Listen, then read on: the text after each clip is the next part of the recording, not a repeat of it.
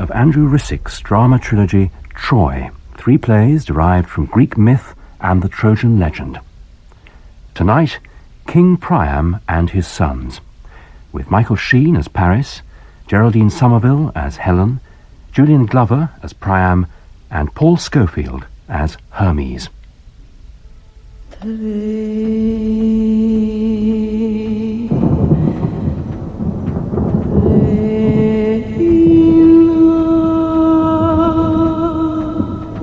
King Priam and His Sons.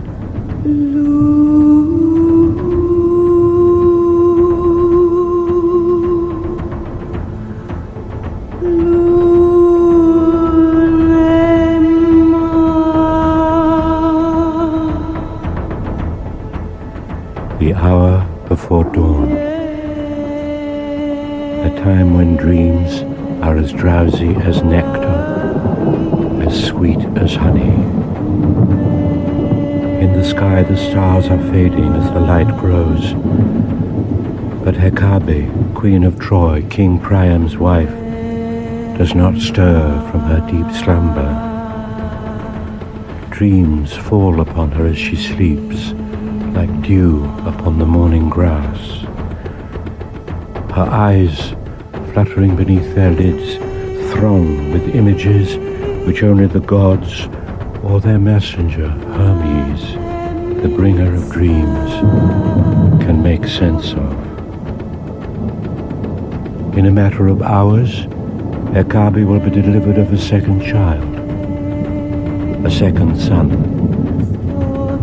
Yet she takes no joy in the life swelling in her womb and longing to be born.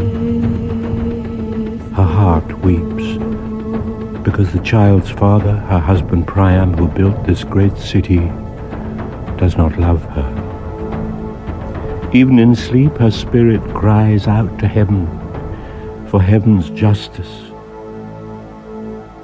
I am Hermes, the son of Zeus and the goddess Maya.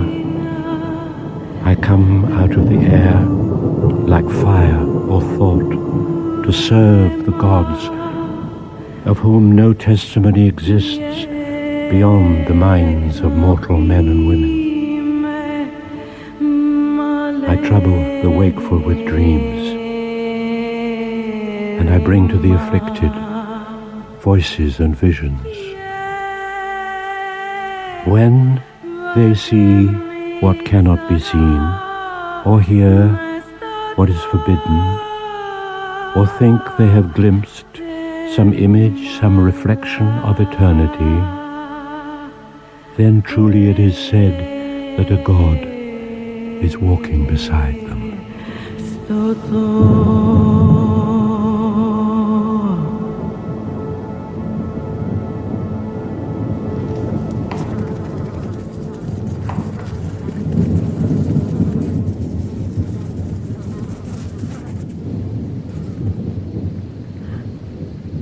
Who are you? I am the god Hermes. Why do you come? I come because you have need of me. Will the child I carry be a boy? Yes, he will live and grow strong and healthy. I dream that with his birth my life on earth will end. You will die the moment he is born. I am content. Often in my prayers I have offered my life to Zeus, if only Zeus will give me a second son. I did this out of love, for Priam's sake. But Priam does not love me. Lord, tell me this.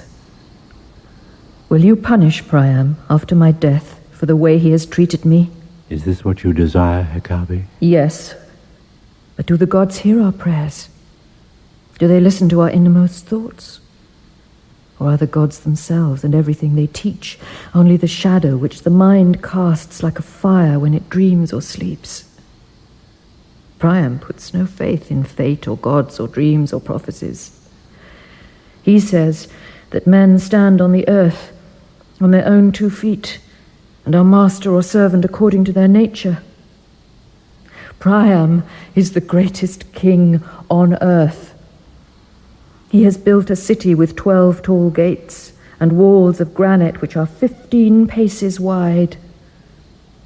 But it was I who gave him the strength to do what had to be done. In the first winter of our marriage, the wooden city which Priam's father had built on the estuary of the river Scamander was sacked by invaders from the Greek mainland.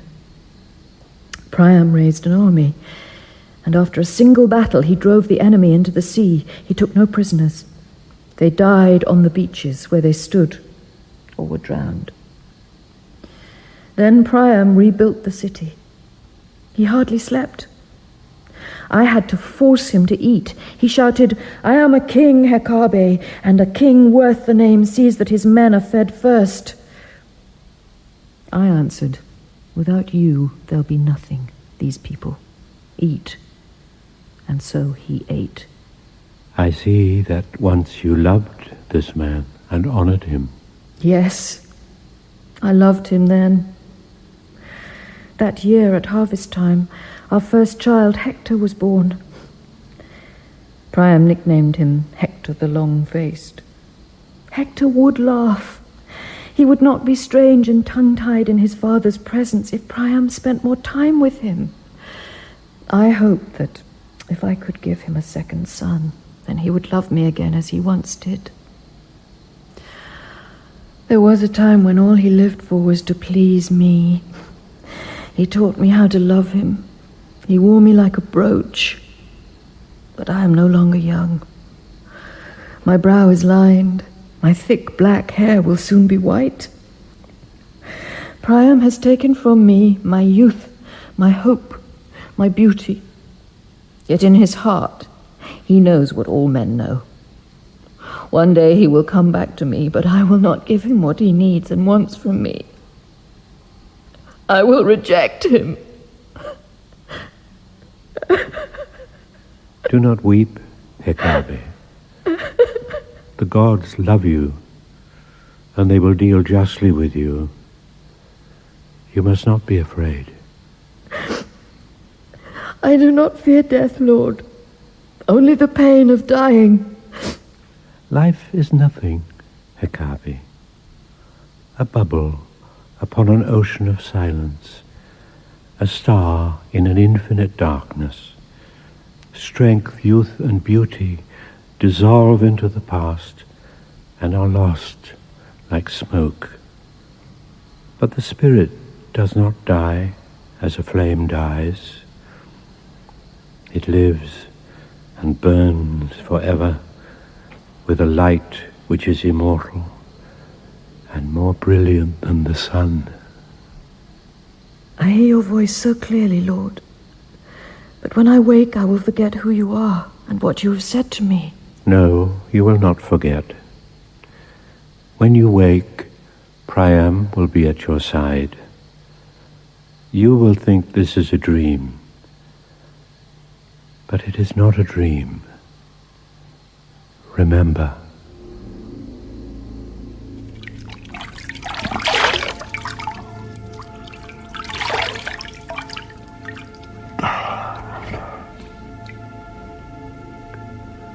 Look, the moon has set, and the cool of the dawn prepares the earth for the day's heat. I watch the walls of the city grow bright as the constellations fade. The Pleiades, Orion, the Great Bear. They melt into the glare like drops of water dissolving upon sand. Hekabe, my beloved wife, is near her time. Each evening, so her women say, she weeps. If she loses the child, it will be my fault. I am Priam.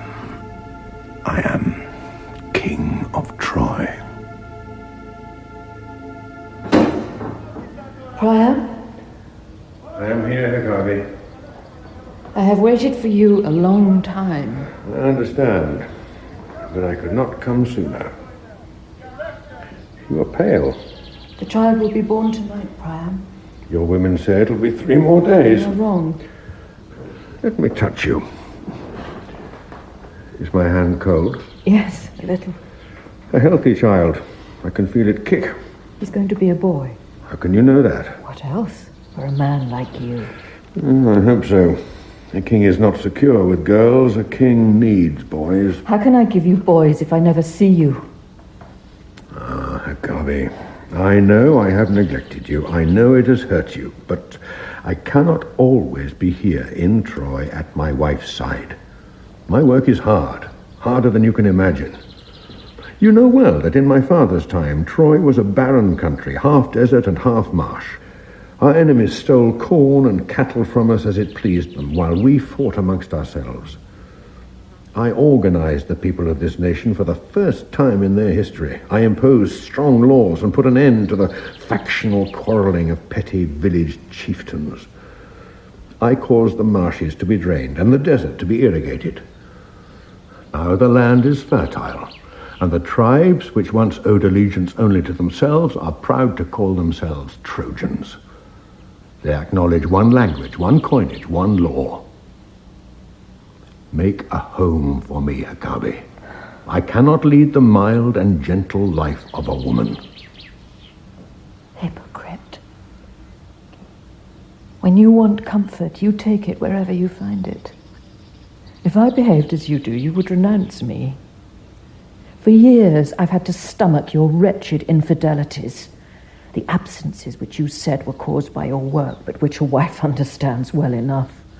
I know you, Priam. I loved you once because you were ruthless and cruel, because you never hesitated, because your dreams were full of grace and energy, strength and daring, because your body was everything I desired. But I am tired of you now, sick of your casualness and your arrogance, the way you always ignore my fears, my unhappiness, the way you always think that weakness is contemptible. Pray heaven, something you love is taken from you. Pray heaven, there is something you want but cannot get. What are you saying? I am saying that the birth will be violent. The child will tear me open the moment he tastes the air. You are wrong. I am not wrong. Dreams invade my sleep. I can't shut them out. I see the gods. I see things which I cannot put into language. I dream of a flame issuing from my body which devours all of Troy, which leaves nothing except parched earth, blackened rock. What you see when you dream is only the image of your own fear. Do not be frightened of shadows. If I have made you angry, think of the past and of the good times we have known. Remember the night this boy was conceived, and how I loved you then. I remember well the night this boy was conceived. Priam had been absent for many days, but he sent no word to me, as he had promised. I waited for him until the moon had set, and when he did not come, I cursed him. And the hour before dawn, a man, or the image of a man, stood before my bed. I think now it was the god, and not Priam, who came to me that night and planted this child inside me. I think in his fickleness the god took pity on me because he knew how my body ached and how my mind was full of longing. When at last I awoke, Priam was beside me. Wine had helped him to a deep sleep.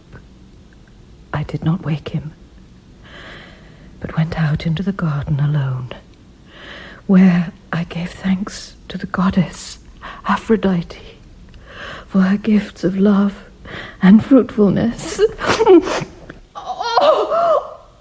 Oh, Priam, what have you done to me? Because you did not love me, and my body could not please you, the God has entered me.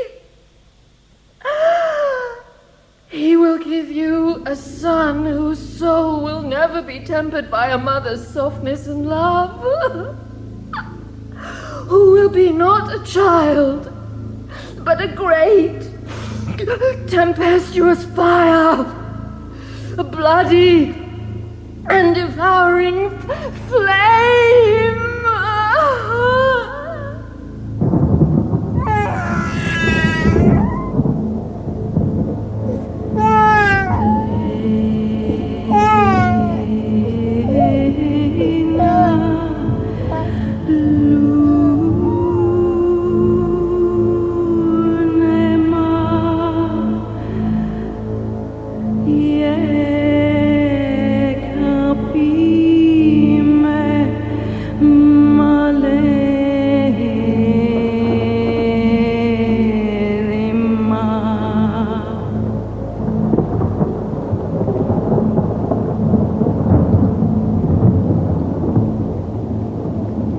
As death approaches, the mind becomes simpler, and the heart, free of fear, accepts and acknowledges the gods.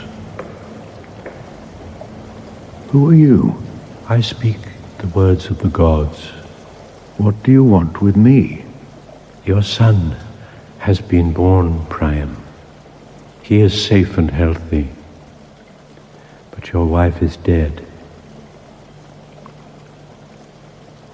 Dead? She is dead, Priam. The eager boy in her womb was too rough for her. I loved her. When she was alive, you took little account of her. How dare you say that? Am I a liar? No. You speak the truth. I wronged her. There is something else that you must know. As the soul left her body, it cried out, "O heaven, O earth, this child is like a fire inside me. I am giving birth to a flaming torch. I am sent to warn you that if the child does not die, then you, your city and its people will all be destroyed." The words Hekabe spoke in her final agony will be proved a prophecy. Troy will burn. Do you ask me to kill my own son? The gods themselves ask it.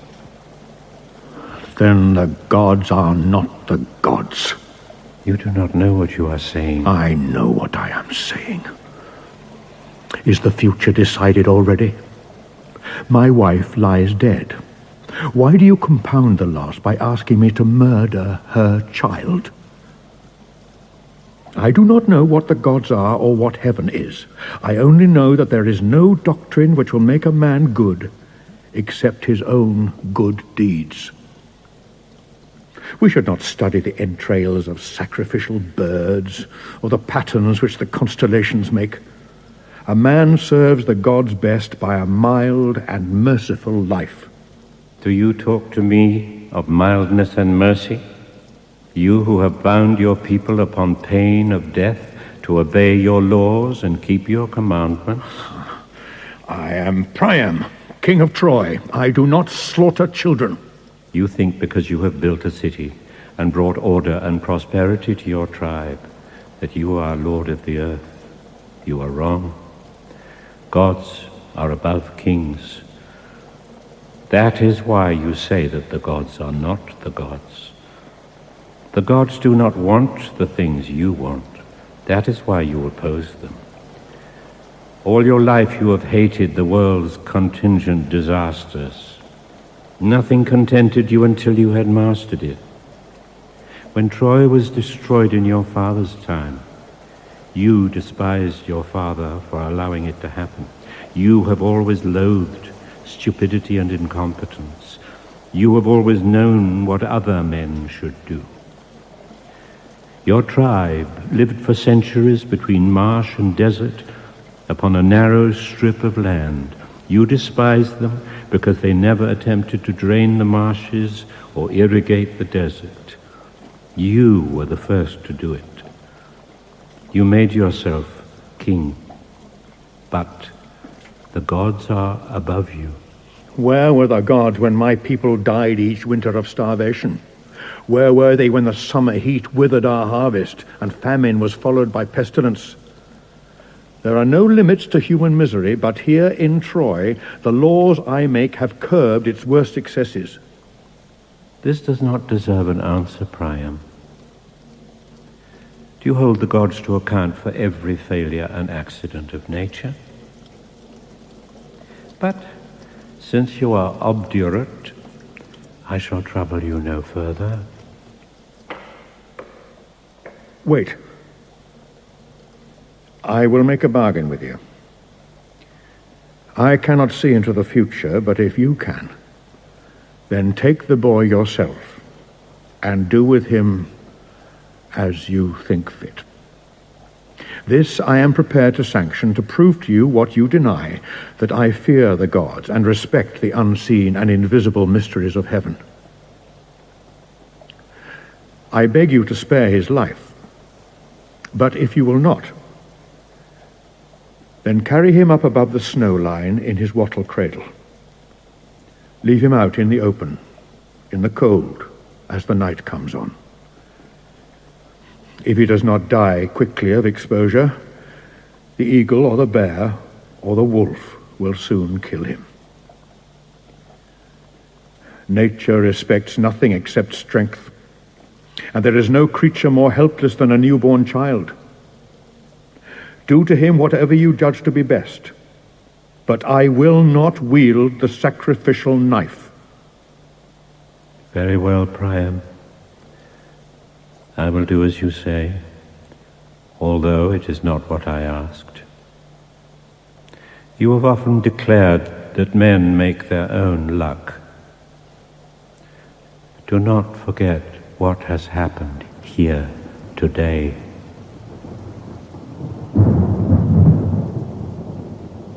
Could I forget? A child was born here. No sound, no trace of him remains. He has gone into the air with this man who came like a shadow. If the gods permit this boy to live, 16 years will pass before he is himself a man. On that day, whether he is living or dead, I will honor his memory. I will sacrifice at the altar in the temple of Apollo a milk-white bull with no blemish or mark upon him. I will give the life of this spotless creature as an offering to the gods in memory of the son who was lost to me when his mother died. Let the gods see by this that I love my city more than the life of my son. Let them therefore protect and honor it as their own.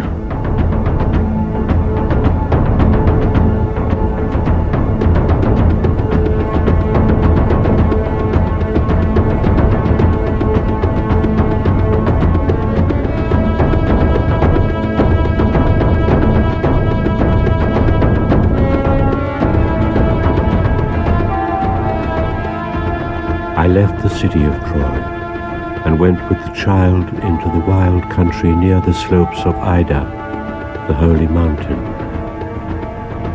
There I abandoned him at the mouth of a cave. Stories are still told in this region of how he was rescued by a shepherd called Anacreon, who had gone up one morning before dawn into the mountains to search for a sheep which was lost.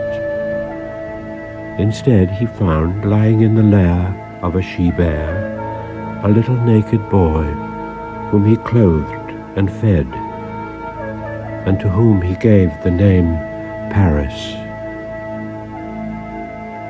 As Paris grew slowly to speech, he found that he could hear in the cries of cattle or sheep which ox or heifer was strong, which animal to put to stud, and which to kill for winter feed.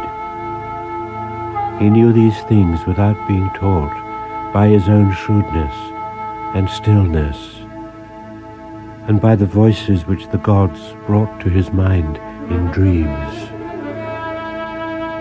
As he grew, he also knew that it was time to set free a thing within him, which was like fear or longing. He courted and won Inoni, a village girl. Soon they were lovers, sleeping out in the open under the summer stars, not minding the dew coming down at nightfall or the noise of cowbells waking them at dawn. Then when the storms came on, they had Anacreon's little hut, which kept the weather out. But nothing lasts. Everything changes. The winter following was the hardest for many generations. Every animal which Paris and his father could not afford to feed, they killed and ate except one, a fine young bull calf, whom Paris has reared himself since the mother died, wrapping it at night for warmth inside a blanket, and giving it to eat only the best and sweetest grasses. It is in this animal, and not in Inoni his lover, that Paris puts all his trust. Some say that the gods control the actions of men, but what men do begins as thought, not action. Watch.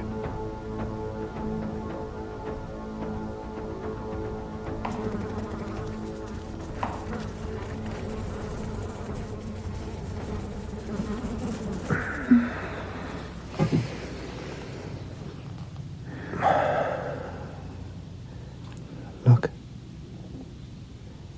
The moon has set. The stars are fading. It'll be light soon, and the day will be hot. Where are you going? Up to the high pastures. Two of my new wattle fences already need mending. Last night I was kept from sleep. I feared that one of the animals would escape. I must get the work done before the sun reaches its height. You wake so early each morning. You go up into the hills before it is light. You think I am still asleep, but I watch you as you dress. I long to give you children to help you. Why will you not marry me as you have promised? I have denied you nothing. What more must I do to make you happy? I long to be yours openly in the eyes of the world, so no one will whisper that I am shameless and have no modesty, or that I sleep with you only to make you stay. Why did you woo me and make me love you if you cared nothing for me? Inoni, why do you quarrel? Everything I do for you. But I have sworn not to marry until I am sufficient and secure. I have told you this often, but you do not listen. Can a woman protect a man? Can she put him beyond the reach of misfortune, or illness, or the malice of other men? You talk of love, but the world is as it is. In it, the good man suffers, and the evil man goes free. Only the strong survive. Consider Anacreon, my father. For 50 years he stood tall and straight as a pine. But now that old age has whittled away his bodily strength, he must be left to starve unless I work to help and care for him. Your father did his work in daylight, but you rise long before dawn. My father was contented if each year was the same as the one before it. But I cannot be happy unless each day I have striven in some measure to improve my condition. One day soon, Inoni, I will be the master of a large farm, and men who are herdsmen as I am now will work under me as my servants. How can you know that? I have had dreams. Tell me. No, Inoni. Put dreams into words and they make no sense. Come quickly, my son. There are two strangers on horseback approaching our home. They came up at dawn on the track which leads from Troy. When I glimpsed them first, they were 300 paces distant, moving among the pines and cedars. The one who leads is no more than 19 years of age, but the other is darker, heavier. At his side there hangs a sword belt of soft leather studded with silver, and over his shoulder a nobleman's cloak trimmed with fur. Don't fret yourself, Father. I'll go out and see what they want. I don't like and I don't trust faces I don't recognize. Morning, gentlemen. Not seen you two before. Have you come far? We come from Troy upon the king's business, and any insolence will be answered with this. What is your name? So my name is Paris. We need water for our horses. Oh, your horses may drink from my well. My lords, will you eat and drink with us? We have goat's cheese, loaves of new-baked bread, and cakes of barley. We will accept your hospitality. My name is Hector. I am Priam's son and the heir to his throne. The man who rides beside me is Achilles, Prince of Thessaly. Oh, sirs, I was born here, in the hills, under the shadow of Ida, and all my life I have never made a journey more distant from this spot than a day's ride by ox cart. I have heard no word spoken of any nation called Thessaly.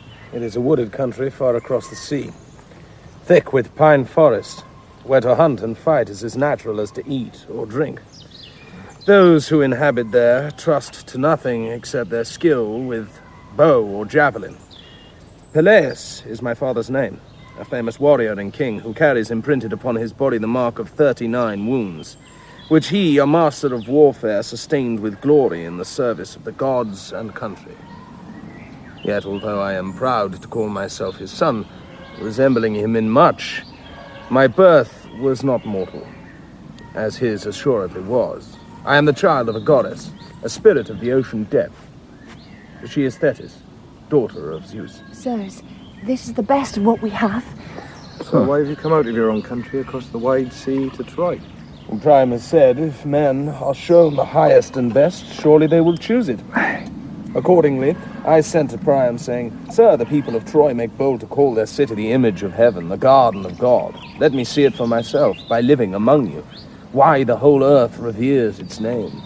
Priam answered, I cannot refuse a young man who desires to learn. Come. What have you learned? That the city can be stronger than the tribe. The city is not walls or ramparts or a marketplace. The city is an idea.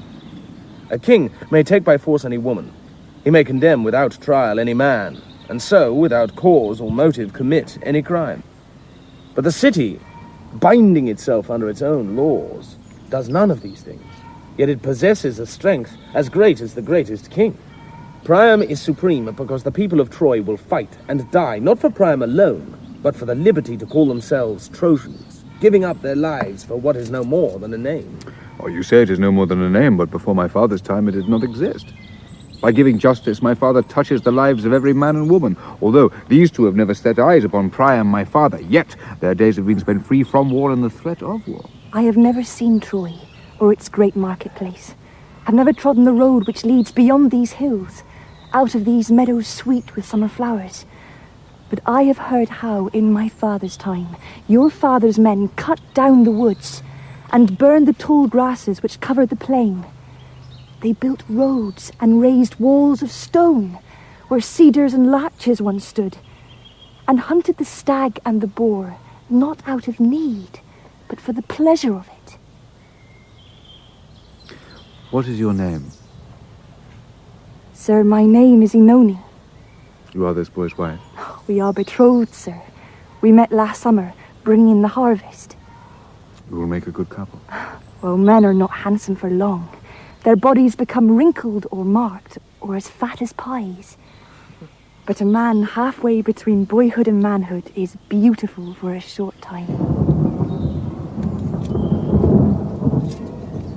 There is a bull standing alone, in the lower field, separated from the other cattle by a wooden partition. His pelt is milk white, his flanks as shiny as any thoroughbred horse. Tell us, who owns him, you or your father? Sir, the bull is mine. I'm charged to ask what price you will sell him for. We will offer you in payment 400 talents, a sum higher than any marketplace will yield. Why? And what will you do with him? Priam will sacrifice him at the altar of Apollo to purify the city, and bring to its people the prosperity and long life which is promised to those who honor the gods. Sirs, I'm sorry that whatever you offer I cannot accept. To me, this animal is beyond price. How so? He's only a bull. Sir, I have an eye for the qualities of cattle. Take pride in being correct in my predictions. Better breeding stock than this you will not find in the life of a generation. That is why I reared him myself, fed and nursed him with my own hands, and at my own cost. It was an investment which I had the foresight to make against an uncertain future.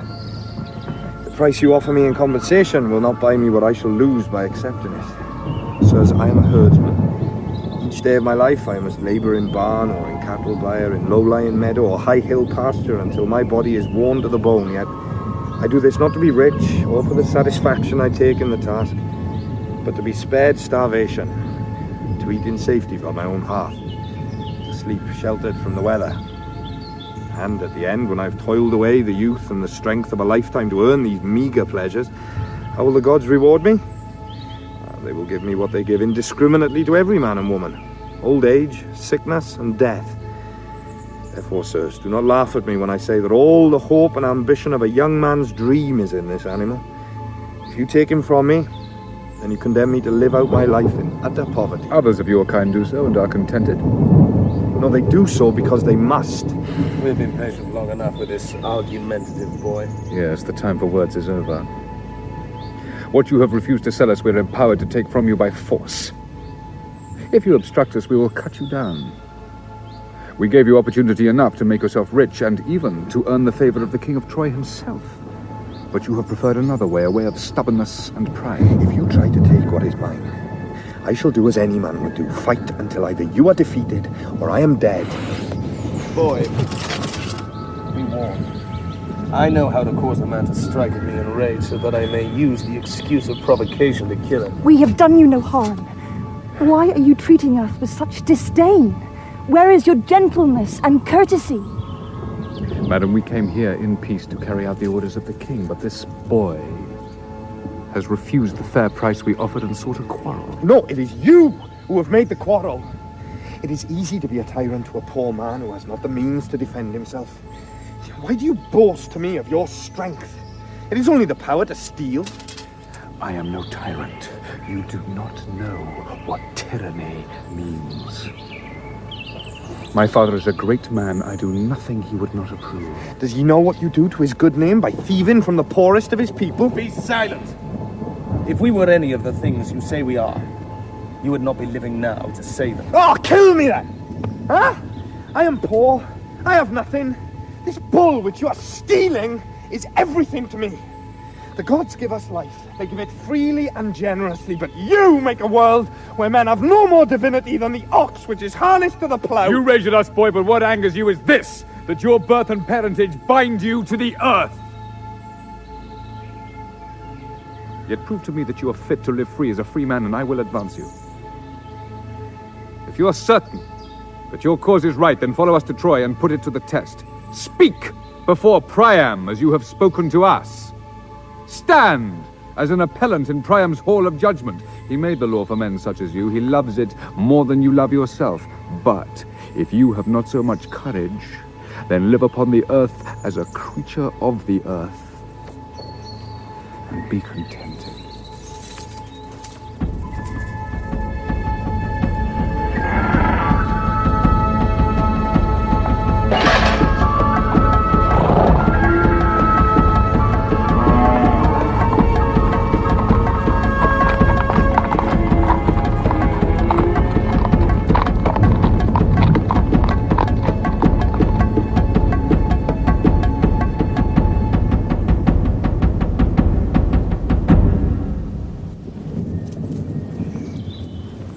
What will you do?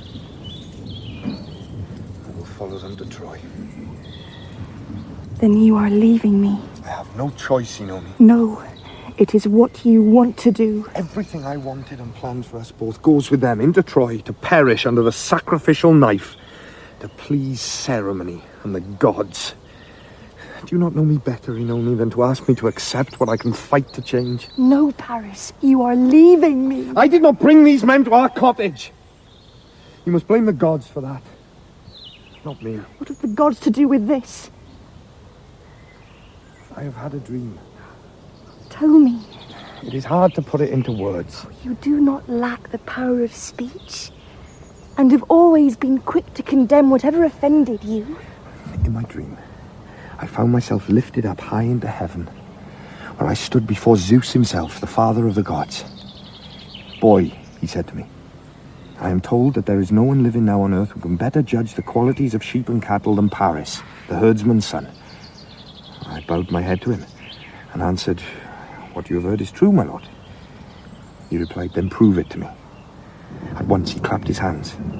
At once, as if the curtain of the clouds had suddenly been torn in two, 3 women appeared to me, walking upon the air. They were golden-skinned and sculpted out of light. And in their eyes, or so it seemed to me, there lay a promise of immortal satisfaction. These whom you see, said Zeus, are goddesses. Hera, my wife, and my daughters Athene and Aphrodite. But pay no attention, please, to their high estate. I ask you to assess them as you see them, for their grace, for their beauty, and most of all for this, their power to awaken the masculine in men. Look carefully at each one, then judge, if you can, which of the 3 deserves most to bear the title, the loveliest of all. Well, I said to each disrobe. If I am to judge you for your beauty, then I must see you naked as a lover would. Aphrodite smiled as she put aside her clothes, saying, What do you know of love? You were a boy, but I can make you a man. You will lie contented in my arms, and never again desire to be a child. Give me what is due to me. In me, everything is fulfilled. At this, Hera, the eldest and the tallest of the 3, let slip the garment she wore, and as her russet hair fell almost to her waist, she laughed, saying, Boy, do not believe these flatteries. Only wealth and power can give a man the freedom to be a man. Power is the doorway to all other satisfactions. How else do the gods rule in heaven except by power? Give me the title, and all the earth shall be yours. Athene answered, as she stood naked before me, If you do not see that in themselves power and beauty are nothing, then you are a fool. Without wisdom, a life begun in hope and fortune must end in catastrophe. Award the title to me, and you will know at the end that to be one among many is the best and highest for mortal men. And did you choose? No. I understood that by choosing one, I should anger the others. And so I walk in fear before I could make a choice. Yet, who would not want power and wealth if they were poor, as I am? This is no dream, Paris. This is an image of the struggle within your own heart. Oh, my love, I know you well. You see what the best is, but you do not choose it. You are dearer to yourself than any friend or any lover could be. Yet some doubt or guilt, some knowledge of falsehood or false dealing which you would prefer not to be burdened with, tugs at your mind. For you, the price of doing wrong is to know it and see it clearly.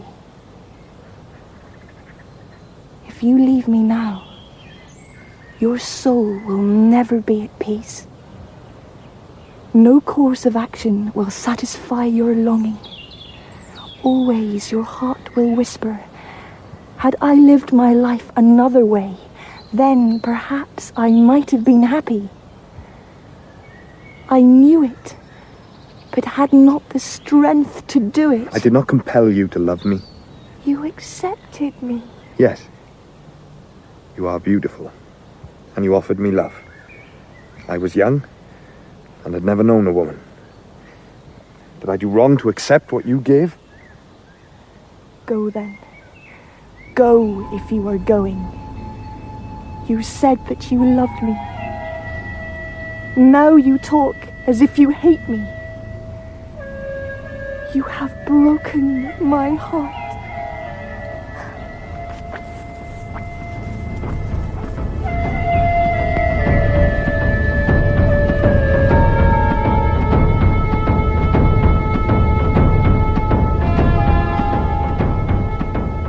Inoni is weeping, my son. Why? What is the matter? I told her I'm leaving her and going to Troy. You are not free to leave. You're pledged to marry her. I made her no promises. Do not make me despise you. Do not break my heart as well as hers. Father, I have tried to love her, but I cannot. If you say that you never loved her, then you've deceived me as well as her. I loved her beauty, but beauty is not enough. Girls from the village are not beautiful for long. Before they are 20, you see the wrinkles form around the mouth above the eyes. Their shape alters as they eat too much and bear too many children. Is that a reason to leave and go to Troy? I go to Troy, Father, to get back what is mine. If you challenge them again, they will kill you. I'm not afraid. You should be. You are a herdsman. There's nothing in Troy for a man like you. A man has only a single life. Why must I spend it here among cattle and sheep? What can be worse than to leave the space empty between cradle and grave? Now, the tree in the meadow says to me, make me free of the root which holds me and binds me. The fish, which I hook out of the stream, say to me, send us back to the long wild river where we were happy. The fire, climbing in the grate, cries out, let me leap up to heaven where everything is heat and light. The gods are cruel. And then they bless me with a son I never hoped to have, and now at the end of my life they take it from me. Father, I do what I must do. I am not your father. It is time that you knew the truth about yourself. I am a herdsman, but you are not a herdsman's son. On the day you were born, your father tried to kill you. He abandoned you in your cradle at the hour of your birth. I found you in the mountains, lying in the lair of a sheep-bear. I have lived a long time. But even I have never understood the things you say you feel and which you see in your dreams. Why have you kept this from me? Because I did not want to lose you. My own beloved wife Euryphile died giving birth to a baby girl. I buried the girl beside her mother, thinking as I dug the grave that my life was over. Then, only a month later, up in the hills, I found you. It was like a miracle after the great grief I had endured. I blessed the gods and began my life again. Oh, Father. Whoever my true father is or was, how can I love him as I have loved you? When I woke as a child, screaming from nightmares, it was you who comforted me. The people of the village said I was cursed by the gods and would bring ill luck to you and the community, but you would not listen to them. Everything I ever needed you gave to me, out of love.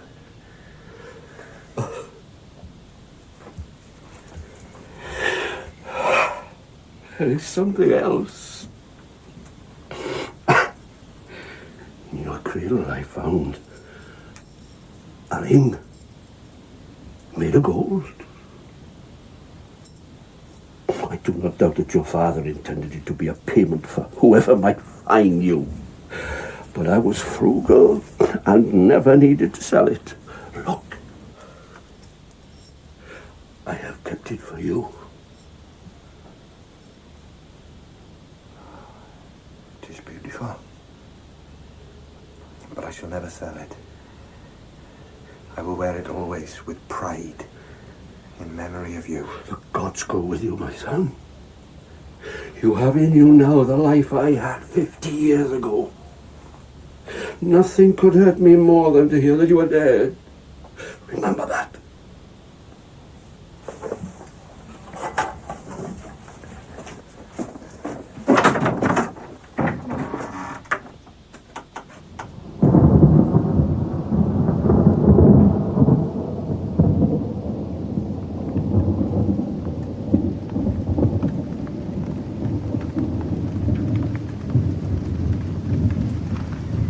He is gone.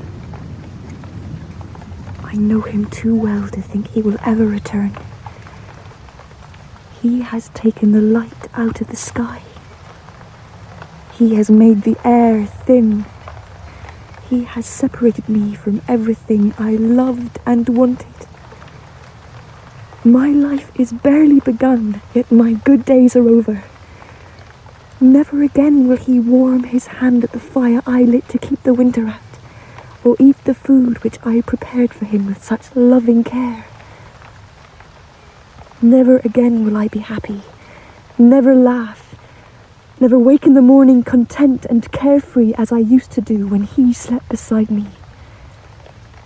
Nothing lasts. Everything changes. Oh, you gods! Do you think that I do not know how foolish it is to make a man, a mortal man, the centre of my life and the beat of my heart? But I have tied the knot which I cannot undo. I will make myself a garland of roses and myrtle berries, of hyacinth and the gentle narcissus and the white violet. I will make a wreath of the summer's late flowers. They will lie with me in my grave and fade as my beauty fades. I will eat nothing and drink nothing, for I am resolved to die for love of him.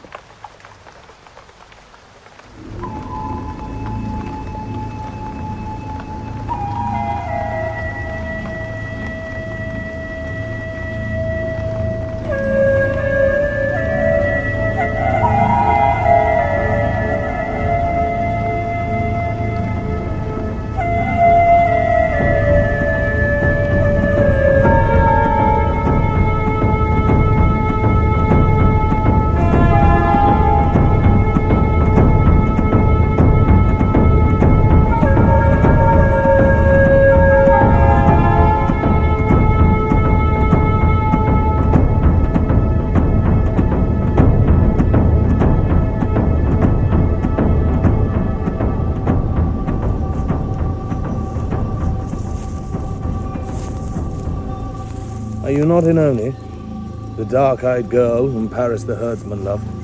Paris did not love me. He has left me and gone to Troy. You are very pale. I have not eaten since he left me. I am weak with hunger. Eat then, or you will die. I mean to die. For love of him? Yes. What folly. Did he die for you? Do as he has done. Find comfort elsewhere. What comfort has he found in Troy that he could not find in my arms? You do not want to know. Tell me. He challenged Hector in front of Priam, his father. His suit was successful. Hector admitted his fault. Priam believes by the ring that the boy wears that Paris is his own son, who was discarded in his infancy to comply with the prophecy of the gods. Accordingly, your love of the herdsman's child is raised up high, as a prince among men. So, my fate is sealed. It does not please me to see you weeping. I have no power to give you what you want. But if I could, I would make you happy. You are young. Do not destroy yourself because a man does not love you. I have no choice. I think of nothing except his face, his body. I hear nothing, only his voice calling sweetly to me. You are beautiful. Come with me. Sleep in my pavilion at my side. You will be famous forever as the lover of Achilles. I cannot. You are as good as he is. But you are weak. Be strong. I do not know how. Make your spirit harder. Your need simpler. No. Well, then I cannot help you. I came to Troy to find a companion for the life I mean to live. I sought a brother, but Hector does not feel the touch of honor which I feel. He is not a warrior. His loyalty is to his city. I have no city. I was bred in the woods and have hunted since I could stand. I know only the meadow and the forest and the wide plain and the salt sea shore. There my mother's voice can be heard in the waves, the wind, the cry of the wet sea bird. When I am alone and heavy of soul, I stand where the waves meet the land and I listen to her soft sea voice. She tells me that I am born to greatness, yet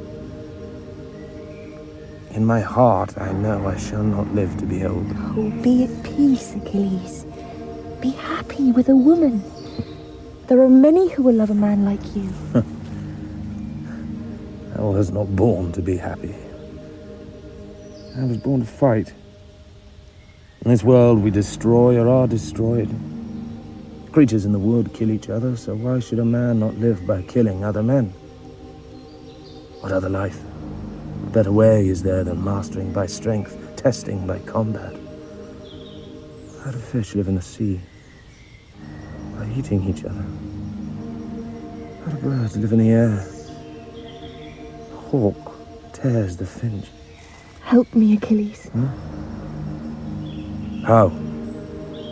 I will do for you whatever lies in my power. Take my life. You have the hands of a warrior. You can kill cleanly in a single movement, as the bird catcher kills the bird. Do not let me suffer. No, I will not do that.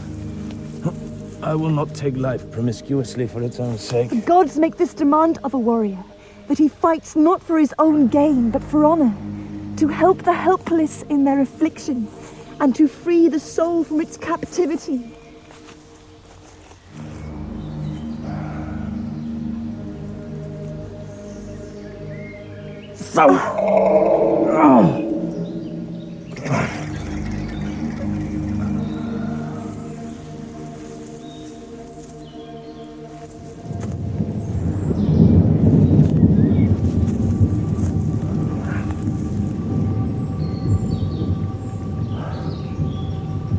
Earth and blood. I think the earth creates for itself what it needs. When it needs blood, it will have blood. If the good man is not also a strong man, then his goodness is spilt like water into the sand. Men say that the gods want men to be good. Yet the earth desires only strength and blood.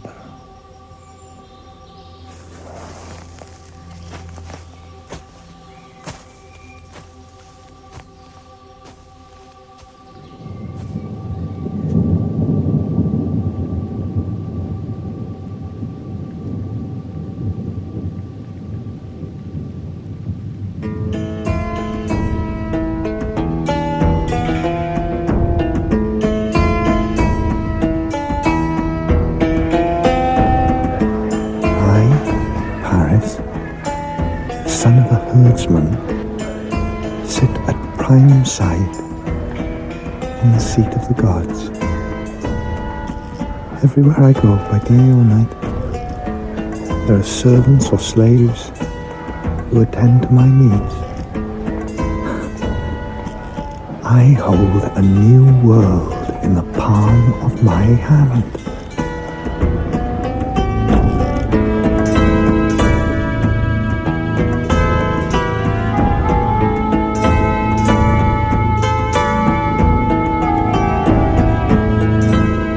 Tell me, child, what the short summer night has shown you.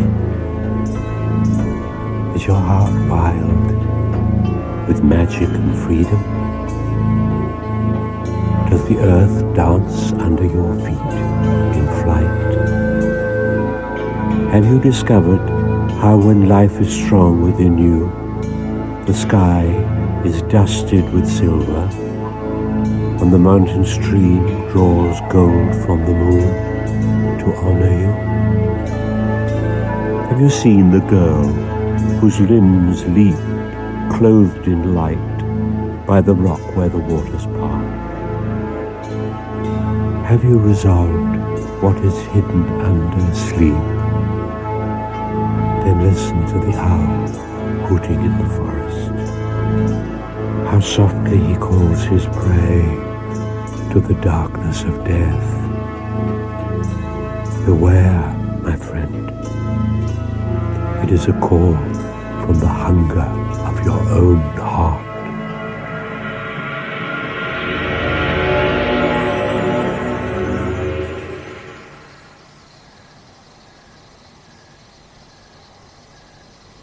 Come closer, Paris. Let me see your face. Remember always that in yourself you are nothing. Blood is everything. It was Priam who made you a prince. But as long as you are loyal to me, I will protect you and love you. If the gods hear you now, will they not be angry that you loved me and did not kill me? Either the gods wished you to survive, and so they brought it about, or else I must believe that the gods are malicious and destructive, that they have rewarded me with this moment only to punish me later. I will not believe that fate or the gods work to our harm, or that they condemn us for loving our own. You were my natural father, yet you had no love for me.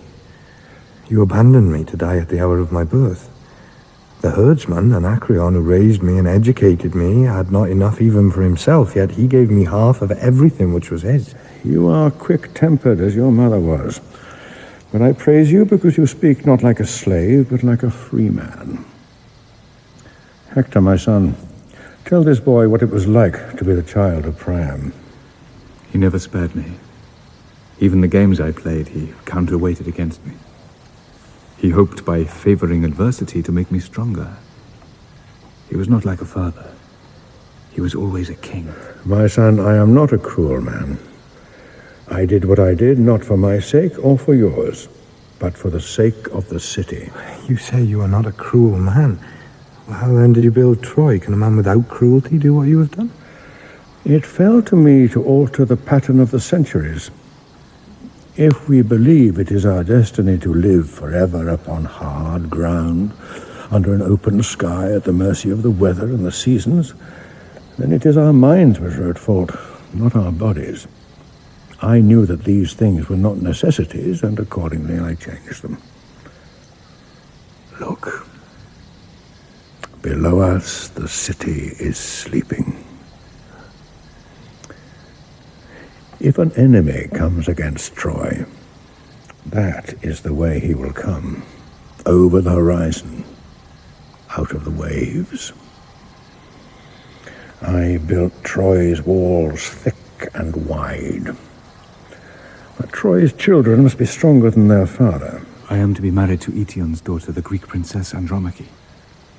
Her birth is royal, her lineage older even than ours. My firstborn son will mingle his blood only with the highest and best. What of me? You?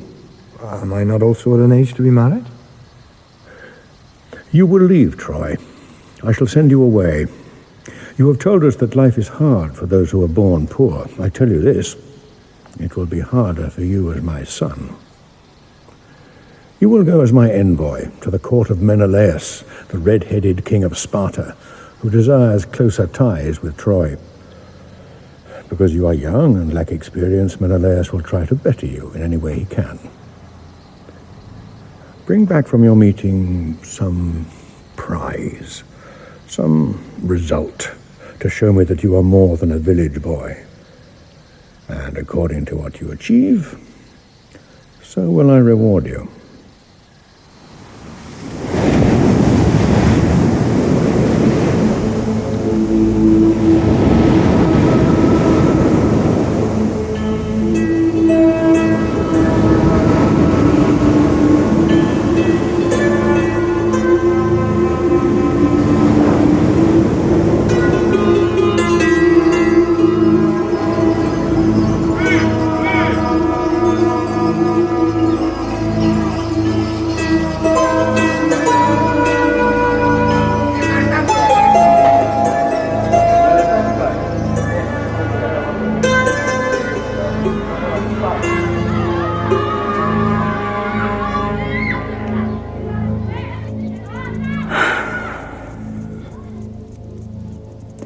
His name is Paris.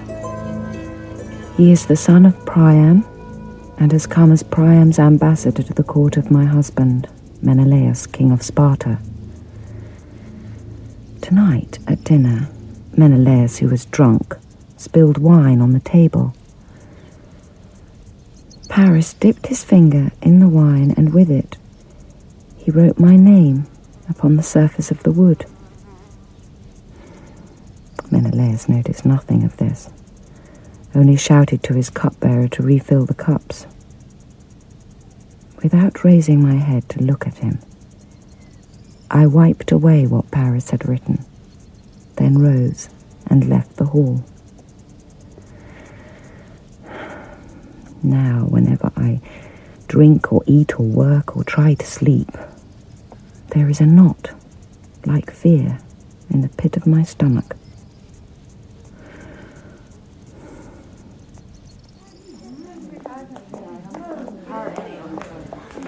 Sir, welcome to Sparta. Sir, I thank you.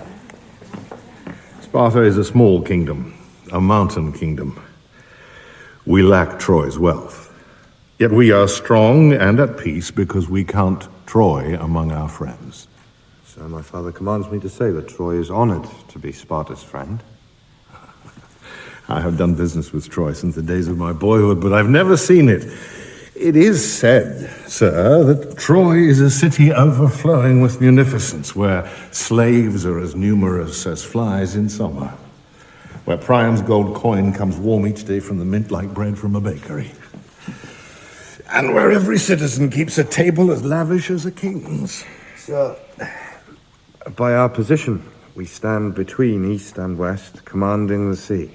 Yet, we prefer to make ourselves rich, not by war, but by trafficking. Sir, a time for war is coming. Troy has done well, but she must understand that wealth is worth nothing without strength. And my father Atreus was called a pirate, but by warfare he and his confederates humiliated Memphis and Thebes and took from the pharaoh Merempta corn enough for 10 winters. Since I became its king, this nation has fought no wars. I have preferred to codify the law and see it obeyed. For too long, these islands have been riven by tribal dissension. The chieftains who govern fight too easily amongst themselves. But my brother Agamemnon and I have learned from Troy what unity can mean to a nation. Sparta is a stronghold, not a city.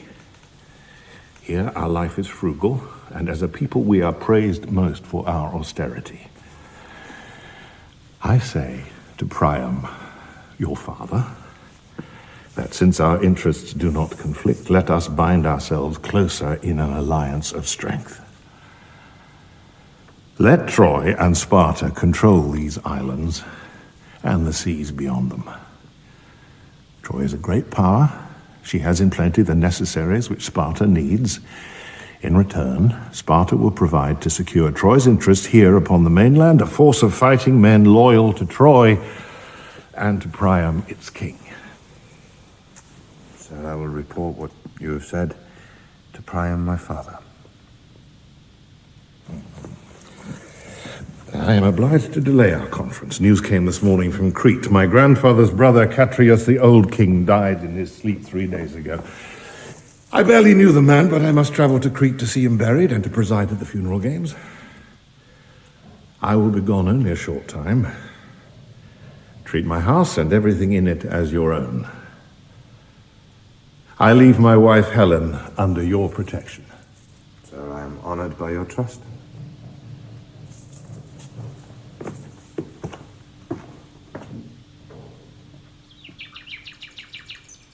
Once I thought that to feel upon my face the sharp, exhilarating sting of the wind as it brought ice down out of the air from Ida's high slopes, or to stand by the pool where salmon leap in summer and listen to the murmuring of the air as it corrugates the water, or to lie solitary in the long grass and observe above the moon rising over the trees as silent and cold as a fish, was worth more than a woman's love.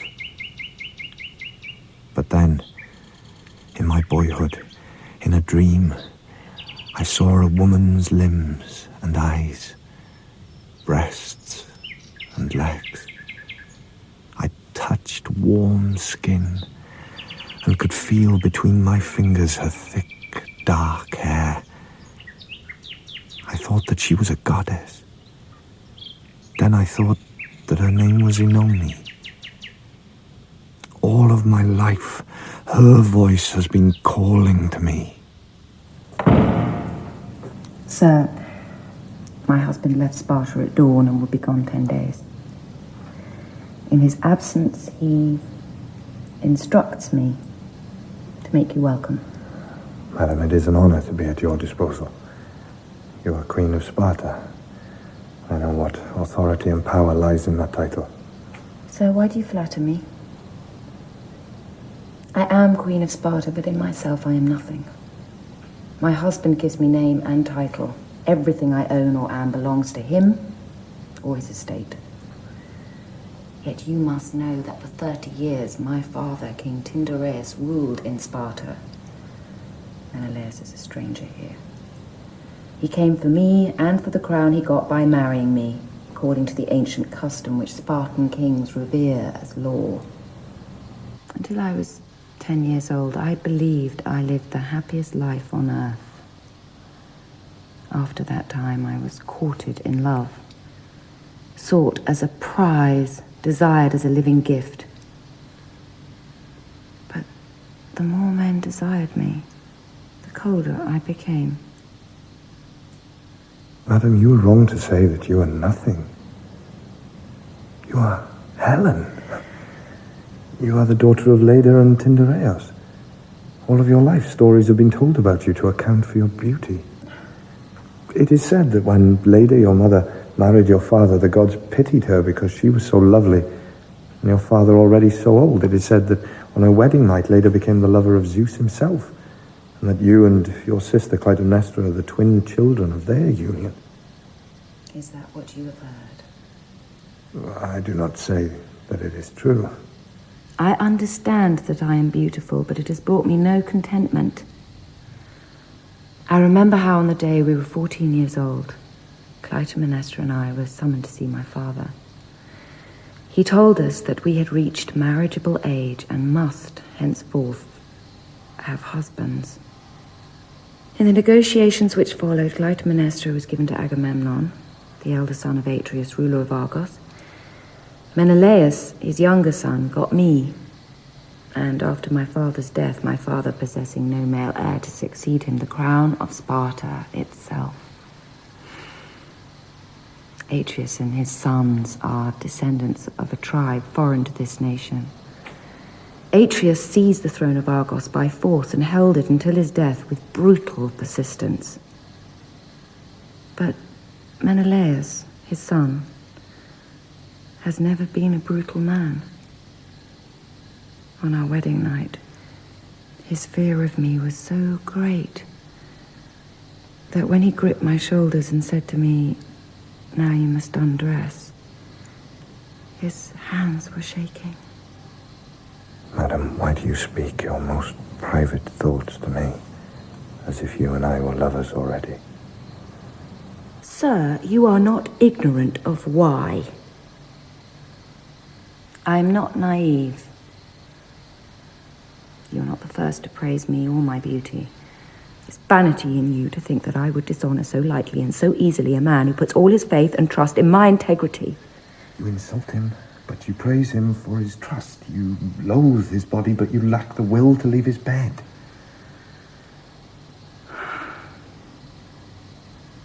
All my life, the eyes of men have followed me. Since my earliest days, I have been gazed upon with an intensity you could never comprehend. I recognize the heat, the insanity threatened by a glance, the possessiveness or contempt concealed in the gentleness of a hand. I do not ask you to be my lover briefly and in secret while your husband is away. I ask you to be my wife, to be mine openly, not furtively, to come with me to Troy, where you will never be my property, but will live free, as a freeborn woman. What you say to me, you say only to further the achievement of your own selfish pleasure. If you do not love me, my life is ended. Inform your husband when he returns what I have said to you or tried to do, and he will take my life. But of this be certain, Helen, I will not leave Sparta without you. Sir, let me live as my condition compels me to live. You know well that to break the oaths of marriage would show only contempt for heaven and the gods who watch over us. The gods led me here. The gods showed me your face. I knew you existed, but did not know how to find you. In the mountains, the gods cannot be seen, but I felt them always. Their eyes were watching me, their minds weighing me and judging me. That is why they have led me out of a village where I lived in poverty to a great city where I stand at the side of a great king. Now they have brought me by miraculous means to Sparta, where it seems that my heart has always been. Oh, Helen, you know that love has no reason or sense. It lies deep in the blood and is roused like thunder from a summer sky. I have lived a life never knowing mental rest, always searching for what my dreams have revealed. The face of a woman whom I will love until I die. Oh, gods. Oh, heaven. What will follow from our adultery? Oh, when I consider the ruin of my husband's honest happiness, I weep for every bride and groom. I find that oaths are nothing. It is the folly of our youth to make light vows which are lightly broken. I swore before heaven a lifelong mutual faith, yet I forsake it at a stranger's touch. When you would not hear me and refuse my keepsakes, I prayed that Aphrodite would turn me into a rose, so you could pluck me with your delicate, agile fingers and put me between your breasts. At night, in my despair, I often dreamed I was the gentle air discovering you naked after a bath, and with my breath drying your limbs and hair. Come to me and set me free from sour-hearted melancholy. What my soul desires to be, O Aphrodite, make of me. I was a gannet, and I caught you like a fish. I was a bear, and I found you in the woods. I was a horse, and I allowed you onto my back. I was a bird, and I flew to your outstretched hand. I was an acrobat, and I danced for you. I was a conjurer, and I gave you the world in a painted lacquer box. I was a god, and I came to you by night in the likeness of an angel. I was a flame, and I burnt you. I am smoke, and I will not leave your room. I am wind, and I burst in at your window. I am water, and I cool and soothe your forehead. You alone are real. All other things are imaginary and will pass.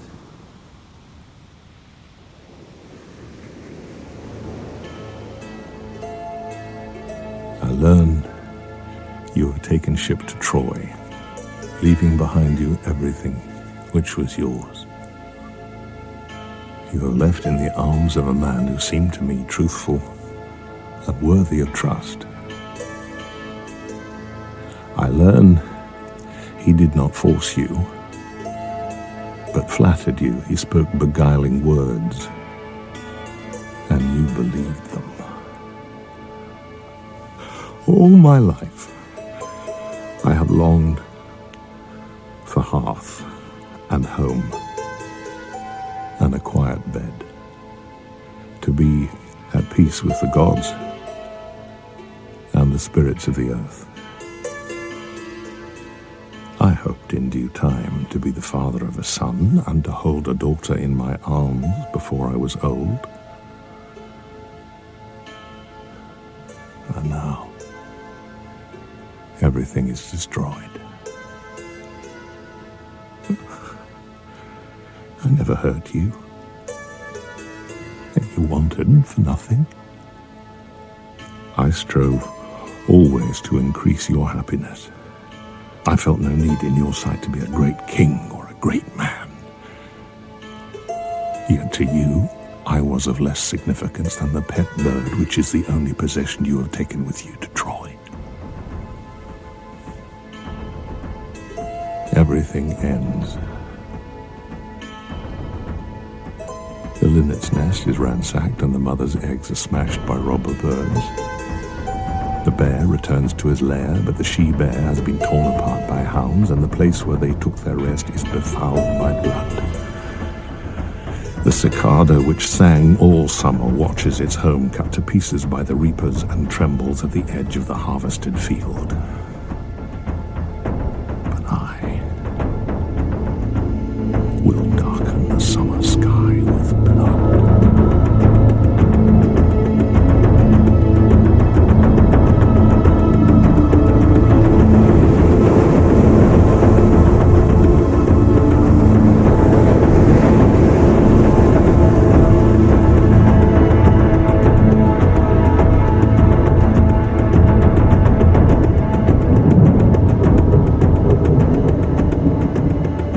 See what none of my race has seen in half a century. The walls and towers of Troy. It is truly said that this city was built by Apollo to be a beacon to the world. You and your people have filled it with happiness and light.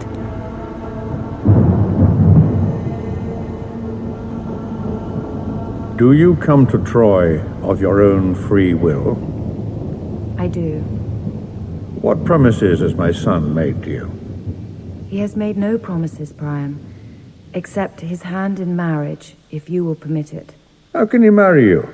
By order of law, Menelaus is your husband. By my actions, I have annulled the marriage. I am Hector. I am Priam's eldest son and the heir to his throne. Tell us why you have come to Troy. I come to Troy because I've heard that Troy is free and fearless. I come to claim by marriage the freedom which is the birthright of every well-born Trojan woman. In Troy, no human life is sacrificed to the gods. In Troy, even a slave cannot be executed without due process of law.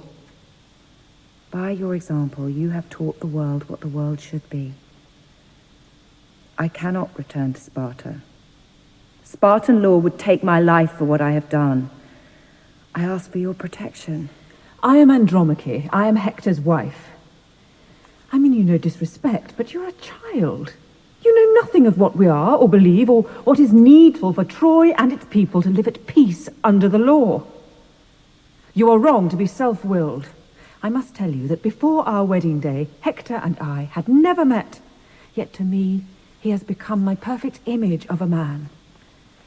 If you could not find happiness at your husband's side, you might have sought comfort in a life of obedience, honoring your husband's household, raising his children.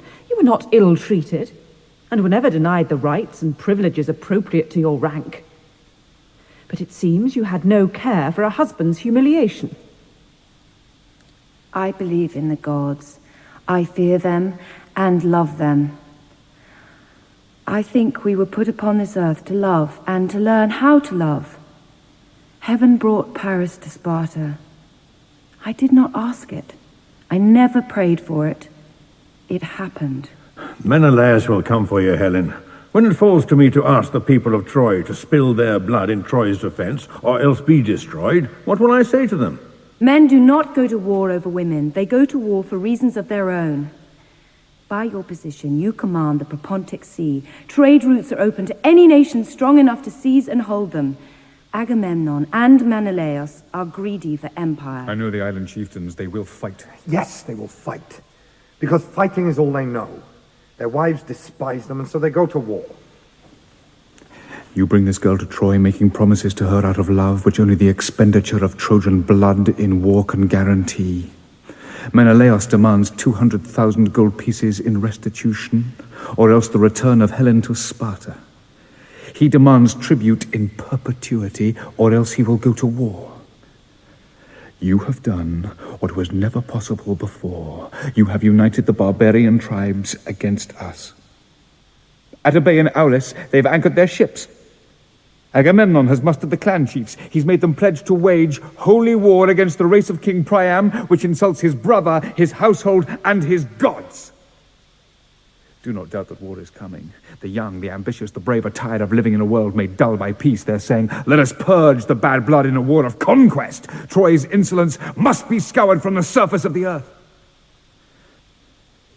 Do not think me a coward because I say that I fear them. Only a fool would not fear these warships, these weapons, these battalions of armed men, these horses, these chariots, these beaked black ships. Only a fool would not fear their eagerness, their pride, their belief that fate and the gods fight at their side. What you say is true. Menelaus must go to war, or accept openly the humiliation I have offered him. If he does not fight, he makes himself ridiculous. If he fights but cannot win, then he and his brother's family, the family of Atreus, are finished. Sparta and Argos often sought our friendship, but in secret they despised us. In secret they thought that they could do together what Priam has done alone. Let us remember that Priam's empire, for all its peaceable character, is ruled by fear, and that all subjects are unwilling subjects. Our greatness is founded not upon virtue, but upon strength. Those who love us and applaud us now will rise against us as soon as they think that we are too weak to control them. We have become an imperial power, and for us there is only one destiny: to grow in strength or to fall, to consolidate our power by fresh conquest, or to yield to our enemies everything we have achieved. My son, you speak now as I did 30 years ago. This woman is not worth a single Trojan life. She is the pretext and not the cause. The cause is empire and command of the sea. If we give them war, we give them what they want, and they will use the advantage. If we make a treaty, Agamemnon will disperse his army, and the treaty can be broken later. They will not make a treaty. At Aulis 5 days ago, Agamemnon put to death his daughter, Iphigenia.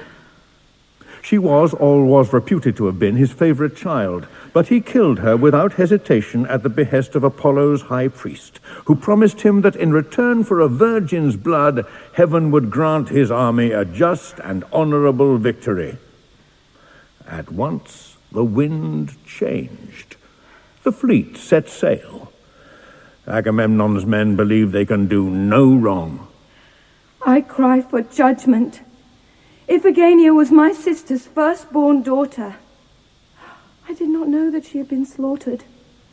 Our lives have been ruined by these brothers who think it is a contemptible thing to live in peace. Did no one stand in Agamemnon's way? Did no one fight to save her? Their crimes are disgusting. Let them die here, under your walls, like cattle. You were born and bred in Sparta, but in your heart you are a Trojan. I grant you protection as my daughter by marriage. What you have said today does honor to our city. When I was a young man, I defeated the island races who attacked and burned Troy. I showed no mercy and took no prisoners. I stained the beaches and the sea with their blood. I am an old man now. I have grown to love peace and the fruits of peace. But war does not come when we want it to come. If we love peace too much, then we fear to go to war. If this struggle had not come in my time, it would have come in yours or your children's. We gain nothing by trying to postpone it.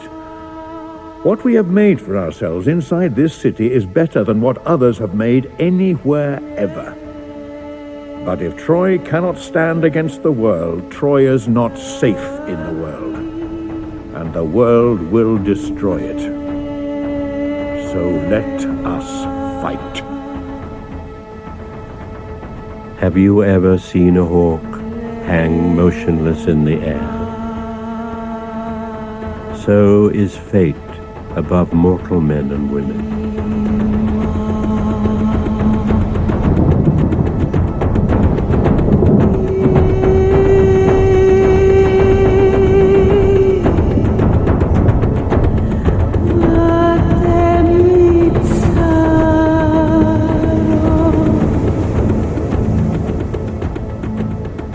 In King Priam and His Sons, the first play in Andrew Rissik's Troy trilogy, Hecabe was played by Deborah Findlay, Priam by Julian Glover, and Paris by Michael Sheen, Oenone by Abigail Doherty, Anacreon by Ian Hogg, Hector by Michael Maloney. Achilles was played by Toby Stevens, Menelaus, James Lawrenson, Helen, Geraldine Somerville, and Andromache, Emma Fielding, with Paul Schofield as Hermes. The music was by Nick Russell-Pavia and David Chiltern. The singer was Mia Sotirio, and the director was Jeremy Mortimer.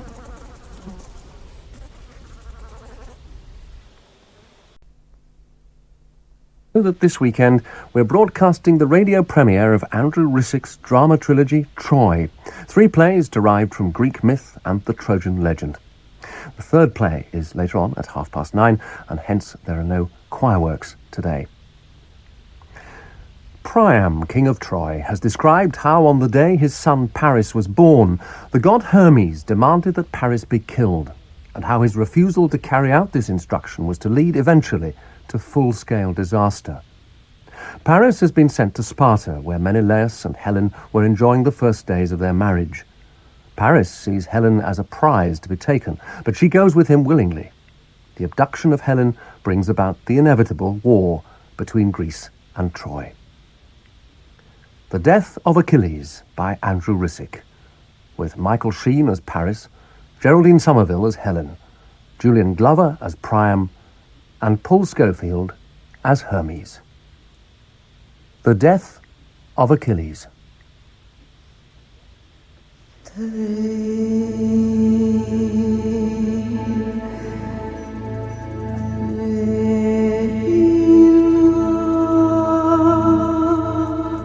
Midday, heat, stillness.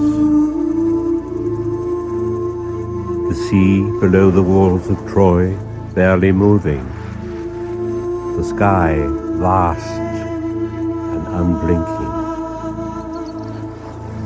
No one stirs.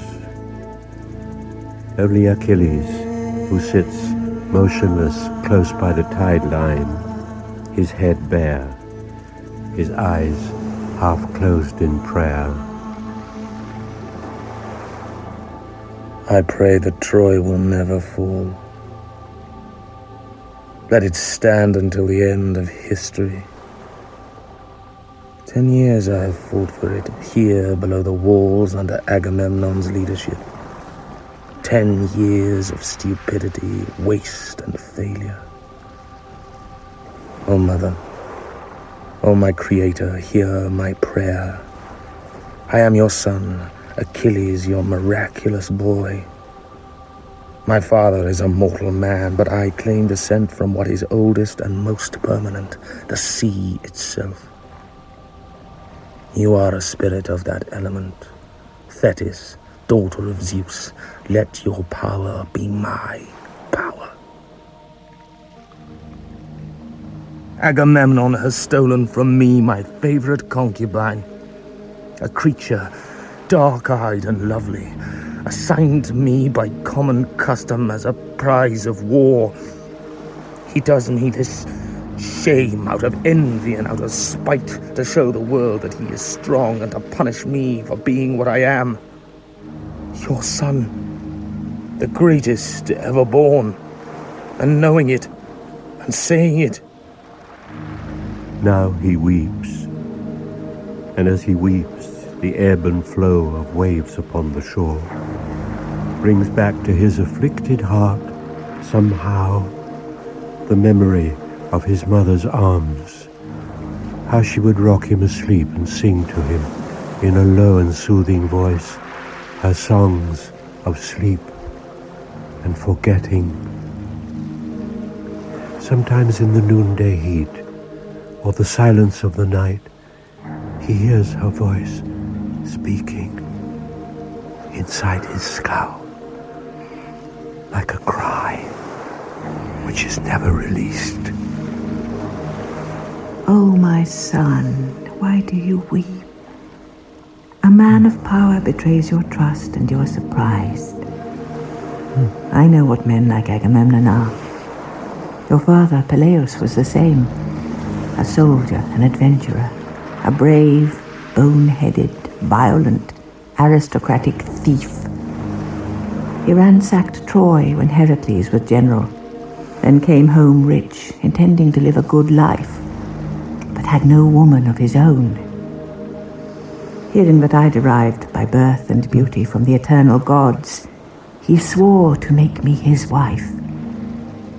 He hid in a cave on a beach, and when I came down at dawn to the sea's edge to swim naked in shallow water, he followed, resolving to take me by force if necessary. Soon his hands were at my thighs, his lips at my breasts. I fought back, using all my magic arts. I became in turn a fish, a bird, a crab, a unicorn. But your father made proof by his desire against the pain, held on to me tight through all the straining transformations. There was no gentleness in those thieving, grabbing hands for me, as he raped me repeatedly at the edge of the water. Later, when his force was spent, I had my revenge. I let him believe I had come to love the body which had violated me. I used him selfishly for my own pleasure, as he had used me. I bore him a son, you, Achilles, the greatest ever born. A son such as any father, any king would dote upon. Yet before you were old enough to possess the power of speech, I stole you from his house, rearing you in a forest where he could not corrupt you. I love you for your power, your beauty of fall. In the day's heat, your limbs gather gold from the sun, but your nights are dark with bewitching dreams. Oh, mother, life is short, but the reward promised to me was honor. It was foretold of me in my cradle that I would not live long, but in my brief time I should win for myself fame and renown beyond mortal limits.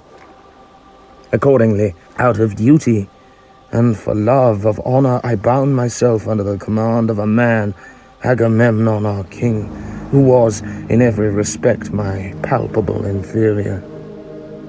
I knew there could be only one commander-in-chief, and he must be obeyed. Otherwise there is anarchy. So, I obeyed Agamemnon, even when he was wrong.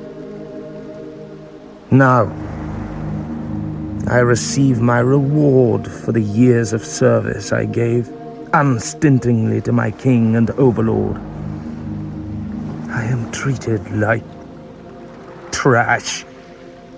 Oh, mother, when I was told what he had done, my heart blood tightened inside me.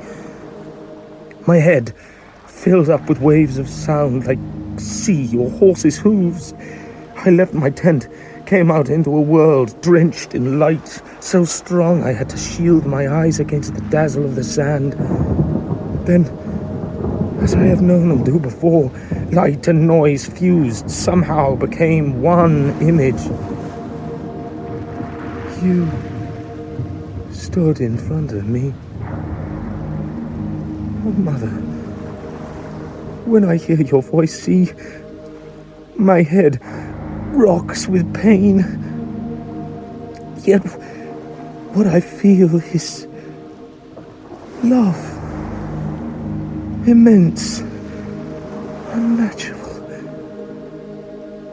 serene.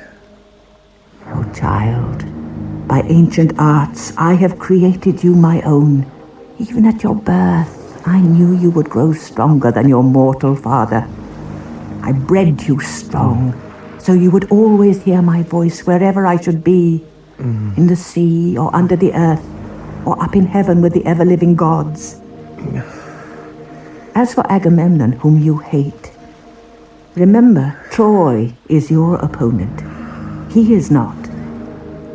By fighting him, you diminish yourself. Take your revenge, if you will have revenge, as I took mine, patiently, by stealth, not letting your enemy know your thoughts, not letting him see your pain. God will teach him manners, my son. Mother, there is no God. And once a man is in the earth, he stays there. The life goes out through clenched teeth. It does not come twice. When I die, your voice dies too. What you have said, I hear, my son. Your gift of certainty is wonderful. But do not disobey the gods, or me. Mother, I do what I must do. Anger has its own lord and its own time. Let whatever powers there be in sky or earth give me revenge. Let Agamemnon suffer.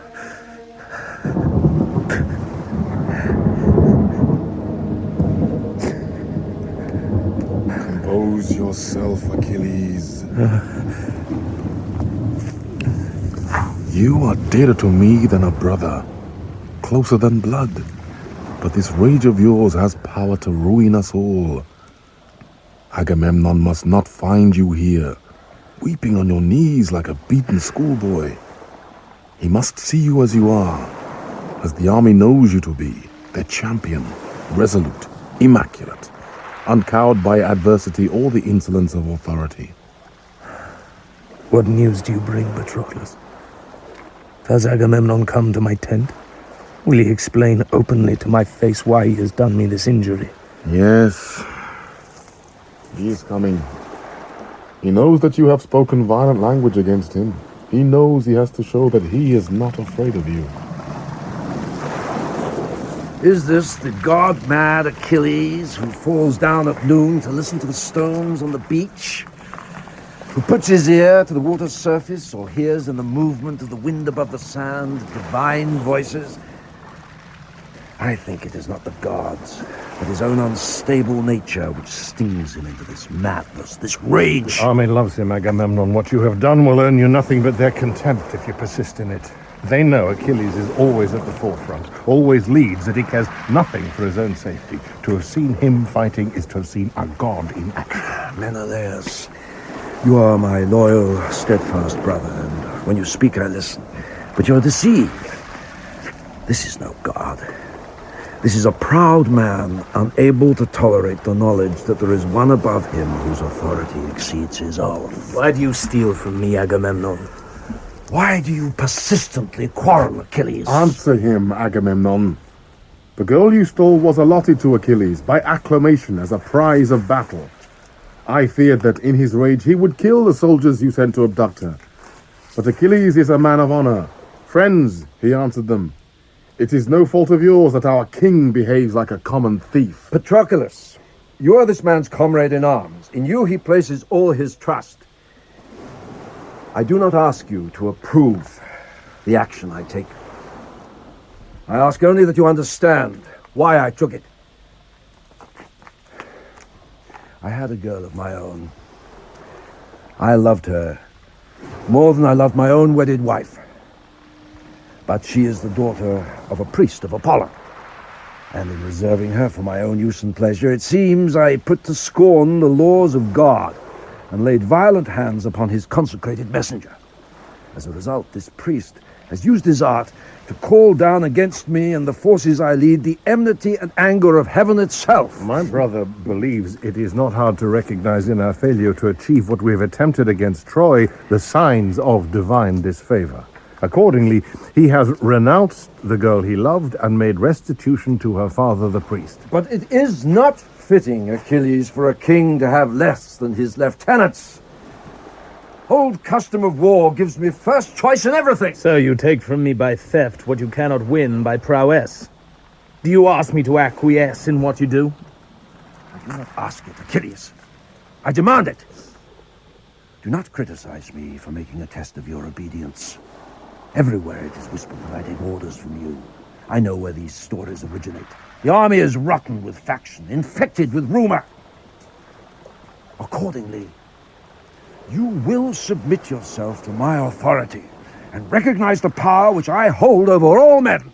I am tired of your contemptible behavior.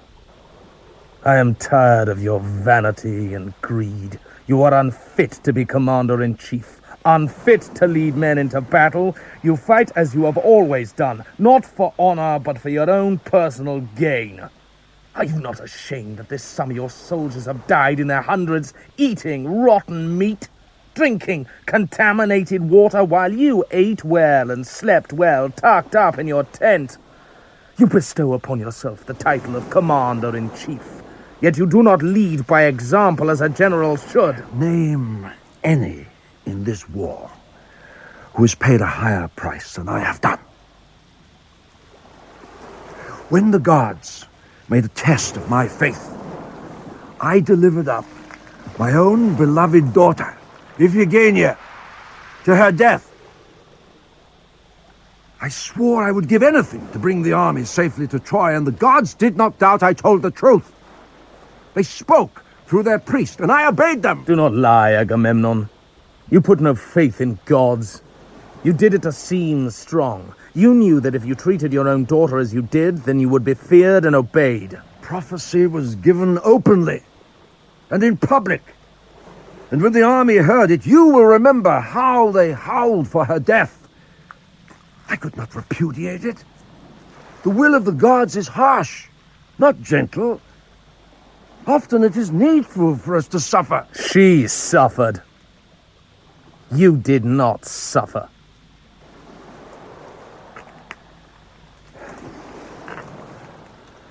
The night after she died, I drank heavily, then sank into a deep sleep.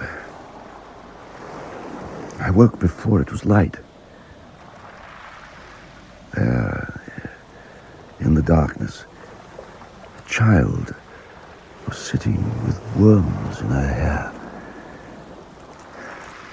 When I tried to cry out, her mouth opened. A snake crawled from between her lips. The face was not the face of Iphigenia. It was not human. Brother, you have had the hardest task of all, but you will succeed. You are stronger than you think. Remember, 2 days after she was killed, the sea went flat, the wind blew from the west. This is what the gods had promised. You are a good soldier, Menelaus, and an honest man. I do not quarrel with you. But Agamemnon, your brother, is unfit to lead. Accordingly, I withdraw myself and my men from under his command. My decision to take effect at once. Understand, Agamemnon. I want you to suffer. You have suffered too little. Discover for once where your actions lead you. Then you will regret what you have done. I regret only this, Achilles, that I ever judged you fit to serve under my command.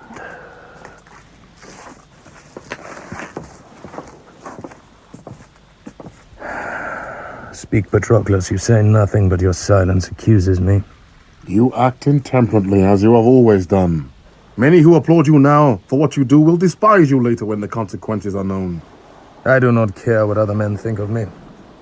I do not need their good opinion. You are stubborn. When it is known in Troy that you have quarreled with Agamemnon and refused to join battle, Hector or Hector's men will try to burn our ships. Hundreds who honor your name will die trying to prevent them. They will die, Achilles, because of you, but this I guarantee. Agamemnon will not be one of them.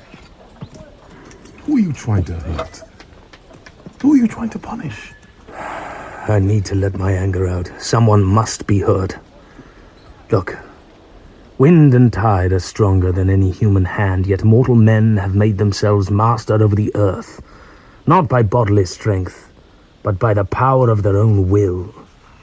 We dam the river, we fell the forest, we take the lamb from the sheep, the egg from the mother bird. If we were not proud, vengeful, contentious, quarrelsome, what progress would we have made? Does the stag in the wood raise a temple to the god? Does the eagle in the air build a city or make a law?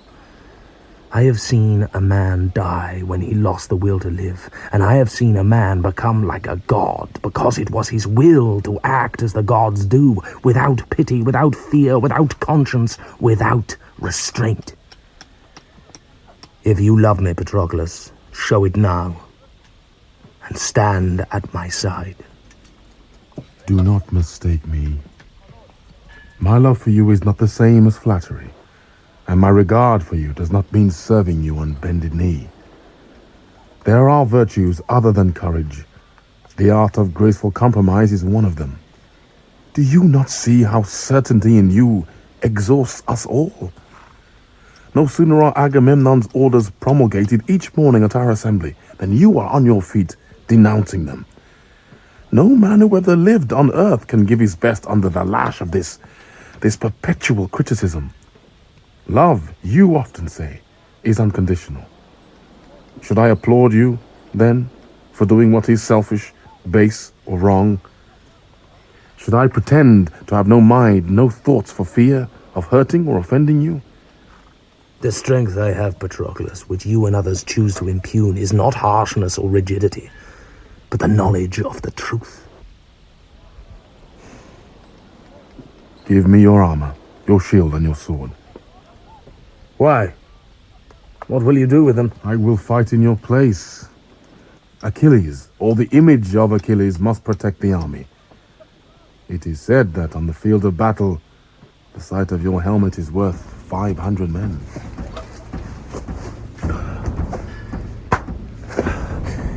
Then take it. Take my armor. Take whatever you need. You know I can deny you nothing. Fight tomorrow if that is your decision. I love you, but I cannot help you. Pray heavens that you return safe.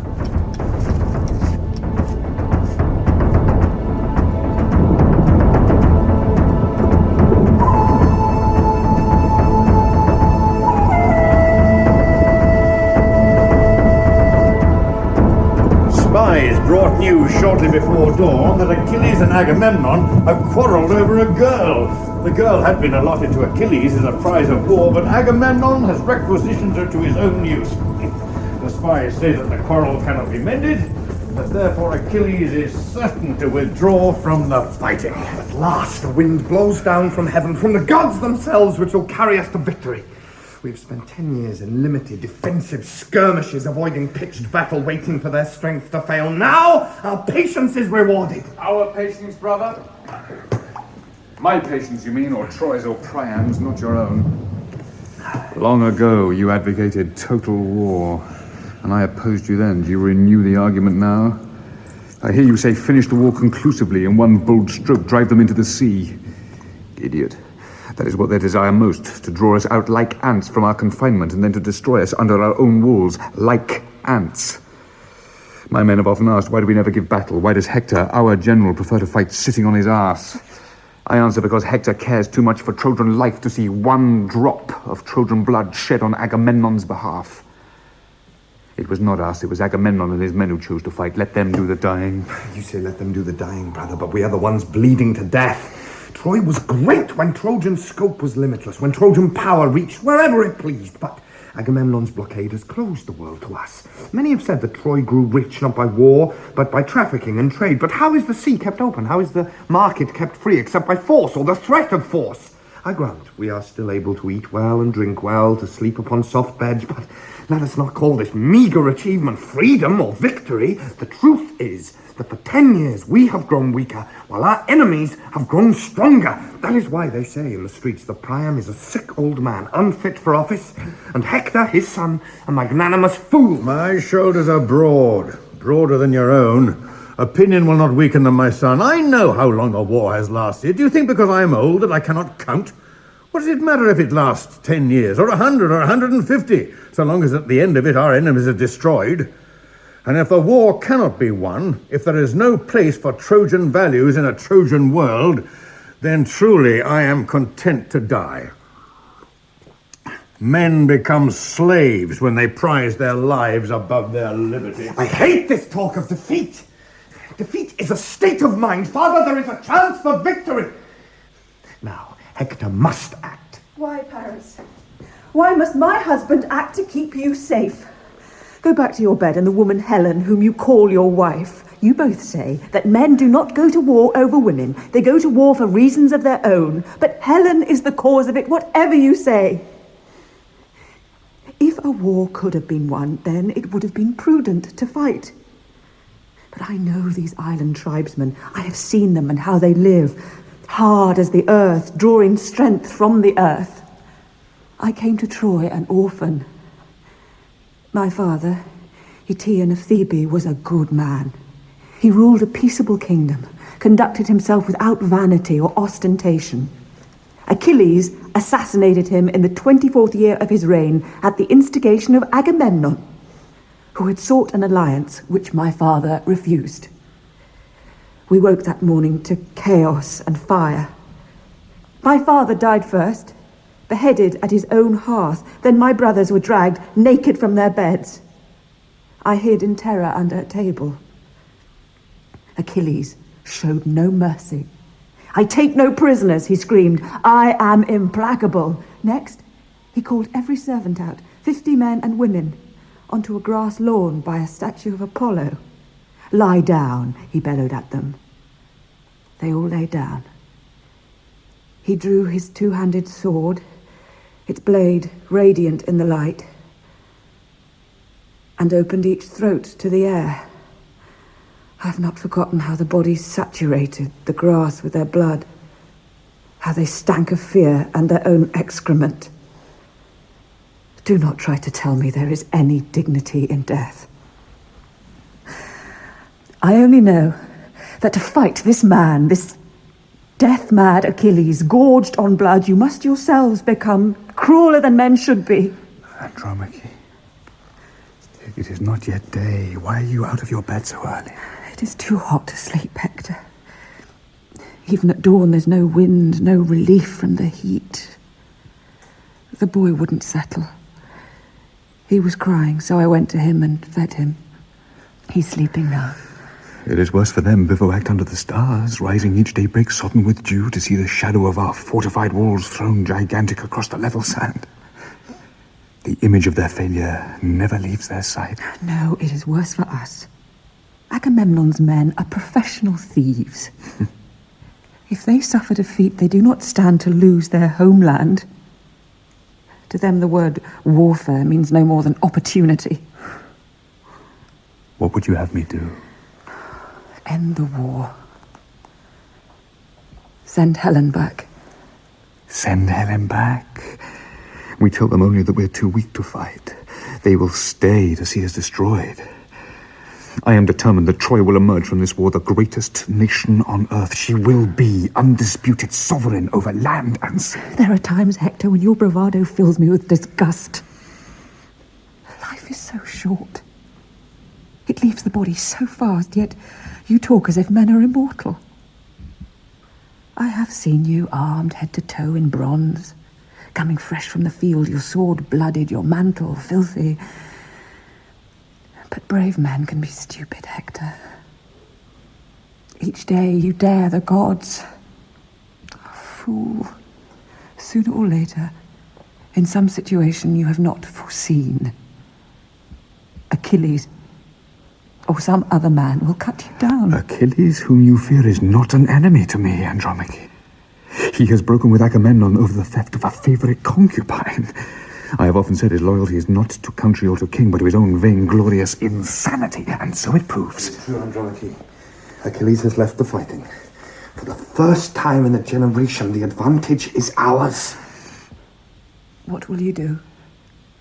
Attack as we must, while our advantage holds. Let's see the beaches cleared of Greeks.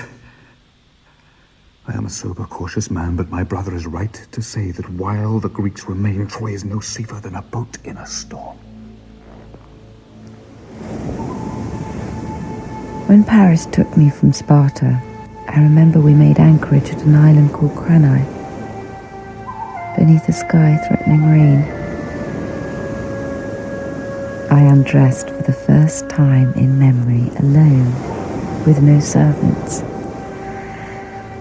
I wore rough sailor's cloth. I remember when I kissed Paris in the dark, his body would not stay still. It moved under my hands. He took me ashore in a boat, which let the water in.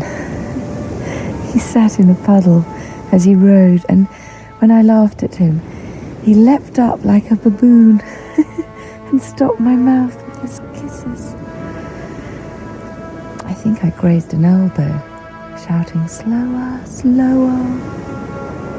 And as he came, bang! The thunder came too. Godlight arched across the bay. The cliffs shook. The clouds split open. They pelted arrows of water onto our delighted bodies. Paris twisted round, shaking his fist, then he dived over the side. Then he came bobbing to the surface a moment later, grinning with shells between his teeth.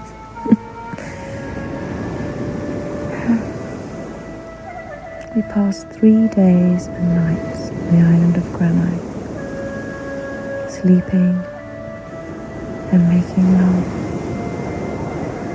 eating cheese and black bread, drinking only goat's milk and rough local wine.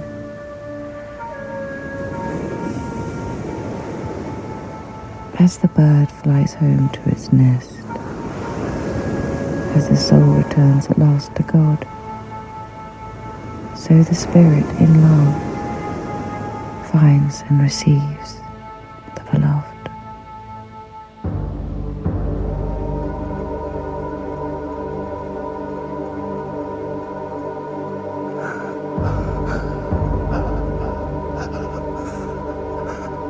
This is your hour, Hector.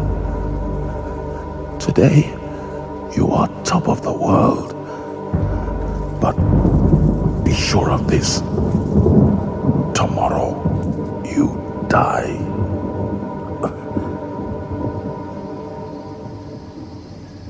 Everywhere I go, men turn their eyes from me. They try to hide their tears, but I can see that they are weeping.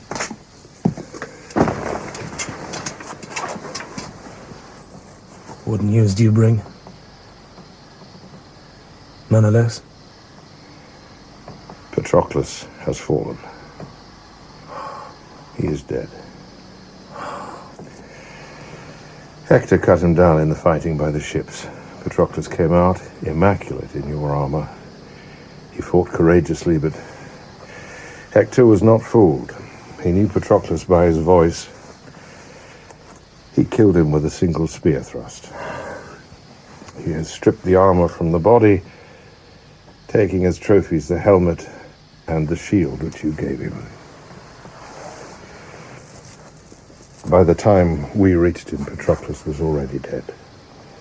I closed his eyes and wrapped his body in my cloak.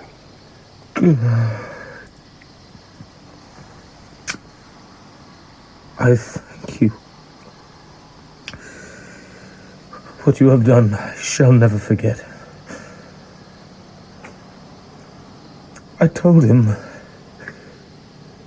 do not fight with Hector, protect the ships, fight a defensive action, but he ignored me. I am to blame. Patroclus died because he loved me and would not see my reputation suffer. I sat alone, intractable in my anger, a dead weight on the earth. He needed me, but I would not stir to help him. Agamemnon insulted you. Your honor was at stake. No, it was my fault.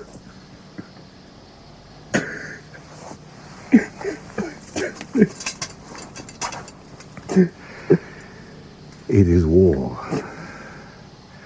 And the chance of war, Achilles. If heaven and the gods loved us and were just, there would be no war. We would live out our lives in gentleness and peace. But we are men. We are upon the earth. And on the earth, we live between the hammer and the anvil. Therefore, we must be strong. If we're not strong, then we earn no respect, and foreign nations will trample upon us and destroy us. If we're not strong, everything we have, everything we love can be taken from us. I hate what war does. The misery it brings to families, the deaths of those who hoped only to fill up their days with quietness. But war is a justice of a kind. How else can we try our strength against each other, as we must, as we are compelled to do? I know what it is to grieve. I have loved, as you have loved. There was a time when all I lived for was to lie beside my wife and rest my head in her lap. But what we love, others envy and will take from us if we let them. Now, you know what is spoken in every village. A man must be able to defend himself, or he is not a man. To fight well, to cause others to fear us, is not ignoble or cruel or unjust. It is the only safety we know in this world. You are Achilles, and by your great strength many are protected, and you are accounted a god among the living. It is right you should mourn Patroclus, whom you loved. But remember, when you mourn, be stronger for what has happened. Master your grief. Make it into a weapon.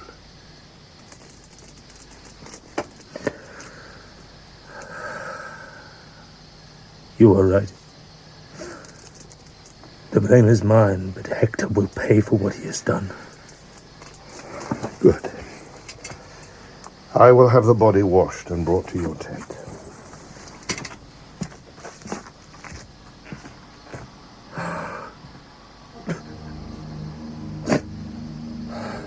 Oh, Patroclus.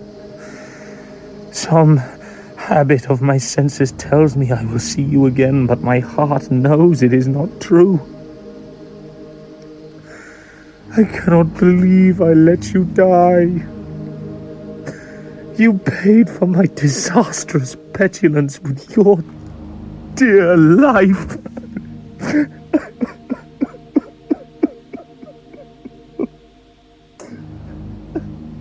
Oh, my son, my miraculous boy, lovelier to me than the evening star, rouse yourself, do not weep. I am ageless, immortal, and I know that grief, like beauty, does not last.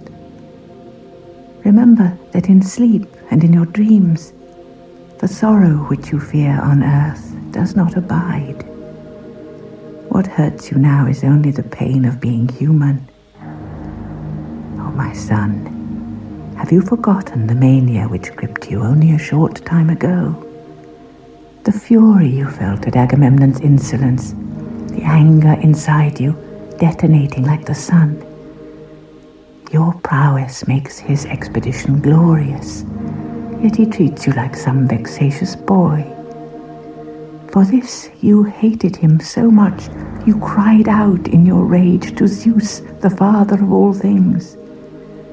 You spoke, and the gods themselves heard your voice and heeded it. Now see, your prayer has been answered. The Greek army is defeated. Agamemnon himself utterly humiliated. Why do you complain? Patroclus is dead. Oh, mother, I am weak as a mouse now that he is gone. I fear that my mind is no longer whole. It is true, The Zeus and the gods gave me what I wanted, but, oh, Mother, the price of it has been terrible. Above me, the sky turns its familiar, exhausting circles. Day sky, night sky, moon, stars. Higher, it was only silence. Silence and an immense darkness. For me, there is nothing left under heaven except length and shadows. I am like a tree splintered by the axe. Oh, child, remember the songs I sang to you when you were a boy? I taught you often how Heracles, the greatest of mortal men, pushed back the sea, raised upon his shoulders the infinite sky, and made the winds and waters answerable to his voice. Although his life was harsh and seemed to him composed of suffering, he suffered it alone, sparing others the extremes of pain. His strength was absolute, his heart like leather. So must you be now. You speak the truth. Heracles blazed like a comet. He might have lived another way, but who then would know his name?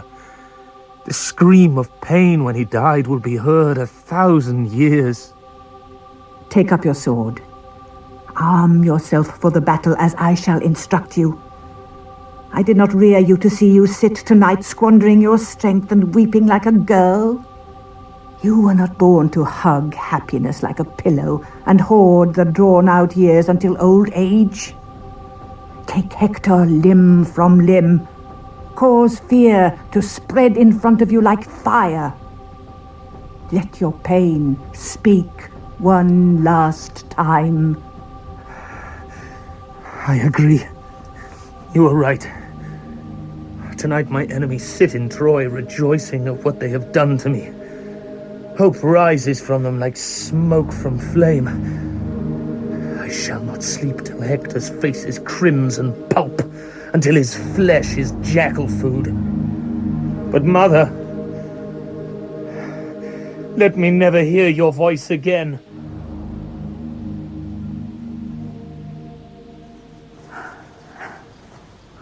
Do you remember, Hector, how late we slept the morning after we were married? It was midday before we woke. I remember how the sun stood vertical in the air above us. How light fell into the room like bars of gold.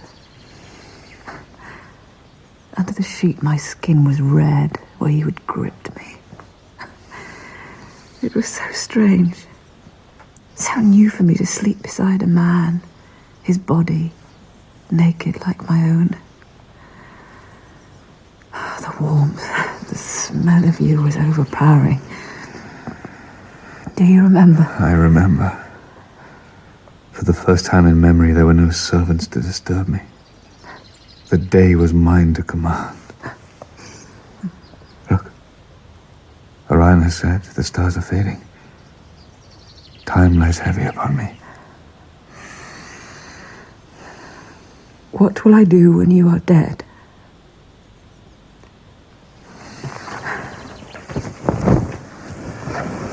Oh, Andromache.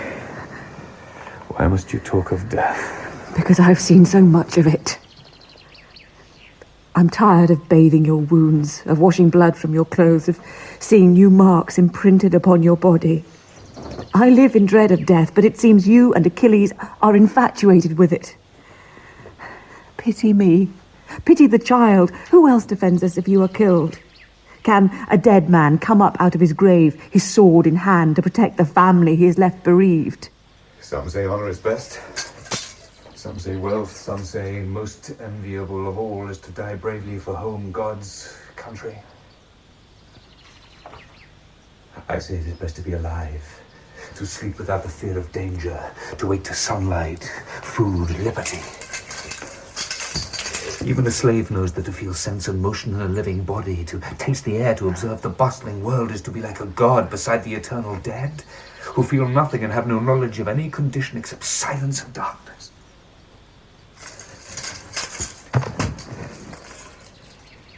Think how much more I know at Andromache. Am I not young and in good health? Have the gods not blessed me with the love of a loving, beautiful wife and a baby boy who is as pretty as a star?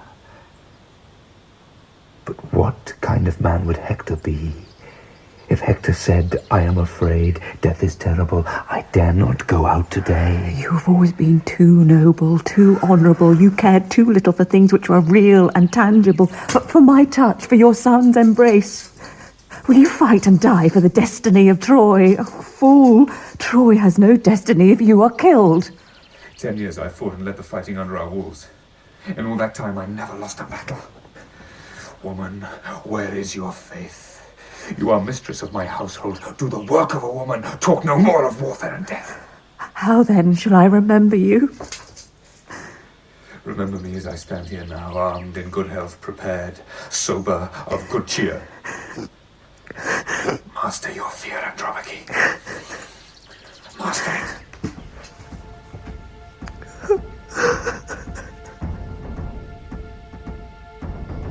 I think of you, and all you are to me, and weep. I imagine you dead. I remember how you slept warm beside me in the bed. Death is not like a lover's warmth in sleep. Death is not warm, but hard, and cold and deep. I think of you, and all you were to me, and weep.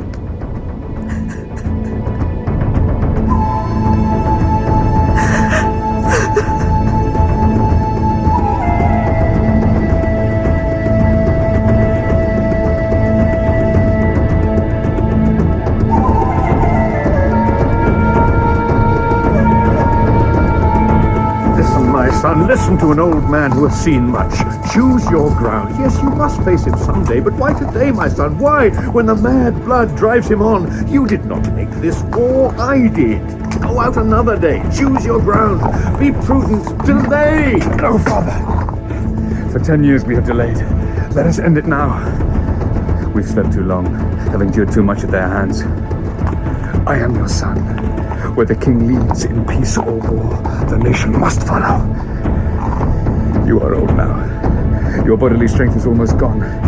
Yet 20 years ago, you would have done what I must do today.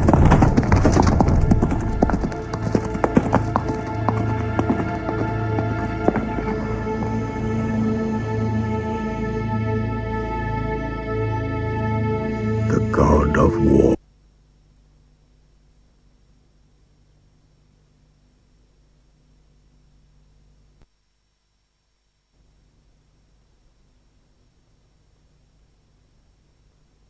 Blood. His face is tinder and ash.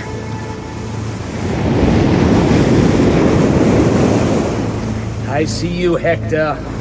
I see you clear as the owl in the dark spies the mouse, shrinks the field to heat, softness, blood.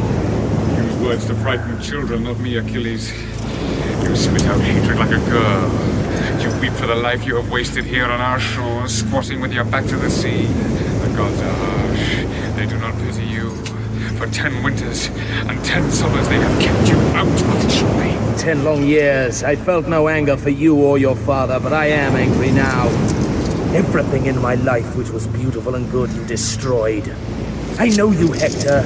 I have seen you close. You have not the mettle to withstand my rage.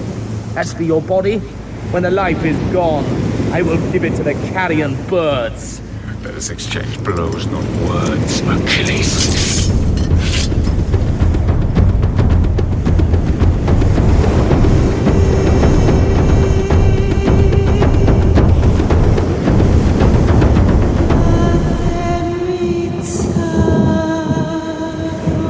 I've fallen.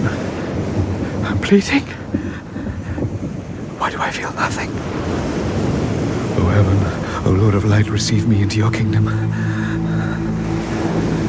love the old rough gods of fields and wells and glades and streams. You can see the divinity in such things. When I was a child, I worshipped the light and hated to be kept away from it. I thought that the gods were harsh and bright and remote, that they looked down but took very little notice of us. And when our time is over, I thought we will go back to them. Why is everything happening so slowly? Why is there no pain? When we are dead, we will run in the rivers and glide in the sunlight and move with the wind over the various surfaces of the earth. We will be part of everything about us in resin and oil and wood smoke and charcoal, in everything we taste and smell, in the dust and the noise and the heat and the rain. Movement will no longer be constricted. Thought will be wordless and free. People are picking me up. I have no feeling of it. Why can I see nothing above me except shadows and light? If there is no divinity in the world, then everything we have found here has been wasted. I'm covered in blood. And yet I feel nothing. The sky is all there is. What's happening to me? It's cold. There's distance and distance and distance. There's no heat from the sun. My eyes are closed and I can still see. I'm full of light and noise. I want to scream. Oh, my child! Oh, my son! Oh, Andromache! My wife!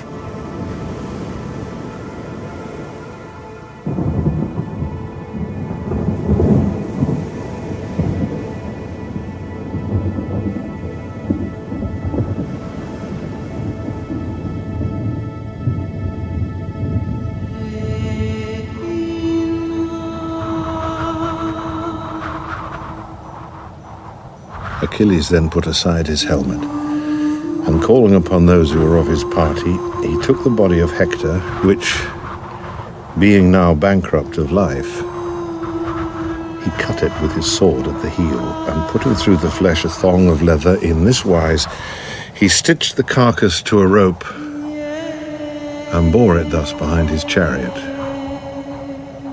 which all the long afternoon he drove it about the field, not stinting at all his labour or fury.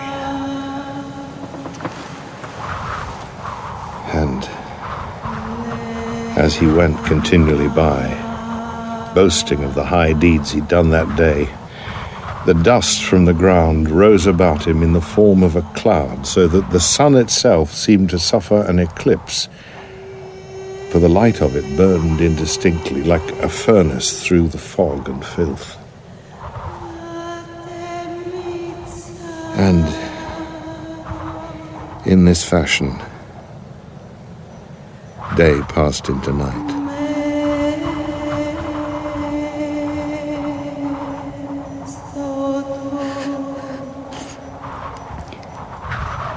Yesterday, you wore an old linen tunic under your armor. Last night, when you came to bed, you threw it in a basket, ready to be washed. It was stained with your sweat, warm with the smell of you. Today, when I knew you were dead, I went to the basket. I took all the clothes which you had discarded. I buried my face in them. They will never be washed. I will keep them forever. Warm with the smell of you.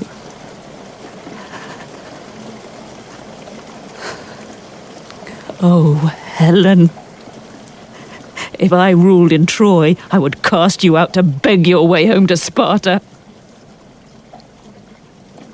Every man who falls in this war dies on your behalf, but no woman would die for you.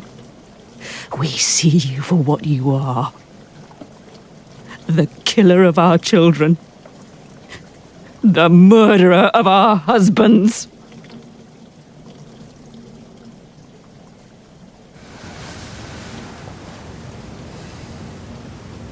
If you'd made me pregnant, I would have wanted so much to be pregnant again and again. And then you would have hated it. And then I would have lost you. Why? Why would you have lost me? So often it ends with children. When you die, when you are killed, I shall be taken to see your body. And it will lie there, in front of me, completely still, naked, as you lie in front of me now. We will all die, Helen. Yet to me, death is inconceivable. The thrush in the thicket does not sing forever, but meadow and woodland pour forth the same songs until the end of time. The stag in the forest is killed by the huntsman's arrow, yet its kind does not perish.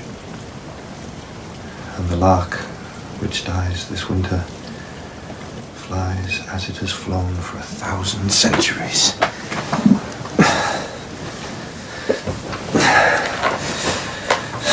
I am the heir my father longed for. If I had been born his eldest son, I would have kept Troy and held it. I would have reared its young men to be violent, domineering, and cruel. Now it is too late. If I die, if I am killed soon, as you fear, I pray that the gods will change your shape. I pray they will transform you. Into what? She is dead. She died many years ago. Tell me who she was. Her name was Inoni. She loved me without selfishness. She wanted nothing for herself, only her lover's happiness and peace of mind. You know I have always loved you. Why are you trying to hurt me?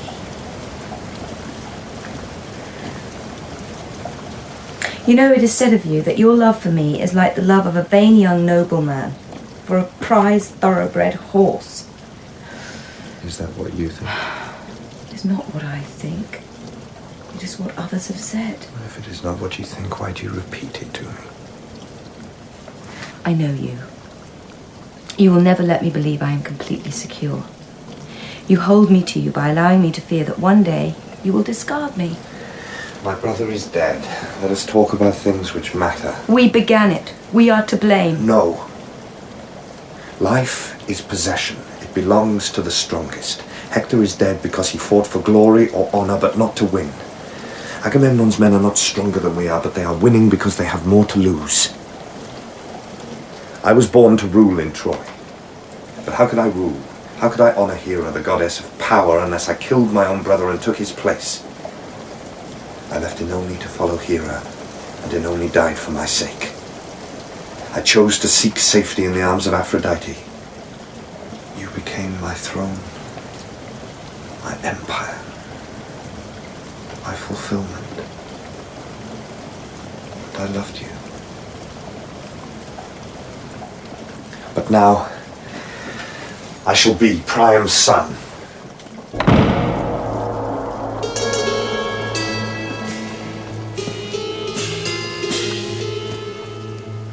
Father, try to sleep. I cannot. Sleep has deserted me. Sit with me, my son.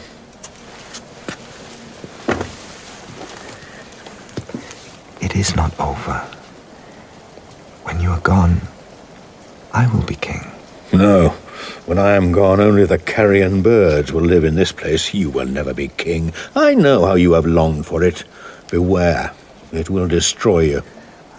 I will be king. Not while I live. You are too old to fight. I am twice the man you are. I will destroy them. How? You cannot fight as he fought. Yeah. Now he is dead, he is a god. He was your brother. Do you feel nothing?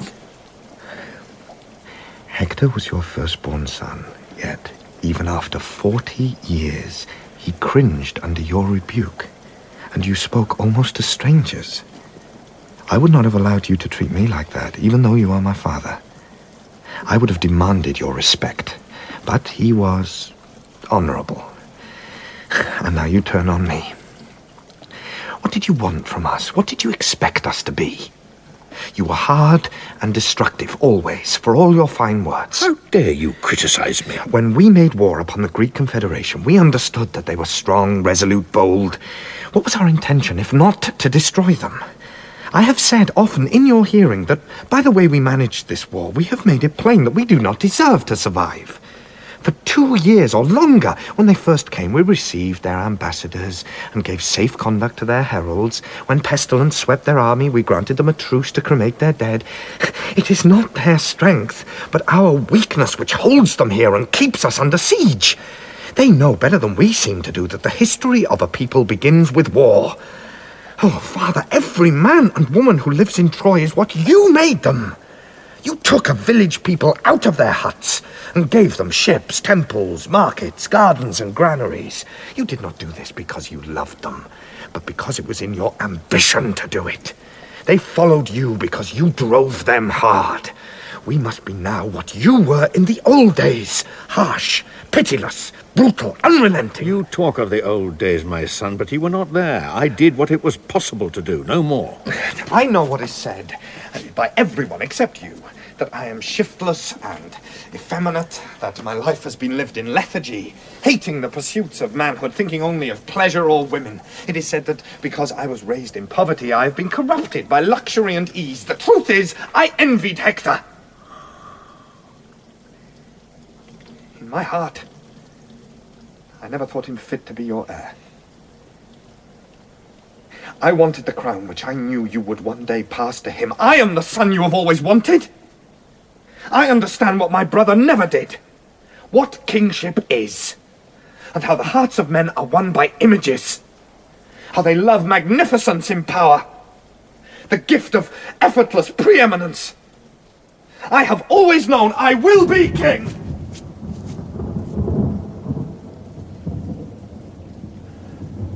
Oh, you gods. Whatever we make, whatever we are ambitious for, you destroy.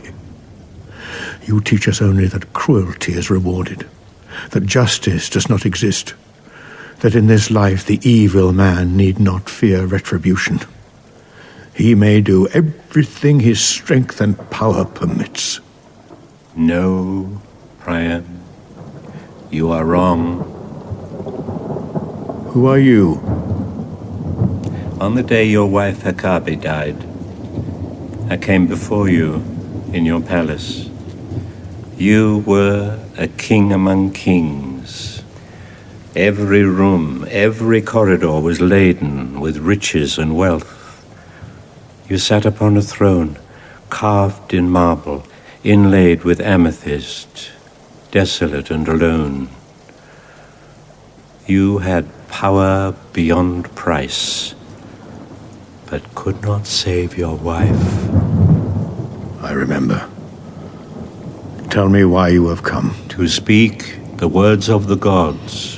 What do I care for the gods or their words? Did not my son Hector all his life show honor to the gods? Did he not make sacrifices to them and keep their feast days as they required of him? If you speak the words of the gods, say this to them, that they do not keep faith with those who love them. They show no loyalty to those who worship them. They are fickle and false. Do you think you were the first to lose a child in war? Do you think you were the first to see the things which you were proud to build destroyed and thrown down? Only children believe that life is fair. Only a child thinks it can be made right by prayer. Are you saying that because your son is dead and suffering exists, there are no gods? You do not believe in the gods or respect them if you think that they exist to give you what you want, to defend you against your enemies, to make your life happy and invulnerable. I do not know why the gods exist. All I know is that I suffer. And in my life it often seems to me I have known nothing except suffering upon suffering.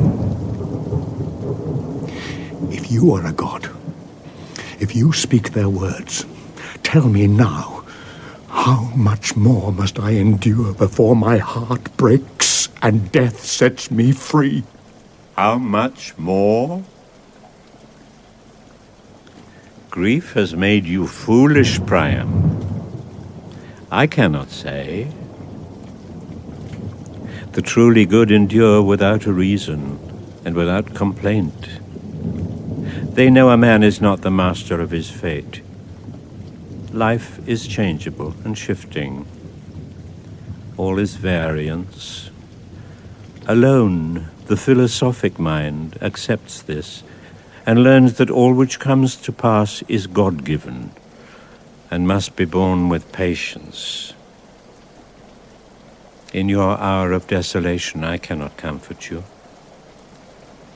You are alone. You must find within yourself the strength to bear what mortal life must bear. Hector died as he had lived, bravely in war, according to the commandments of manhood and duty. All men are free to take their own way. Hector was killed because he killed Patroclus, whom Achilles loved. Do you think that heaven would protect him against the anger of Achilles? His death does not mean the gods have no love for him.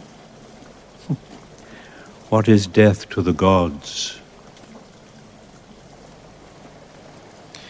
Go to the tent of Achilles. You will find him asleep. Draw your sword and kill him, because he killed the son you loved. Or else, show him what suffering has taught you.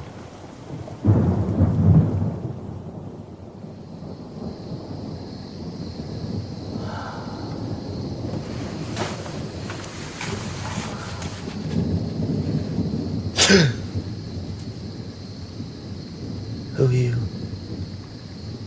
I am Hector's father. I am Priam. Why are you here? Who brought you past the gods? The gods guided my steps. You put yourself in extreme danger. Yes, and you know why. Hector, my son, was a prince among men. I would have him buried as befits his rank. He killed my best-loved friend. Men must learn to endure. I loved him. When he was in danger, you would not help him. How dare you say that? You are young, Achilles. You grieve as men do before they have known many griefs. But your father, Peleus, is an old man. You are the hope of his old age.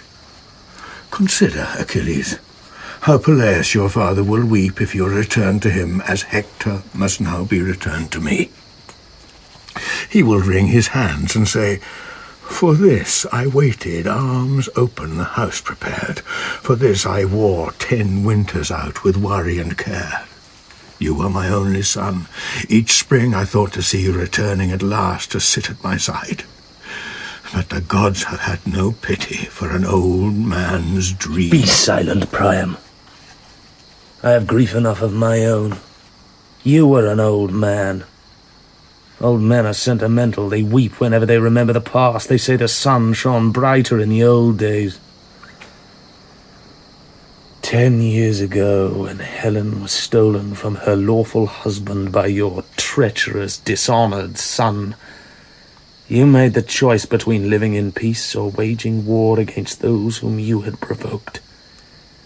Do not blame me for the consequences of your own folly. I am here because an oath binds me in honor under Agamemnon's leadership. Yet consider, I have earned nothing from my long service. I have wasted my youth, strength, and hope. Do not lie to yourself, Achilles.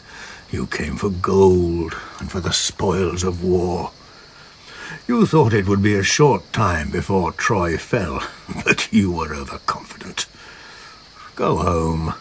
You are still a young man. If I go home, it will mean that Troy has fallen. Better for you if I were killed. When I came to your tent, Achilles, I made no noise. You lay asleep upon your couch and did not stir. Your bodyguards did not wake to protect or defend you. I might have taken my revenge. A voice inside me cried out, "Kill him, Priam. Kill the man who slaughtered your son." But I could not kill you. I have a code of my own which I will not violate, whatever the provocation. Is this weakness in me? Do you despise me for it? Or would you have done as I have done? I despise you for what you did. But you are better than that. I cannot give you what you want.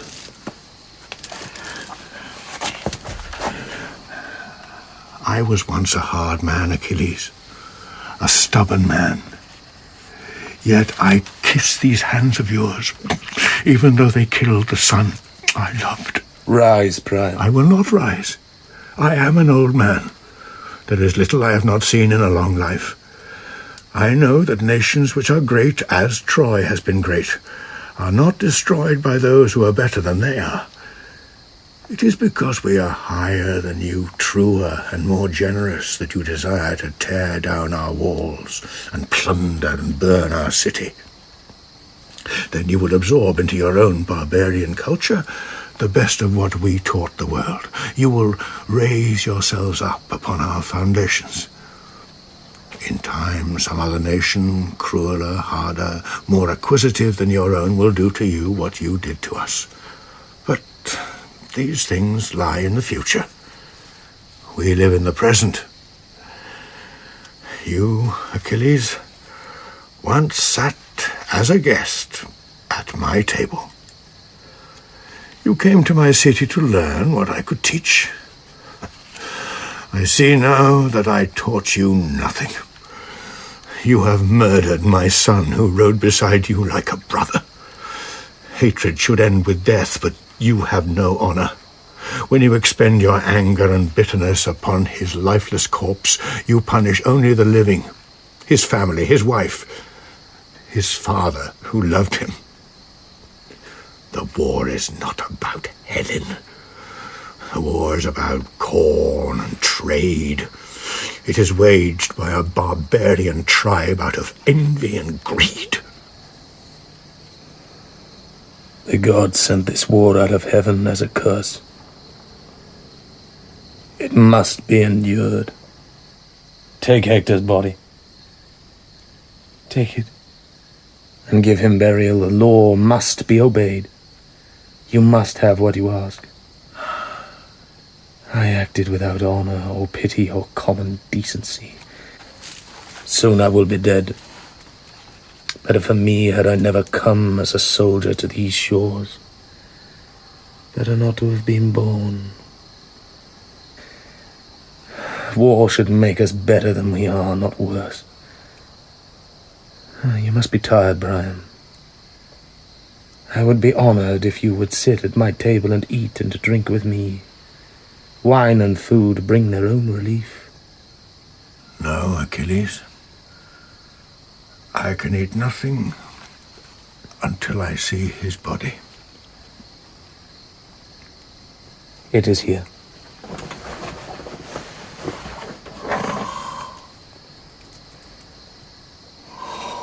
Hector. This it is to father children. To love them without reservation. To keep them at the center of every thought. Every dream.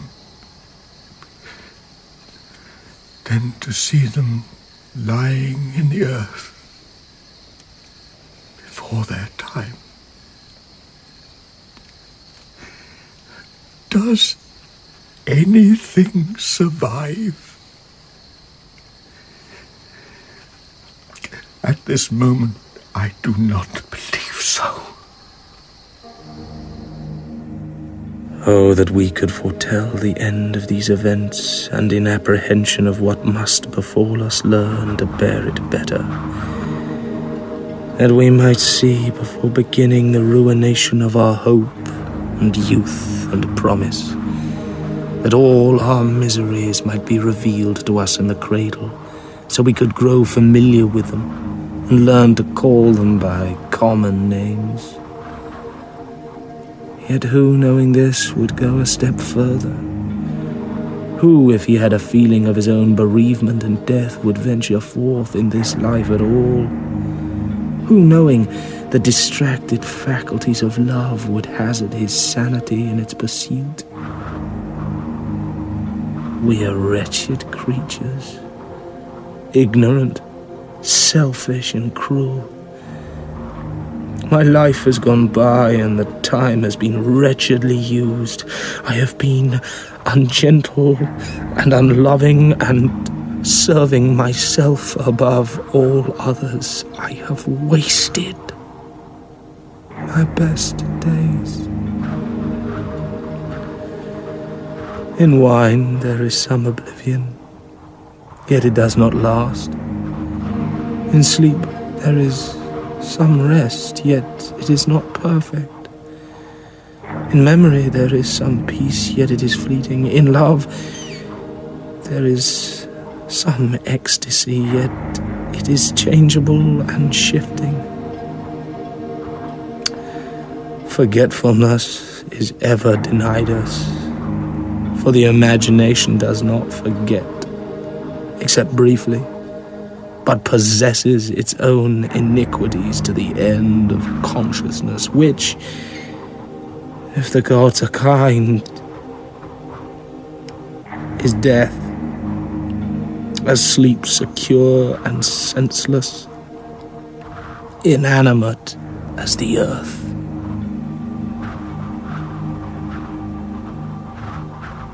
Why do you weep, Achilles? Did you think it fit in the darkness to hide your tears of grief?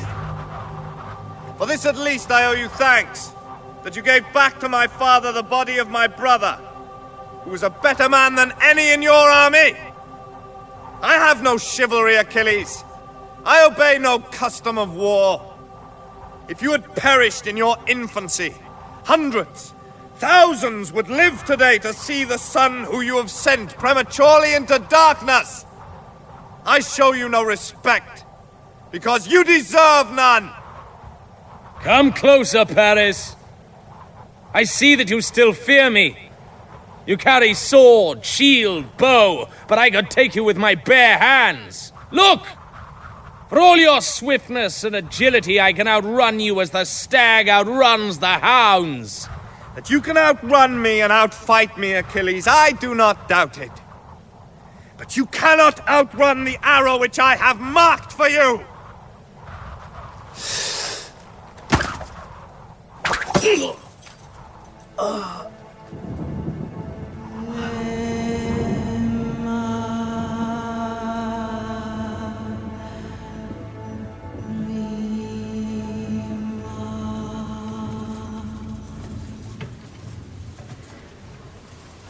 Helen?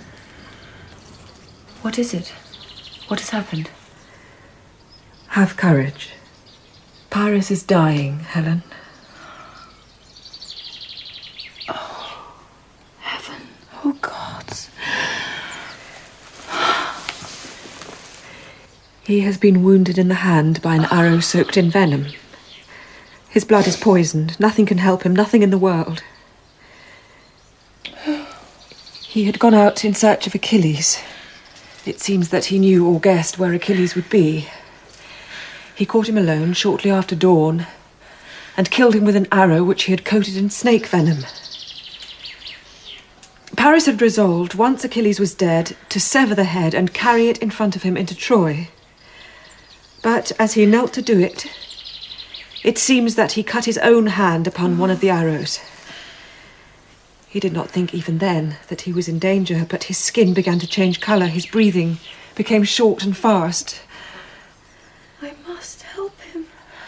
I must be there to help him and comfort him. Take me to him. I must be with him when he dies. You will come too late. He will not recognize you. He does not remember you or his father or Troy itself. He is shouting for some girl. Some girl that he once knew, whom he betrayed and deserted. Was there such a girl? I never heard him talk of this before. Her name was Inoni. When he is dead, they will bring you his body, and then you will be able to dress him for the funeral. You will tear your white robe, cut off your long hair, cover your face with ash, and we will all weep with you for him. Leave me. Leave me!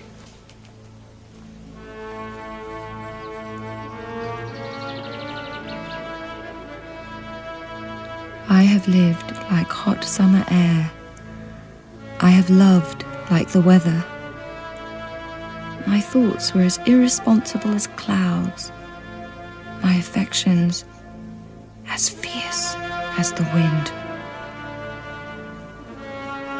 Now, in my grief, I have fallen like an apple on autumn leaves.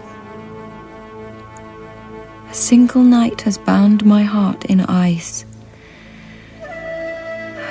This is midwinter. I long to be clean and hard, bright and free, released from climate, season, and mortality.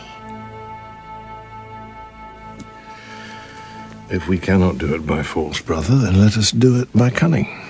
Since the Trojans desire to think that we're defeated, let us feed upon their hopes.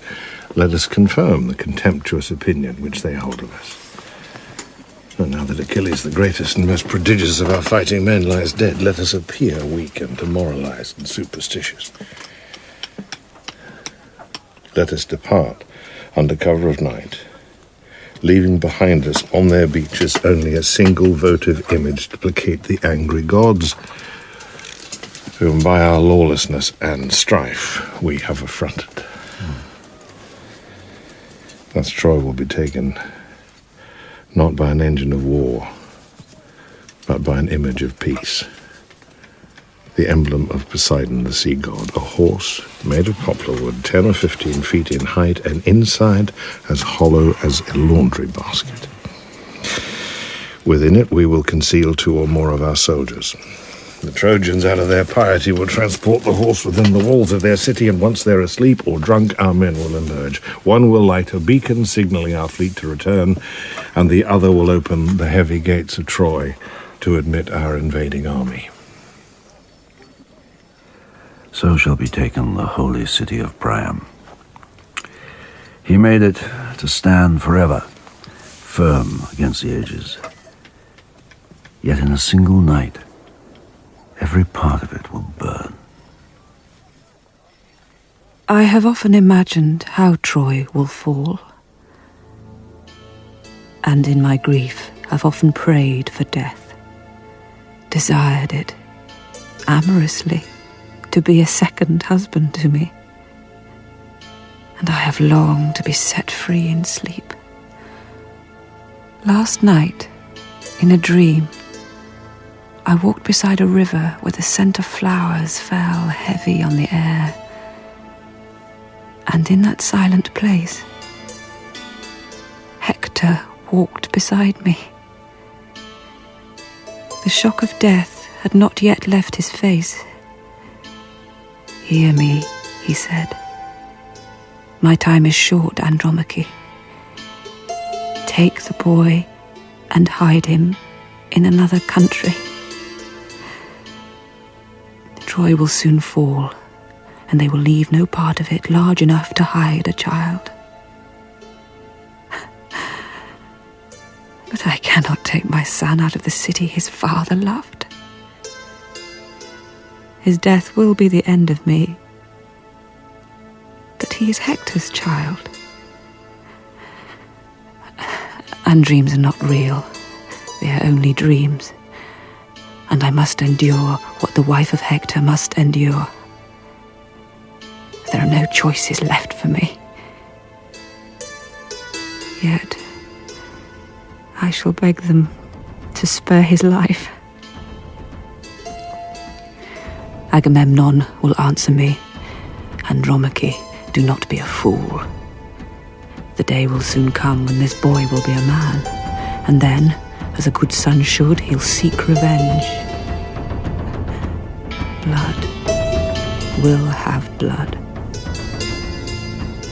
When a man dies bravely in battle for his gods and country, he is loved, even in his death, and all men weep for him. But for the widow he leaves defenseless, the child orphaned, there is no chivalry.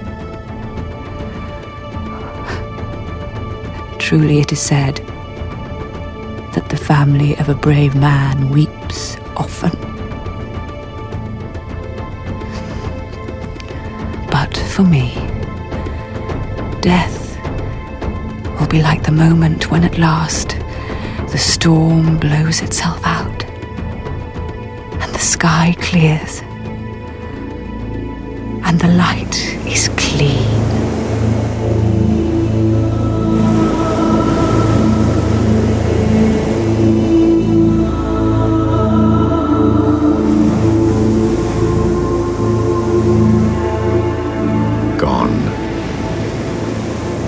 But they leave behind them a horse constructed from poplar wood, in height as tall as 3 men, 4 paces in breadth. A votive offering to Poseidon, the sea god. No nation being more superstitious than the Greeks.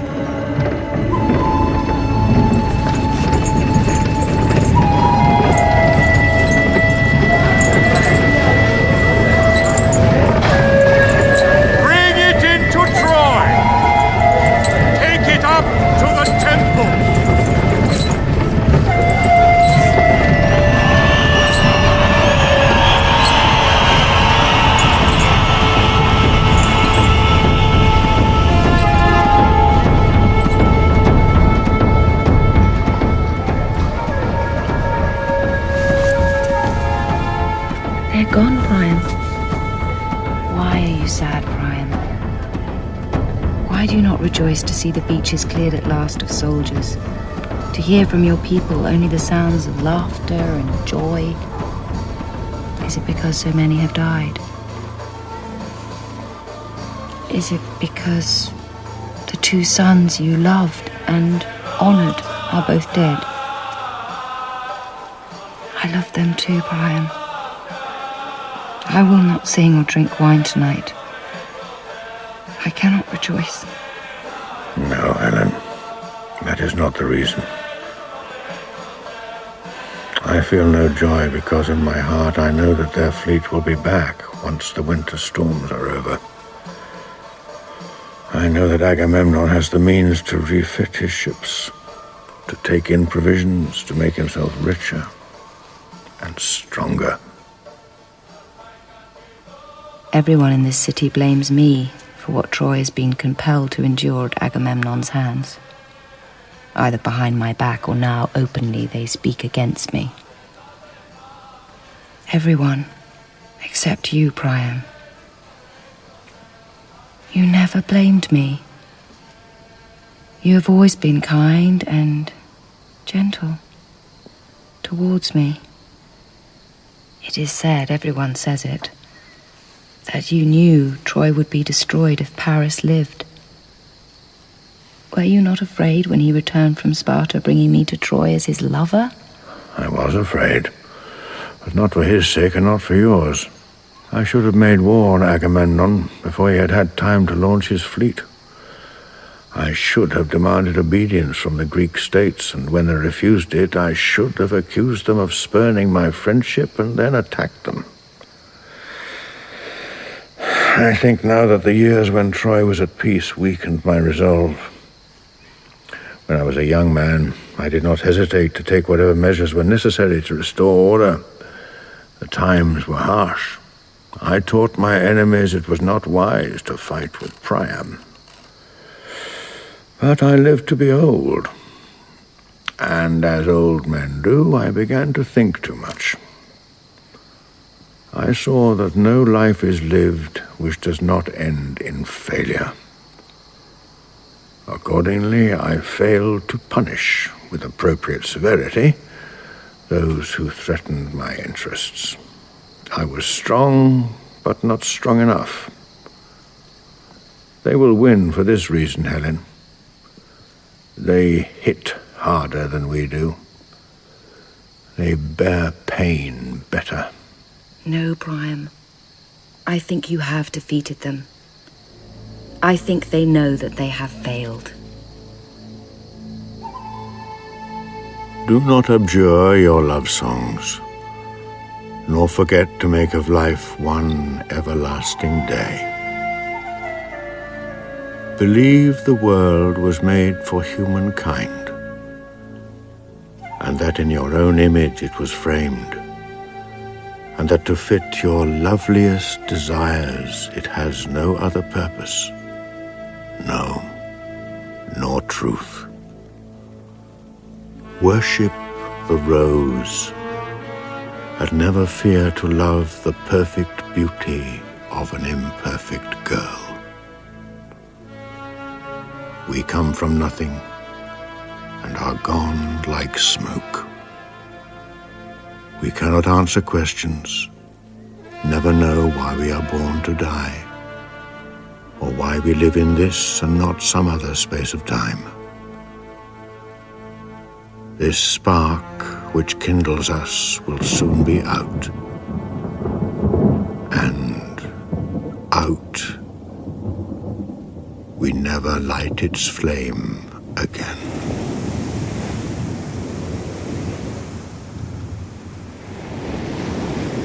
And the next night after, at about the 3rd hour of the morning, the army of the Greeks took Troy as they had purposed and intended for so long. The Trojans, for their part, kept no watch, nor did they think any man would have come in and assaulted them, since, as they thought, the Greek ships were gone, and their whole army departed. The Greek soldiers, entering into the city of Troy, despoiled both houses and temples, slew the inhabitants without mercy on young or old alike, but killed all they could light on, even the laboring cattle. Priam, offering no resistance to the soldiers, died upon the steps of his own palace.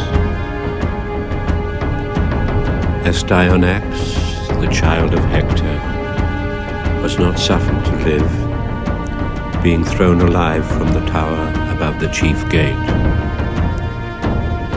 When day came, soldiers laid the body of the dead, one across another, in carts, and carried them outside the city to be burned. And of their wives and womenfolk, as many as were taken alive, they made bond slaves of them.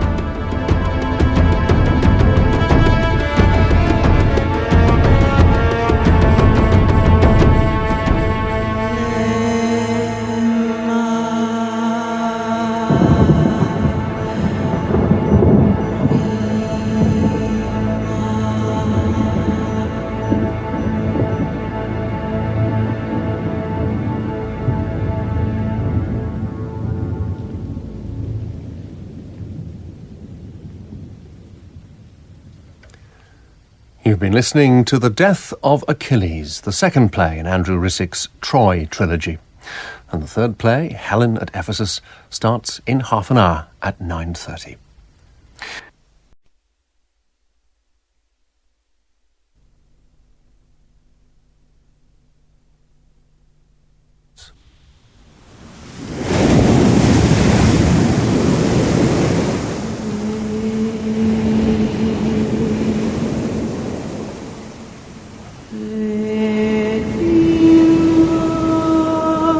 with Geraldine Somerville as Helen, James Lawrenson as Menelaus, Lindsay Duncan as Clytemnestra, Oliver Cotton as Agamemnon, and Paul Schofield as Hermes. Helen at Ephesus.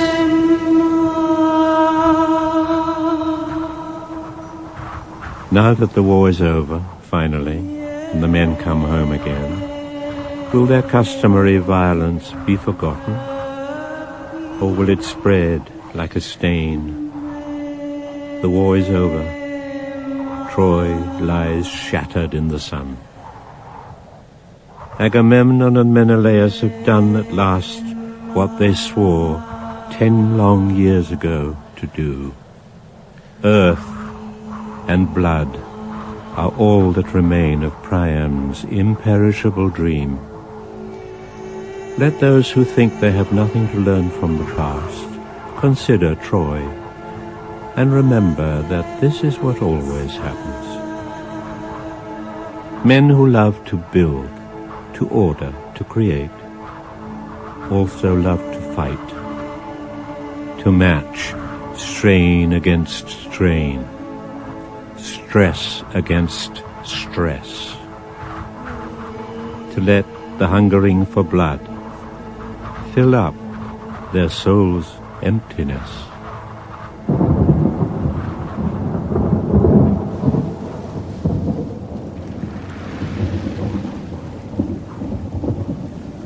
You are pale, Orestes, and have been weeping. Why? Today should be a day of rejoicing for you and for your mother Clytemnestra and for the citizens of Argos.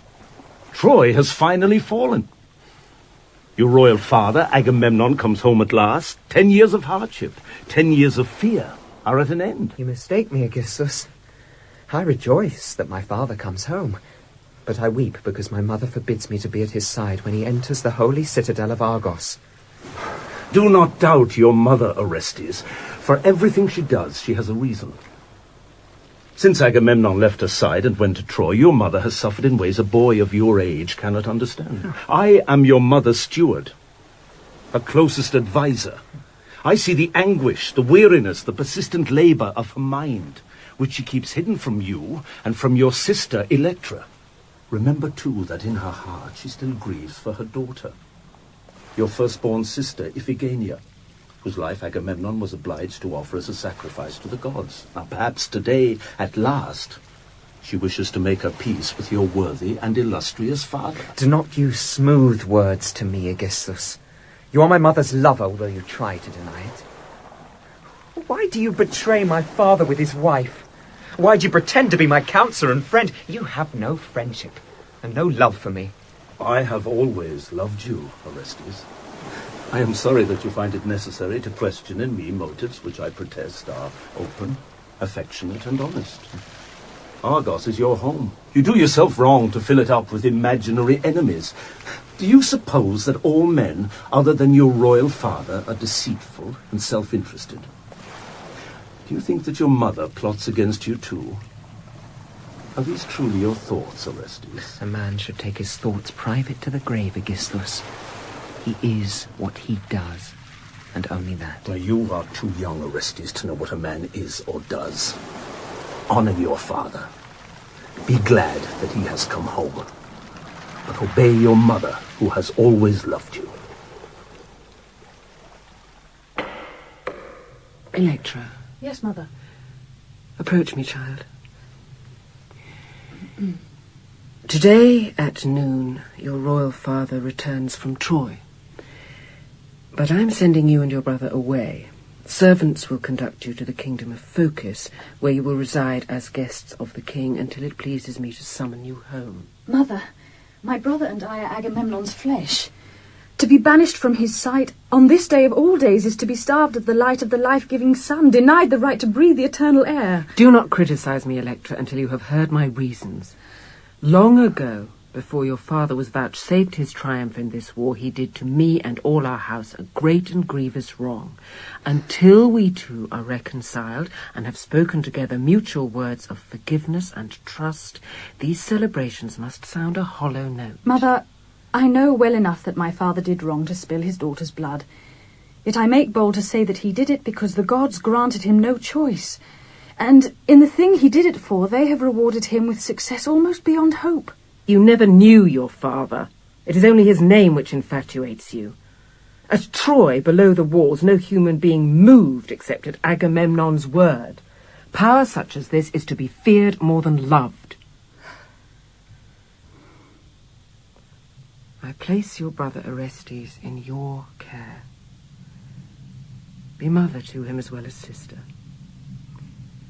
In time, you will come to see why I dispose these matters as I do. Now, obey me, child, and go. Mother, my duty to you as a daughter compels my obedience, but I am like my father. I say without fear what has to be said. The king's ship has docked, Clytemnestra. Agamemnon has already disembarked. He is waiting for the elders of the city of Argos to receive him. Have you spoken to the king or seen him yet? I have not seen him, but I have heard that the crossing from Troy was a rough one. Storms caught the fleet within a day and a night of their departure. The king's flagship has lost a mast and several of its crew, but the king himself is safe and well. Is everything prepared? Everything is ready. I long to strike the blow, and yet I fear to do it. Love, do not be afraid. He is my husband. He is the father of my children. If you had been mine, Clytemnestra, do you think I would have left your side to go to Troy? Do you think I would have shed the blood of the children we made together? Nature is merciless. Against this unreason, the gods have set only a small measure of personal affection. The ties of blood and family which they mean us to honor, not to destroy. But your husband, Agamemnon, desired from life more than wealth, more than the scope of a monarchy could give. He strove to rule as a god upon the earth, and in the fulfillment of his will no scruple has dismayed him, and no moral law prevented him. His father Atreus was the same. My family remembers Argos before Atreus took it for his own. We are the old true stock, older and truer than the king's line. Yet Atreus imprisoned and executed my father for crimes it was later proved that he did not commit. Oh, Clytemnestra, justice will never exist on earth if we do not dare to take into our own hands the powers of life and death, and use them boldly, as the immortal gods are said to do. Take word to my husband the king, that Clytemnestra his wife makes ready the house for her lord's return. Say that she awaits his coming with a heart brimful of expectation and longing. I know you have sworn to receive him alone, and strike the blow alone. But when he enters this room, I will be within hearing. Power, or the lack of power. There is nothing else. In the city of Argos, it is said of me that my body is female, but my mind masculine, hard as a pebble, sharp as a kitchen knife. We knew a month ago that Agamemnon was coming home. A shrill old man, his face dark as a berry, burst into the hall where we were eating. "Oh, mistress, Troy has fallen. I've sighted fire in the sky." The news he brought was true. It came on wings of flame, leaping like a voice, first from the victory beacon they kindled on the wooded slopes of Ida overlooking Troy, then on to Lemnos, then to Tenedos, then across the astonished world to Argos. I have not forgotten how Agamemnon was 10 long years ago when his ship set sail, how the prospect of glory gnawed at his entrails like a fever. He swore to batter the gates of Troy like a metal glove hammered out of solid gold over a fist carved in granite. And, as if intoxicated by the scent of blood, the island tribes flowed after him, avid with longing for what he promised them: treasure, empire, and women. At Aulis, the gods checked him. The wind would not blow. The fleet lay month upon month at anchor, dangerously becalmed. There, as every passing day brought rumour of mutiny to his tent, anxiety clawed at his faith. He summoned the priests, ordered the sacrifices taken, demanding to know why the gods had stymied his ambition. "Why will you not give me a fair wind to Troy?" he cried. The gods, laughing at his pride, took counsel of themselves, saying to each other, "Now let us discover how much he wants it." Out of heaven, Hermes, the wayfarer, spirit of mischief, appeared in a dream to Calchas, the high priest. Interpreted, the dream spoke, as superstition does, in images of cold horror, asking of Agamemnon what he dreaded most to give, the life of his own firstborn daughter. When he heard it, he wept in secret, but in public put on a grave and stoical face. Let Agamemnon give up what he loves best for the sake of his country and his gods, he declared, for no one shall say that I am an impious man. And no one did. And so his order was obeyed. I brought Iphigenia to Aulis, unaware of what was intended. When Agamemnon, his stomach fluttering with fear, told me that the gods required her blood, I lay down and howled. But the girl, informed that her death was heaven's will, proclaimed it glorious to die in a noble cause. Life to her, at 13 years of age, was sunlit, vivid, simple. To be born Princess of Argos, she cried, her voice ringing like gold on marble, is to be daughter to a nation. One life must not hinder this great enterprise which the Greek Confederation undertakes. Often in war the youngest and the best are called to suffer first. Accordingly, she uttered no word of protest as the priests in their sacerdotal robes bound her and carried her, horizontal as a carpet, to the altar. The silence and the slowness of it seemed obscene as she was stripped for ritual death. Her eyes were huge with courage, but her breasts, bared to meet the knife, were small, with blue-white veins. I wept. The end came in an instant. The priest's arm arced downward. The blade flashed in the light. I made no sound nor cry, but looked into my husband's eyes and thought, you too will be naked when you die.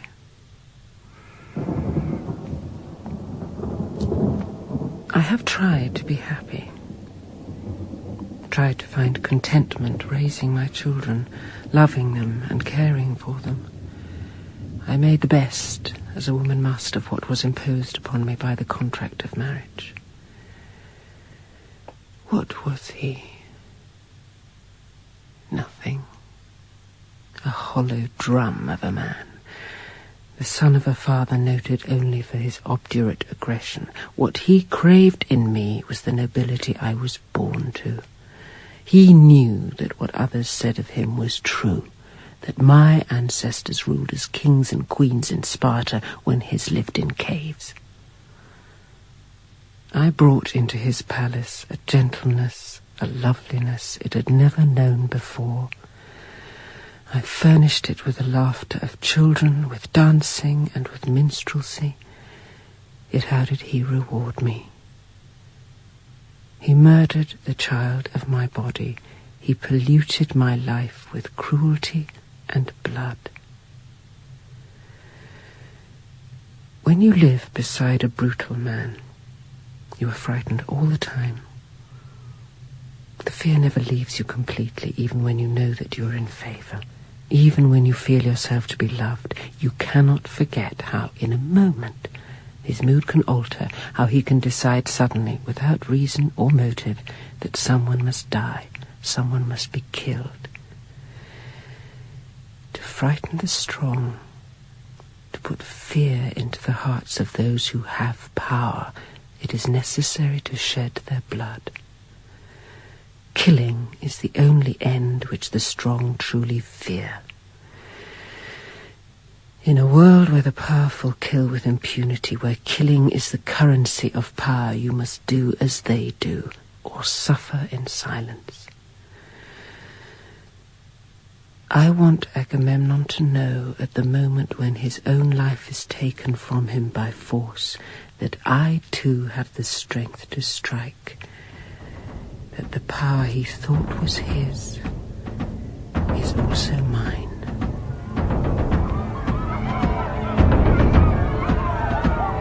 Look, he is coming.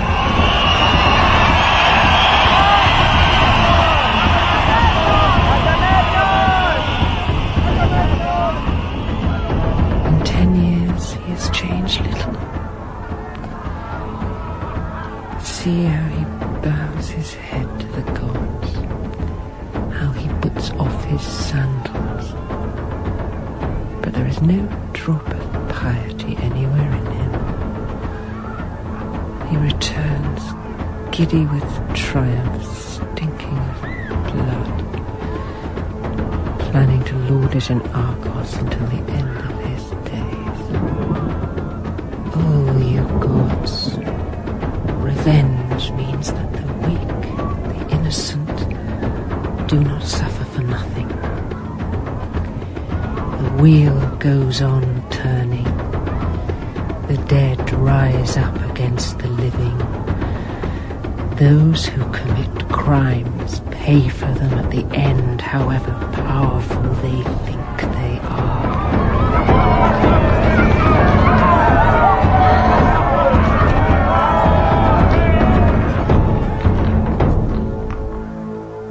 I kneel first and kiss the blessed earth which gave me life.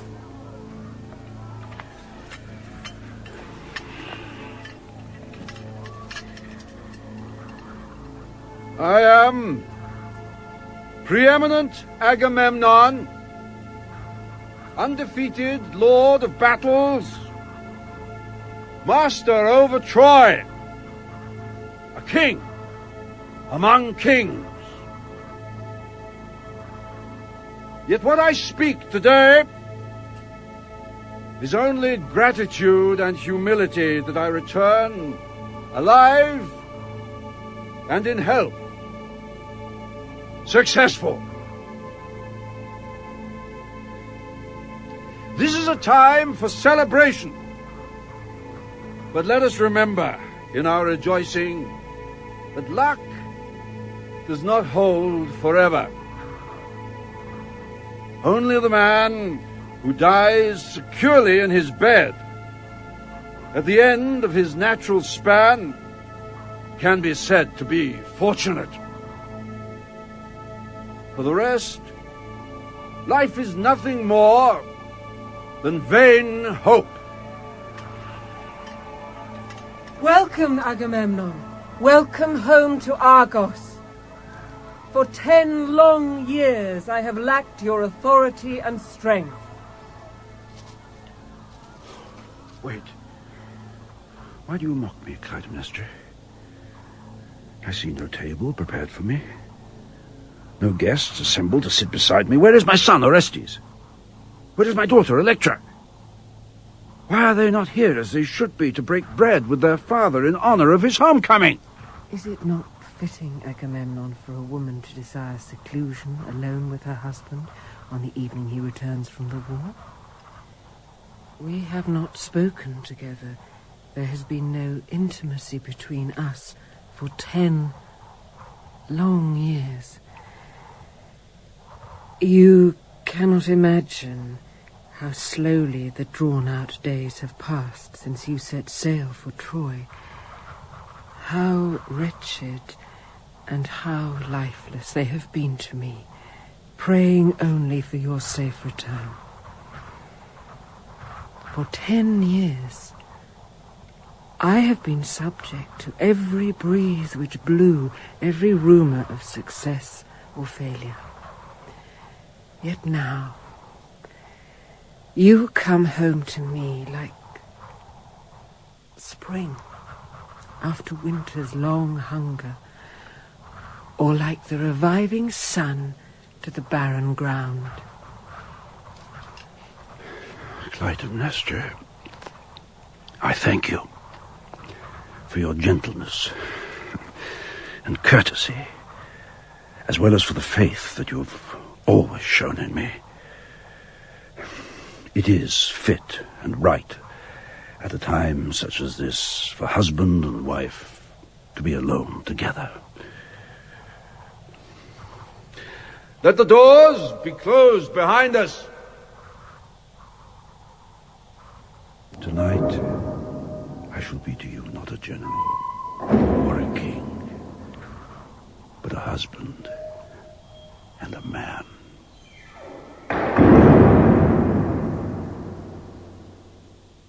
Come, Agamemnon, put off these warlike clothes. You have no need of armour or weapons here. In Argos, there is nothing but admiration for you and what you accomplished. You took into your hands the great two-headed axe of justice and cut down Troy with it. Cut her down as if she were no more than a rotten tree. Oh, I could tell you a tale of how it was for us.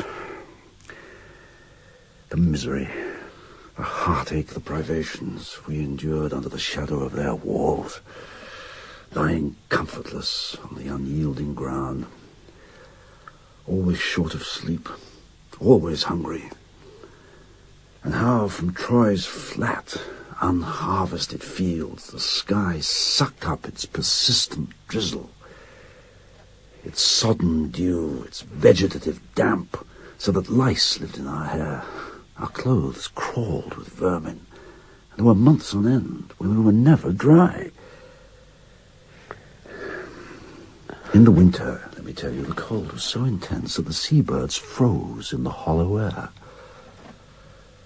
And in the dry midsummer's heat, even the ocean did not move.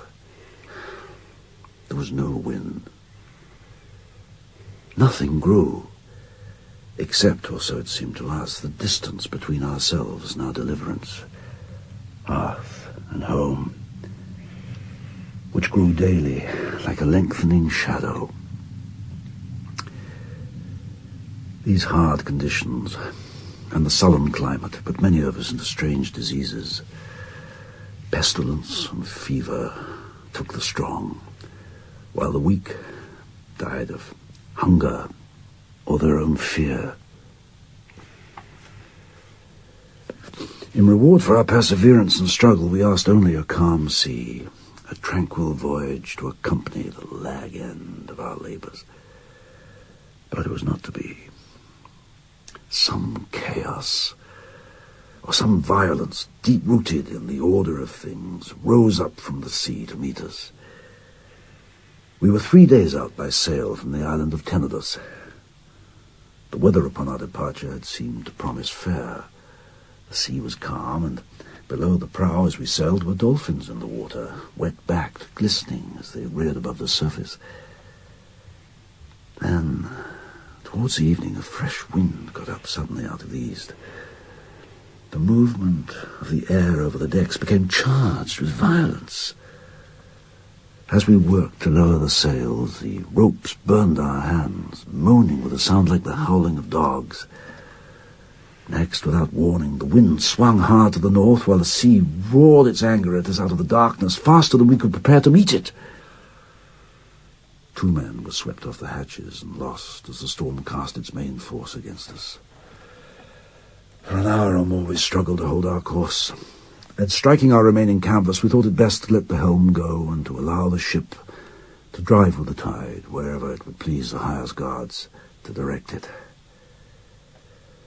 For a day and a night, we lived each moment in expectation of immediate death.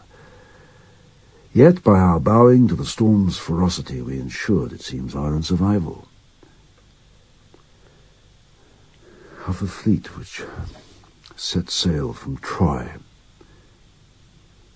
all the ships, except ours, have been scattered or wrecked. My brother Menelaus, on whose behalf I made these wars, is dead. So too is Helen, the wife he loved, but could not keep.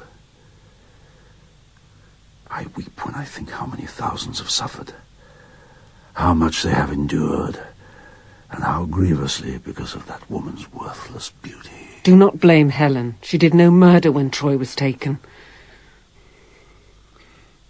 Do you feel no disgust, Agamemnon, at your share of what has been done? Helen, if she is dead, was my beloved sister. I knew her better than any man can ever know a woman. She was none of the things you say. Her free nature bridled at the tyranny of the house of Atreus. She fled to Troy, finding there an emancipation which your blood-stained family could not offer. Troy, until you destroyed it, was a city unawed by ancient gods, unfettered by tribal ritual. Helen soared above you like an eagle. You have brought her down as the huntsman does, by cunning and by violence, making her name the word of war for the quarrel you sought with one another. I know that yours is a proud race, proud of bearing a long memory. But we will discuss these affairs no further, Clytemnestra. Every man and woman who lives has some cause or other for self-reproach. I am a king. My life and private feelings I surrendered when I accepted the crown. I was required to show my strength. Since the past cannot be changed, let it be forgotten and forgiven. Sometimes I think it is better not to forgive. I think it is a fault in us that we forgive ourselves so easily and so often. Thus we break faith with the dead, forgetting the agony by which they died. You call yourself a strong man, but a strong man, Agamemnon, does not live as you have lived. It is easy to shed blood, to be mastered by rage or lust, to hate without restraint. It is the strong man, Agamemnon, who refrains from killing.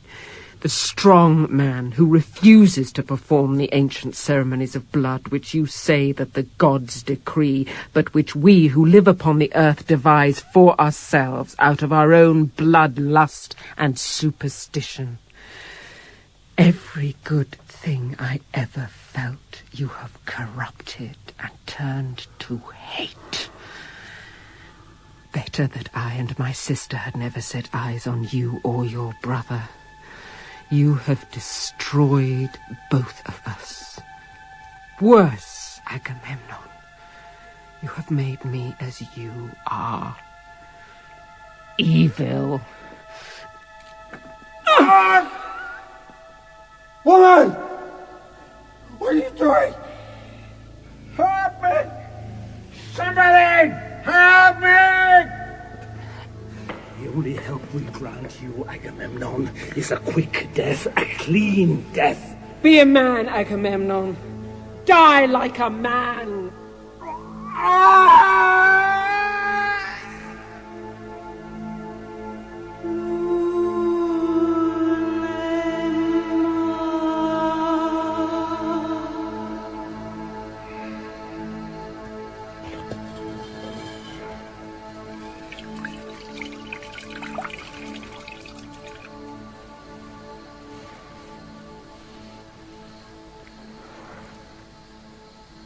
Wake, sir.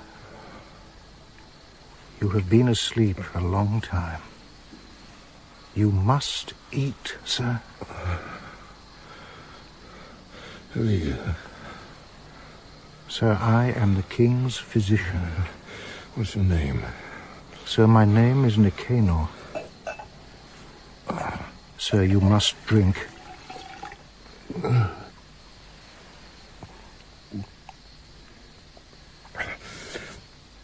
What city? What country is this? Sir, this is Sparta. This is your own country. If this is Sparta, as you say it is, as it seems to be, why have I no memory of how I came to be here? For 9 days, you have been lying in a state of stupor, possessing neither appetite nor thirst, nor the power to speak, while the extremities of your body remained as cold to the touch as the sea we plucked you from. As we watched over you, observing the passage of your illness, it appeared often that you despaired of yourself. But, sir, your constitution is strong. Your will to live, it seems, as tight as a clenched fist. Where's my wife? She sailed with me aboard the ship which was wrecked. No, I beg you to tell me what's become of her. Sir, other than yourself, it appears there are no survivals. None? None, sir. Are you saying that I'm the only one who came out of the sea alive? Sir, it has been 10 days since the vessel went down. If any others had survived, by now we would have found them. I was still a young man when the fleet set sail for Troy. But my father told me the story of how your wife was stolen from you by a foreign power, and how, to recover her, you and your brother Agamemnon made war upon Priam. Helen, whom you say was stolen, went away of her own free will. My wife. I barely knew her. On the night we took the city, one of my men caught her by the hair as she ran from him among the ruins. I knew what was in his mind. I broke his skull with my fist, as I promised to do to any man who laid violent hands upon her. Helen stared at me, thinking, I suppose, that I was going to kill her. I said to her then, "Do not be frightened of me. What you did, or what you may have done, does not concern me. You are a woman, and women are weak. I am your husband. I have come to take you home." At this she screamed and tried to push me away. I threw her over my shoulder and carried her like luggage to the ship. And now, it seems, she is dead. A gannet or an oyster catcher might find her, but I, Menelaus, her husband, who loved her, can never hope to see her again. Every day of my life I have made sacrifices to propitiate the gods, but they have given me nothing. Sir, there is more news. It grieves me to report it, but you are the king, and it should not be kept from you. Say plainly what you have to say. Agamemnon, your brother, is dead. His life was not lost at sea in the storm. His ship reached Argos in safety, but within an hour of his return he was murdered in his own bed by Clytemnestra, his wife, who cut open his skull with a sacrificial axe. Why? My brother raised her up and honored her. What reason did she have for killing him? Sir, she has made her reasons for it well known, declaring that when he put to death at Aulis his firstborn daughter, Agamemnon committed a crime against nature and the gods. What are these gods? Those who see them use them for their own ends. The gods tell them what they want to hear or what they dread. Now, my brother was a harsh man, but the times required a nature stern and unyielding. What of Clytemnestra? Do her own people not condemn her for what she's done? What her people say of her in private or what they think, I do not know. But for 10 years, she has been custodian of the state in Argos, and she has exercised her own authority as ruthlessly as any man. Orestes and Electra, her children, she has banished from Argos. They have been sentenced to wander the earth as outlaws during their mother's lifetime, or to be killed if they attempt to return. But it is rumored that Orestes has already taken the customary oath of revenge. Where is he now? In hiding with his sister. Where? Sir, no one knows. Order will be restored. Clytemnestra and any accomplices she may have had must be arrested and brought to trial. If Orestes or his sister Electra are allowed to take revenge upon their mother for their father's assassination, Agamemnon's legacy to Argos and these islands collapses into anarchy. I shall be brutal in punishing malefactors. The law is not respected or obeyed, except through fear.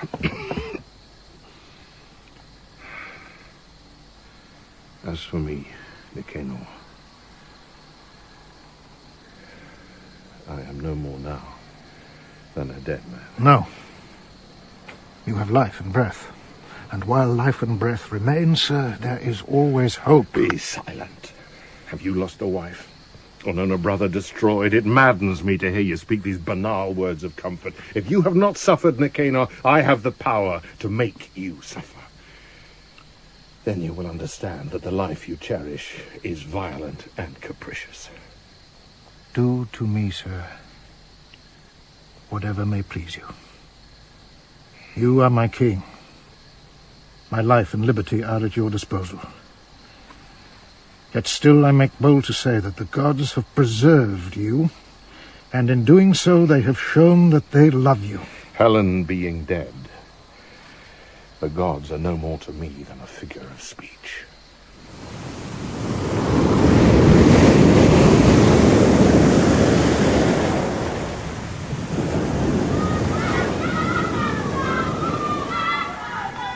Here, put on this robe. It is humiliating for a woman of your age and condition to stand in the slave market at Ephesus, covered only in the garment of poverty which the state provides. I thank you. What is your name? My name is Helen.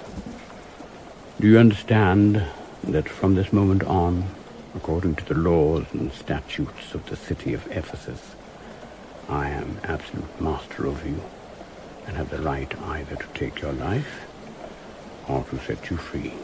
Kill me if it is your wish. I would prefer to be dead.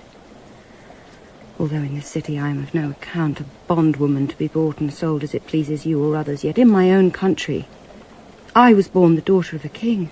Now, because you find me friendless and destitute, lacking wealth or strength, you put me to work as a slave, to scrub your floors or draw your water, or else to lie in your bed as your concubine. Only under these savage conditions will the laws of the city of Ephesus permit me to live. We know, because we see everywhere the evidence of it, that in this life the innocent suffer for no reason. They are destroyed randomly, without cause or purpose. Yet when we ourselves are afflicted with pain, we howl our outrage to heaven and the gods. I was taken out of the sea by pirates. At first, I was not harmed. Later, I was violated repeatedly. When I tried to resist, believing wrongly that I could shame my assailant by what I said to him, he took a knife and cut 3 trenches in my face. Then rubbed sand into the wounds so that they would not heal cleanly. He did this, he said, to be sure that no other man would desire me, as he had desired me. It is hard for you, I know. But had you been old or ugly, these men would not in the first place have spared your life. I am a weaver. My name is Parmenion. You will help me prepare the cloth. There is plenty to do. I shall stand at the loom. But you are not used to standing. Sit, therefore, if you wish to sit. I am a slave. I may not sit unless my master sits. Do then as you think best. If, as you say, you are a king's daughter, then even as a child you will have had slaves to command. Did you weep then for their misery, as you weep now for your own? Why must I work at your loom? You will be happier if you work. How if I am not? Then say that you do it to repay me for the food and shelter which I provide. I do not ask you to provide it. No, nor did you ask to be born. God has chosen to bring you here. It is God who puts you to work. I was wrecked in a storm. God did not make the storm. You are wrong. God has made everything. If I had not done what I have done, who else would have protected you? You become my property, yet I ask nothing from you, except the labor of your hands at my loom. In return, I give you shelter and nourishment. If, finding my company intolerable, you should seek to leave my house, be assured that I will not lock my doors against your escape, nor come searching to find you. I will ask no restitution of you or of the law, and however you treat me, I shall exact no penalty. I am not without wisdom, and know that one human creature cannot be master over the soul and body of another, except in law. Above all, be certain of this, that I have no design or dream of violating your body.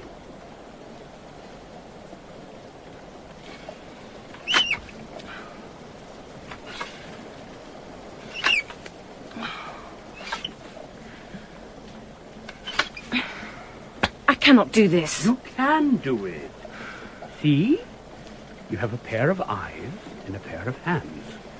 Therefore, you can do it. I cannot. Here. Persevere. Why? I am tired. I am near the end of my strength. You shout at me because you are spoiled and angry. Be angry with God. He created you. He has walked at your side all your life. But of course, you have always ignored him. You are wrong. God does not walk at my side because God does not exist. You are ungracious and obstinate.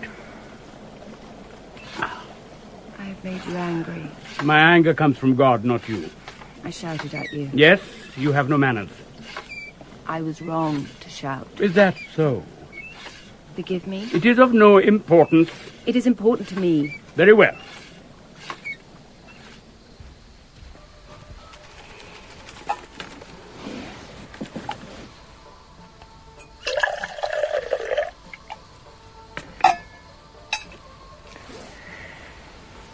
You are an educated man. How have you come to be living as a maker of cloth? A long time ago, I was a teacher. I was praised for the purity of my life, the agility of my intellect, and the depth of my perception. This pleased me very much, because I was a young man, not yet 20 years of age. Then one of my pupils, a pretty girl who came from a good family, was discovered to be with child. Her parents, as is common in such circumstances, were filled with rage and demanded to be told the name of the man who had corrupted their daughter. At length, after much argument, the girl swore upon her honor that I was the father. At once I was turned out of my school. My former pupils condemned me, and my former neighbors refused to let me live among them. So I went into the desert, and I made a home there. When the child was born, it was given to me as a punishment to raise and rear as best I could. I found it no punishment, and grew to love the child. Finally, troubled in spirit and burdened by guilt, the girl confessed. The true father of her child was a handsome young man from a nearby village. At once the parents sought me out. They begged my forgiveness.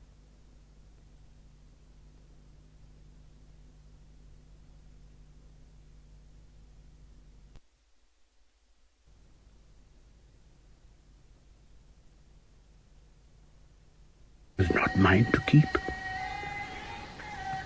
But you made no complaint? None.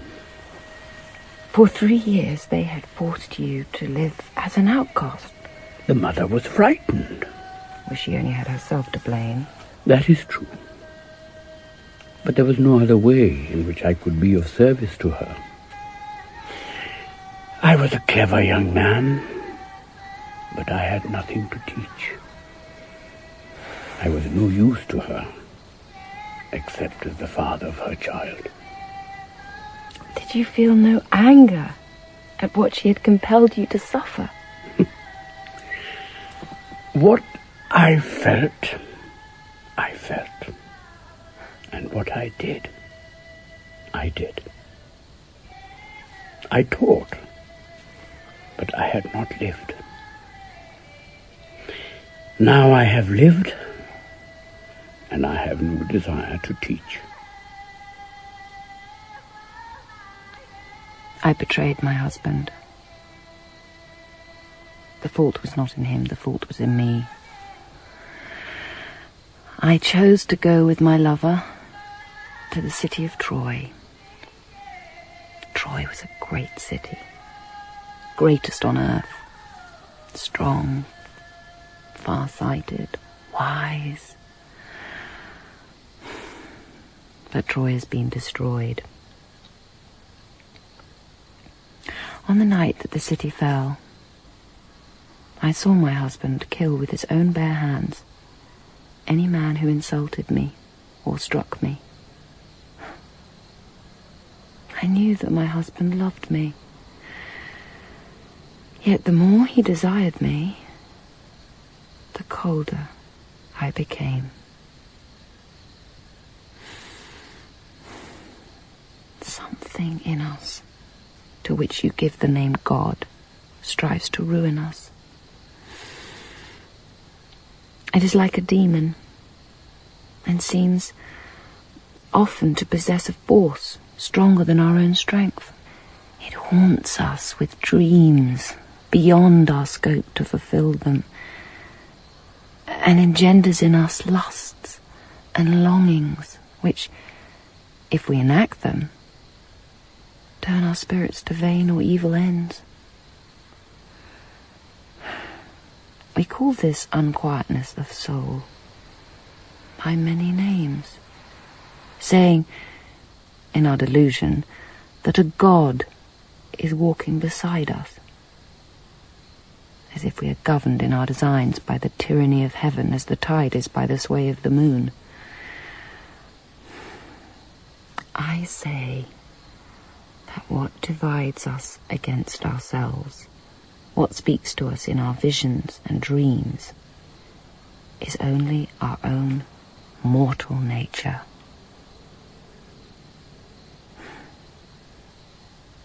We are alone upon the earth, and for everything that we do, we bear the responsibility alone.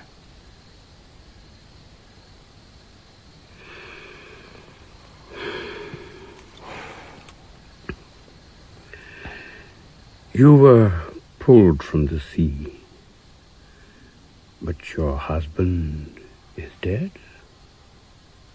Yes. Drowned.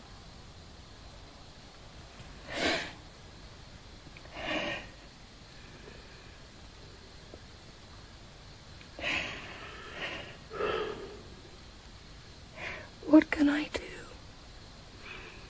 Do for a time whatever work you are given to do. Rejoice and give thanks that you are alive. I cannot. The cruelest lesson that life has to teach us is this. Everything which is given may be taken away. Your home, your livelihood, your loved ones, your health, your sight, your competence to perform basic bodily functions. But one thing you may preserve: your peace of mind. It cannot be destroyed, except from within. It can. The world can destroy it. No. Heaven and hell are within your own mind.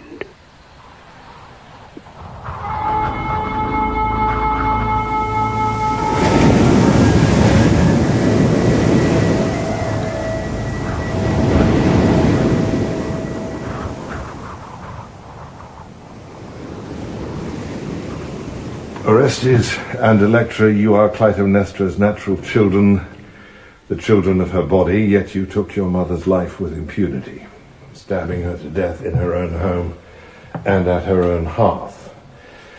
For all this you have been tried and condemned by the elders and the people of Argos and brought here to me in Sparta for my judgment. You are both notorious criminals and have deserved the sentence which the court has rightly passed upon you, namely to be put to death by public stoning. If you have anything to say in your own defense, you may speak it now. I, Orestes of Argos, make no complaint. I did the thing for which I am condemned. I'm heir to the throne of Argos, yet at my father's death I was banished from sight, denied my birthright and my inheritance, and denounced without truth as illegitimate. My mother had killed my father's bondwomen and put her own favourites into their places. She sat upon the throne of Argos, laughing at our misfortunes. It fell to me to reclaim what was legally my own and to avenge the murder of the father I honoured and loved. Oh, are there not laws in Argos which might have restored you to your rank and position and condemned your mother for the crimes she had committed? The laws of Argos were no match for my mother's strength and cunning. Well, that is why Electra and I returned in secret, disguising ourselves as travellers from the city of Phocis. And we had prepared well for what we had to do, putting it abroad that we had both died violently in exile. Agamemnon was your brother, Menelaus. You have the power by blood either to commute the sentence or dissolve it. Why will you not do it? Orestes avenged your own flesh. Has he not suffered enough? Look, you are his uncle, his own family. Have you no feeling for him and no pity? Electra, you misunderstand me. I do not hate you or your brother. You killed to avenge the father you loved. But I cannot and I will not change the law. Hatred is stronger than love, stronger than hope. Therefore, the law must be stronger than either. But if your brother has anything to say which will do him good, then let him say it for himself. No one knew us. We passed unrecognized through the gatehouse. We were taken into the kitchen for food. The servants there did not recognize me, but the dogs did. Well, they knew me at once, licking my hands and face. My mother came in complaining about the noise. She looked as if she'd been asleep, dozing before dinner. At first, she did not recognize me. Then, in her eyes, I could see that she knew me. At once, the colour drained from her cheeks. She understood that for all her power, she was no more than a moment away from violent death. I remember. I struck only a single blow, but it severed her throat. The wound bled as if she had 100 years of life still inside her. I had not imagined that she would be so strong, that she would struggle, with such ferocity. Well, see. Here, she bit my hand where it held the knife. I have the imprint still of her teeth upon my palm. I am glad that I have it. It is a mark I shall never lose, like the mark upon my mind. I know that I must suffer until my life is over. The past is fixed. I cannot change it. The gods live forever, but even they cannot recover the time or the moment. When it was finished, I went out into the sunlight to look for water. I wanted to scour every trace of the blood from off my skin. I saw that in the garden, which she had loved and planted with her own hands, the flowers still bloomed, the herbs grew neatly in rows.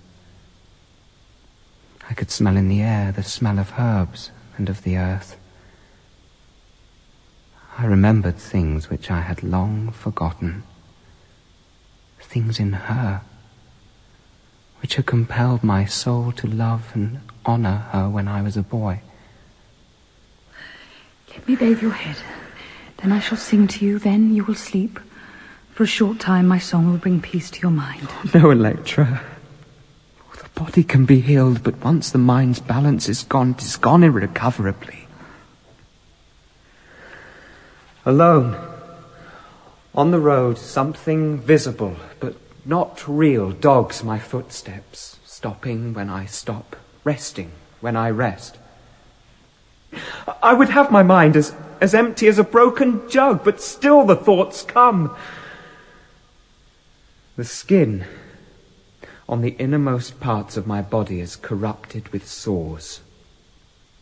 When I undress, my limbs are covered with a rash as dark as dried blood. I have tried to be strong, but am not strong enough.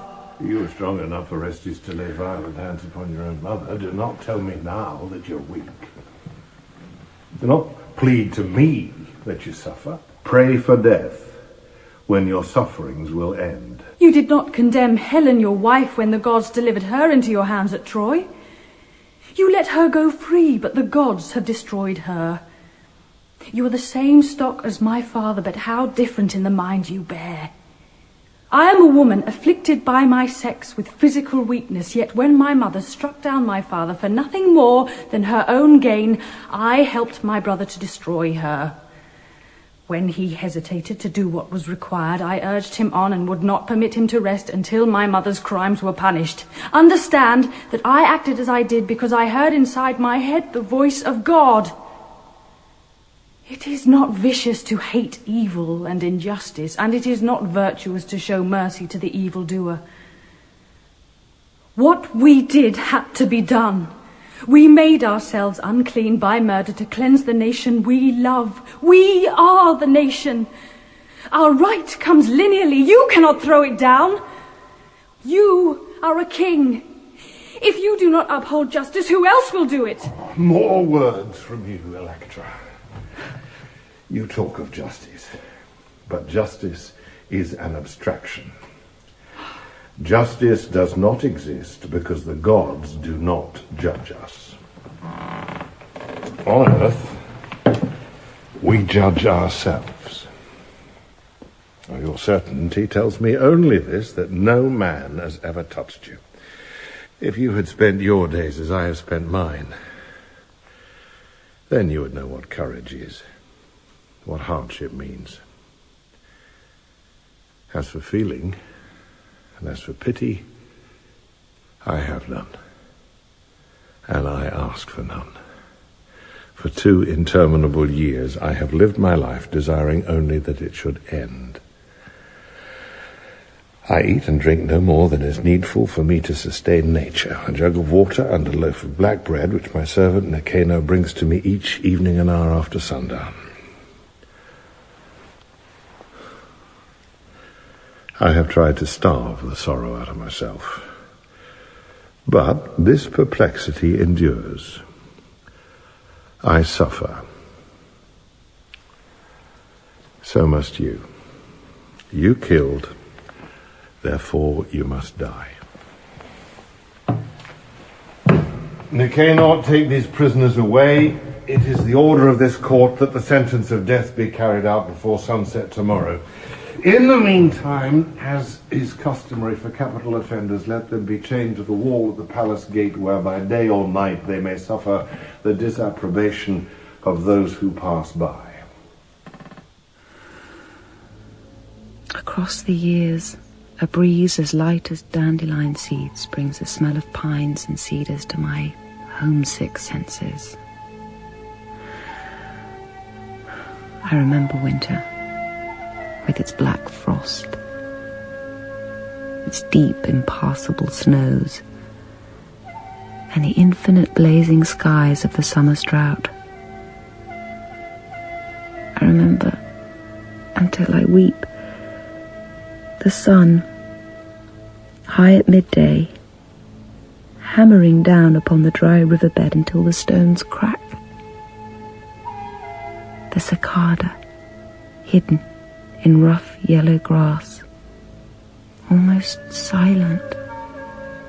In the blue distance, as insubstantial as smoke, a herd of goats seen dimly, the colour of rust, flowing over the hillside as the goat herd calls to them. Then out of shimmering sky, heavy rain washes the air clean as darkness falls. These memories I shall carry always in my heart. Of Sparta, where I was born, and where for 2 years I have longed and prayed to return. Stranger, spare us water. The sun is rising and we are tired and thirsty. Who has confined you here? In chains like animals under the open sky. The ruler of this place who has condemned us to death.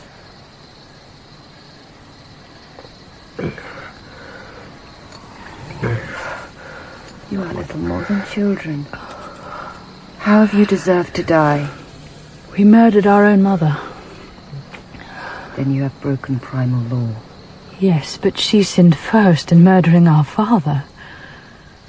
What was your mother's name? Clytemnestra of Argos. I know the story. Who does not? Your sister's name was Iphigenia. You are Electra. This man who lies at your feet is your brother, Orestes. Orestes is mad. His wits are gone. Death will be a blessed release for him. And for you, Electra? I am not afraid. Do you want to die? The world is ugly and cruel. We think that in it we are free to make choices of our own, but those choices are made for us by what our parents did, the evil they inflicted upon one another, the good they could not bring themselves to do.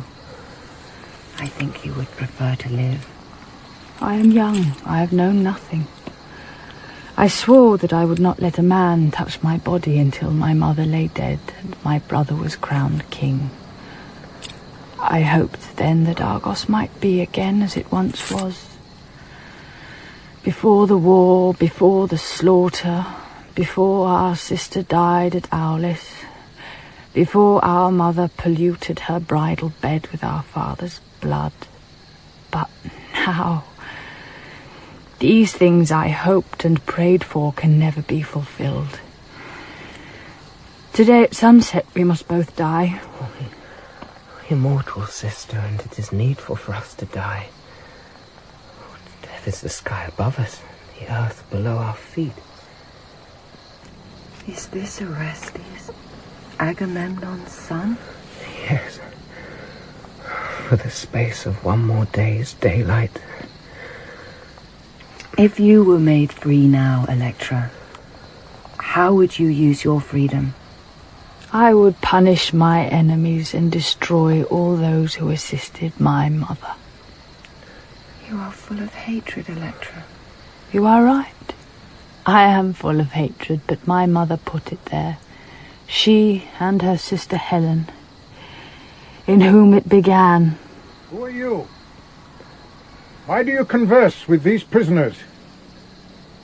They asked me for water, so I gave them water. You should not have done. I have done no harm. Stand aside. I am not your subject. Why do you wear a veil?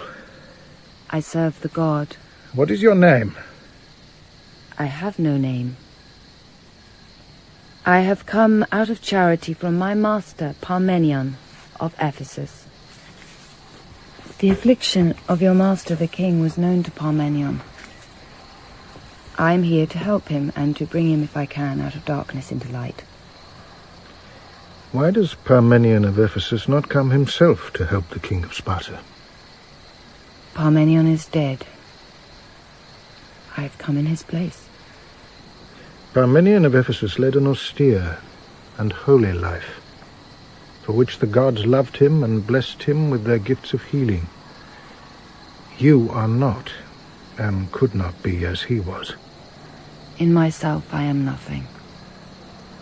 But when Parmenion lay dying, he charged me then to remain in his place and to do the work which the gods brought. 2 years ago, I was a refugee from a foreign war, friendless and destitute, in a country I did not know. Parmenion bought me for 30 talents in the slave market at Ephesus. In this way he protected me from those who would certainly have broken both my spirit and body. Later I learned that what he did for me, he had done out of his charity for many others. He earned a frugal living as a maker of cloth, yet he had besides some power or skill beyond what can be studied or acquired. Yet he did it not for his own satisfaction, but because he believed, I think, that the gods demanded it of him. He was, for all his kindness, severe in his speech and strict in his instruction. In my former life I had lived as many do, in comfort and ease, but in his house I was permitted no luxury or indulgence. I slept as he did on a goatskin mat and ate only once a day. I often felt, but did not say, that only a man deficient in some warmth or quickness of feeling could do as much good as Parmenion did. Yet although I feared the temper of his mind, I grew to respect him and to love him. Madam, you shame me. Stay and do for us whatever lies in your power. Each day at sunrise and sunset, the king goes up to the temple on the hill to pray for his dead wife. Walk with me now, and you will observe him.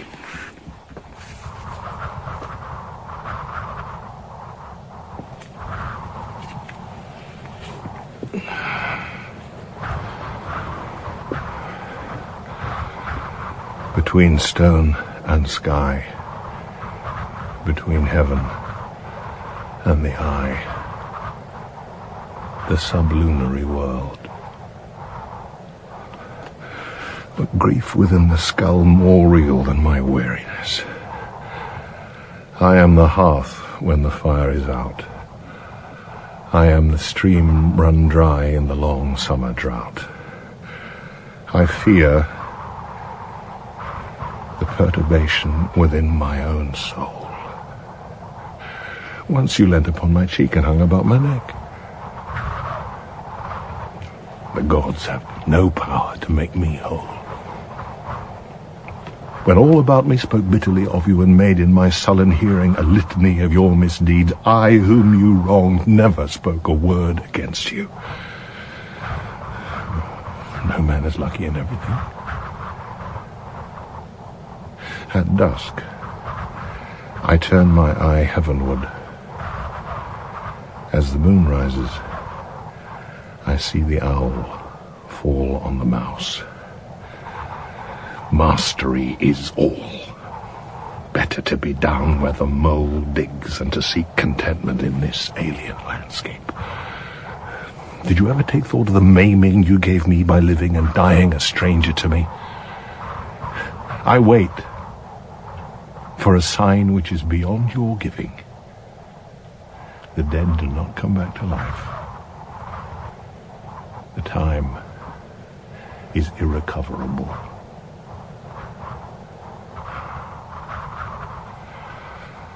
Death has no fault or flaw. Death keeps its color pure. Death is a stone with a shiny surface, hard and heavy and chaste. I long for the song bringing Jack to Jill. I am a broken child upon a broken hill. I wake in the night, but there is no one there. What infection breeds near my heart? What demons compel me out of sleep and into memory? What name, or tell me, should I give to this knowledge of loss?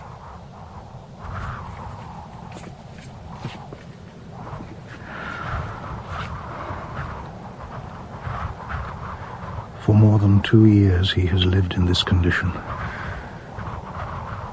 His sight is poor, his hearing hard, and his body weakened by continual austerity. Yet no one doubts he is the king. Who's there? One who wishes you long life. I curse you for saying so. Sir, I beg mercy for the 2 condemned prisoners who are to be put to death. They are condemned by law. You have the power to omit the penalty. I will not do so. Let them find their acquittal together in the earth, where there can be no weariness, no joy, no pain, only senselessness. Why do you speak so harshly? Why? My back aches. I can't piss without it hurting. I'm maddened by the flies and the heat. Yet for 20 years I dreamt of returning. I dreamt of looking up into the hills each morning and thinking, I have come home at last. I shall never leave except as a corpse. Here, once, I made plans for my life. You know what I wanted? Sparta at peace, her borders secure, trade routes open. I was going to have a son who'd rule in my place when I was gone. Now my life is almost over, so I do what any man must do until the breath leaves his body. I work. I give justice impartially. I do not talk of justice. I say only this, that there has been blood enough to fill an ocean. Who are you to censure me? Like you, I was at Troy, and remember well the night that the city fell to Agamemnon's army. Huh? It was cool and bright, with a full moon. There had been hour on hour of eating and drinking. Suddenly, our frivolity was broken by the clamour of voices raised in fear, the noise of weapons clattering on stone. Someone cried out, "Fire! Fire! We're under attack!" I remember how in terror at hearing the general alarm I fled from my bed. I had nothing to put on except a thin white robe and a veil to cover my face.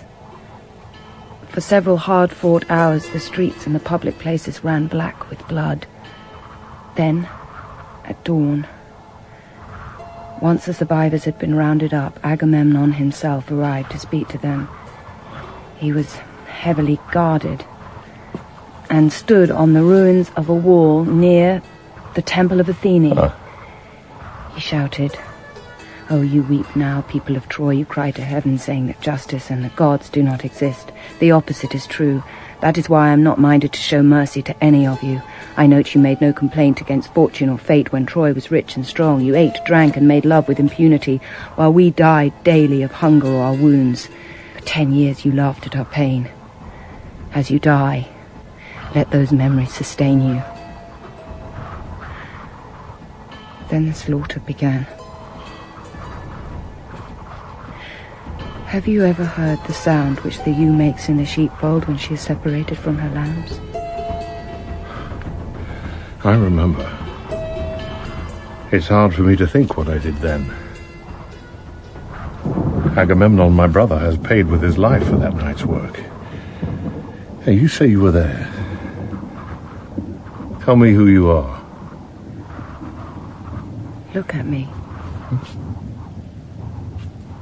Do you still not know who I am? Do you still not know me? You loved me and were once my lord. Why do you call me Lord?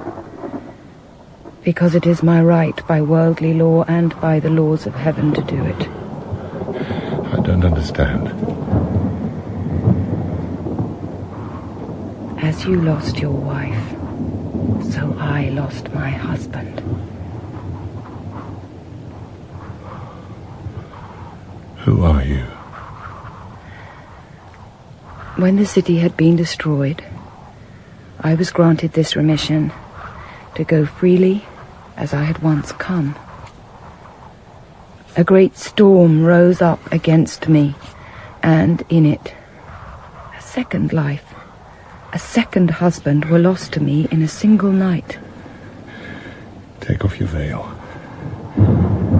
Let me see your face. My lord, my name is Helen.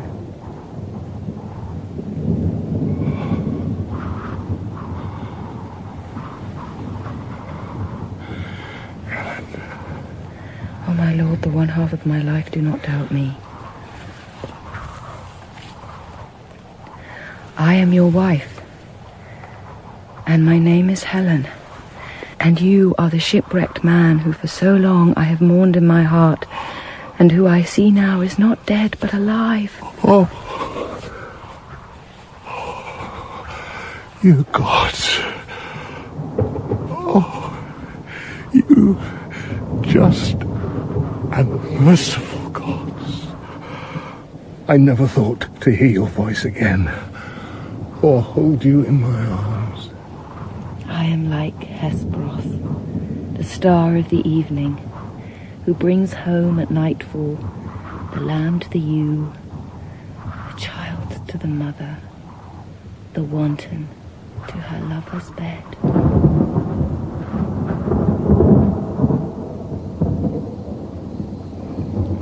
You, Helen. Let all the rest be forgotten. My beauty has been an affliction to me. My own nature, which took delight in physical love, was also like an illness or a corruption of the blood. If I had not broken my vow of marriage, Iphigenia would not have died at Aulus. My sister would not have hated your brother for killing her. When a woman hates a man, their children are cursed. Their lives unfold crookedly. The spirit of their parents' deep-rooted antipathy runs in the blood beyond cause or sense. Release them, Menelaus. Restore Orestes to the throne of Argos. Let all our sorrows end here. I will gladly do as you desire me. Yet I think that the boy Orestes is not fit to rule. He will recover. That is not possible.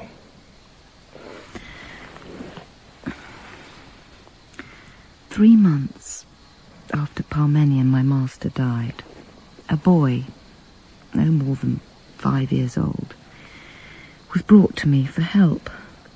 The child had succumbed to a fever common in the summer. Although I protested that I had not Parmenion's power nor any skill of my own to assist them, his parents would not be refused. I sat all night long at the child's side, praying that his sickness would leave him. I used the words which Parmenion had taught me. When morning came, the boy's fever had gone. If you ask me why the god chooses to work through me or within me, I do not know the answer. I only know that it pleases the god to do these things. Acknowledge him, Menelaus. He is a great god. By what name shall I know him? My name is Hermes. I speak the words of the gods, and have walked at your side a long time. Tell me who or what you are.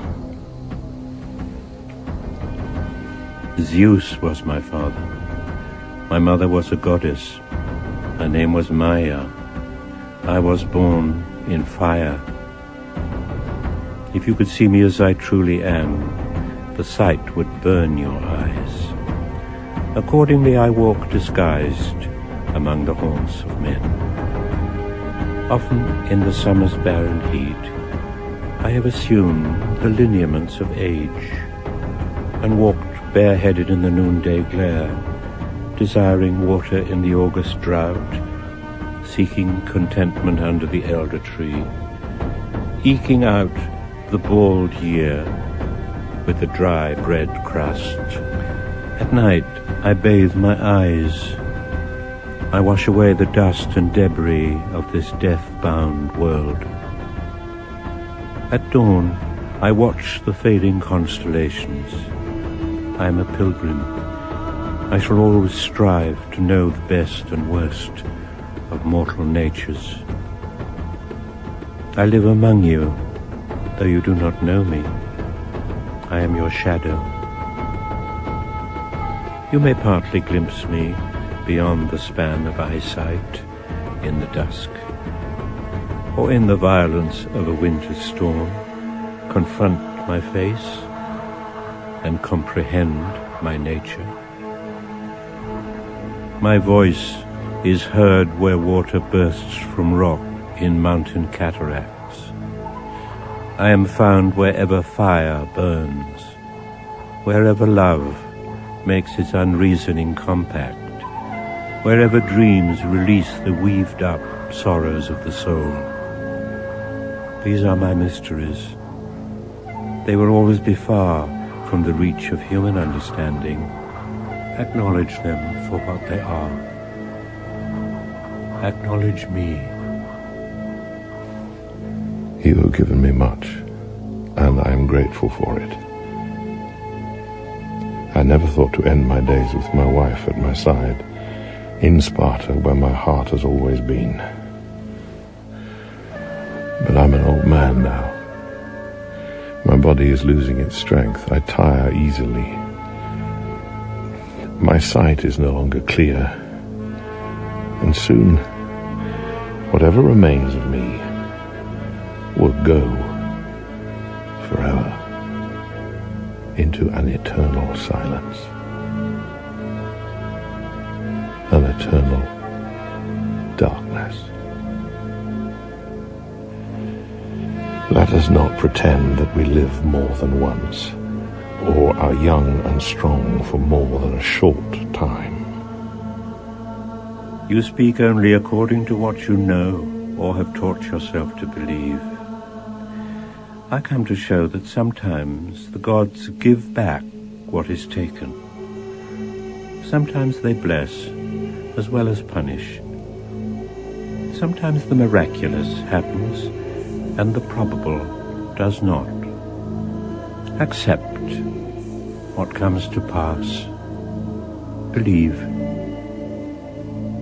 Have faith.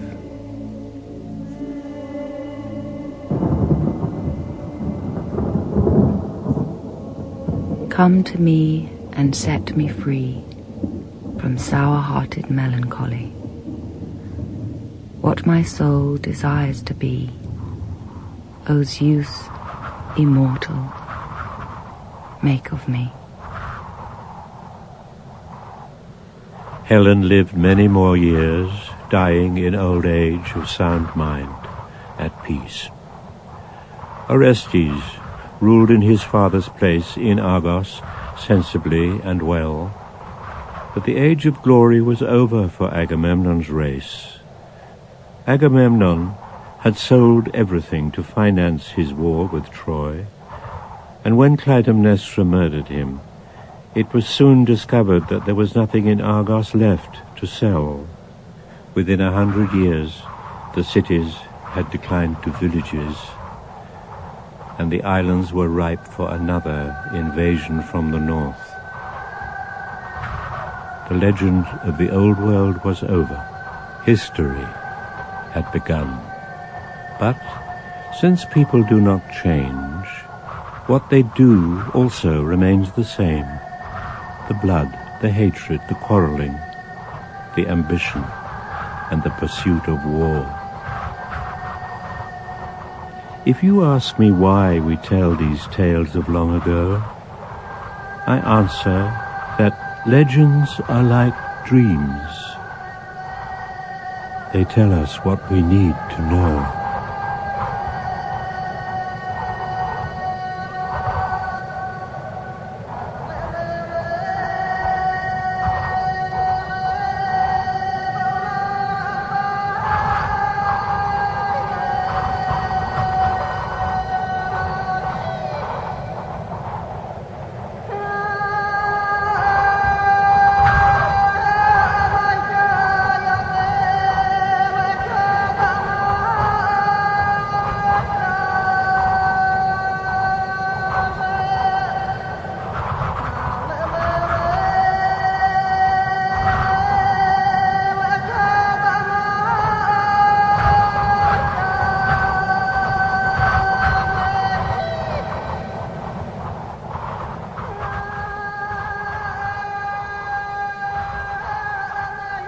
In The Death of Achilles and Helen at Ephesus, the final plays in Andrew Rissik's Troy trilogy, the cast was as follows.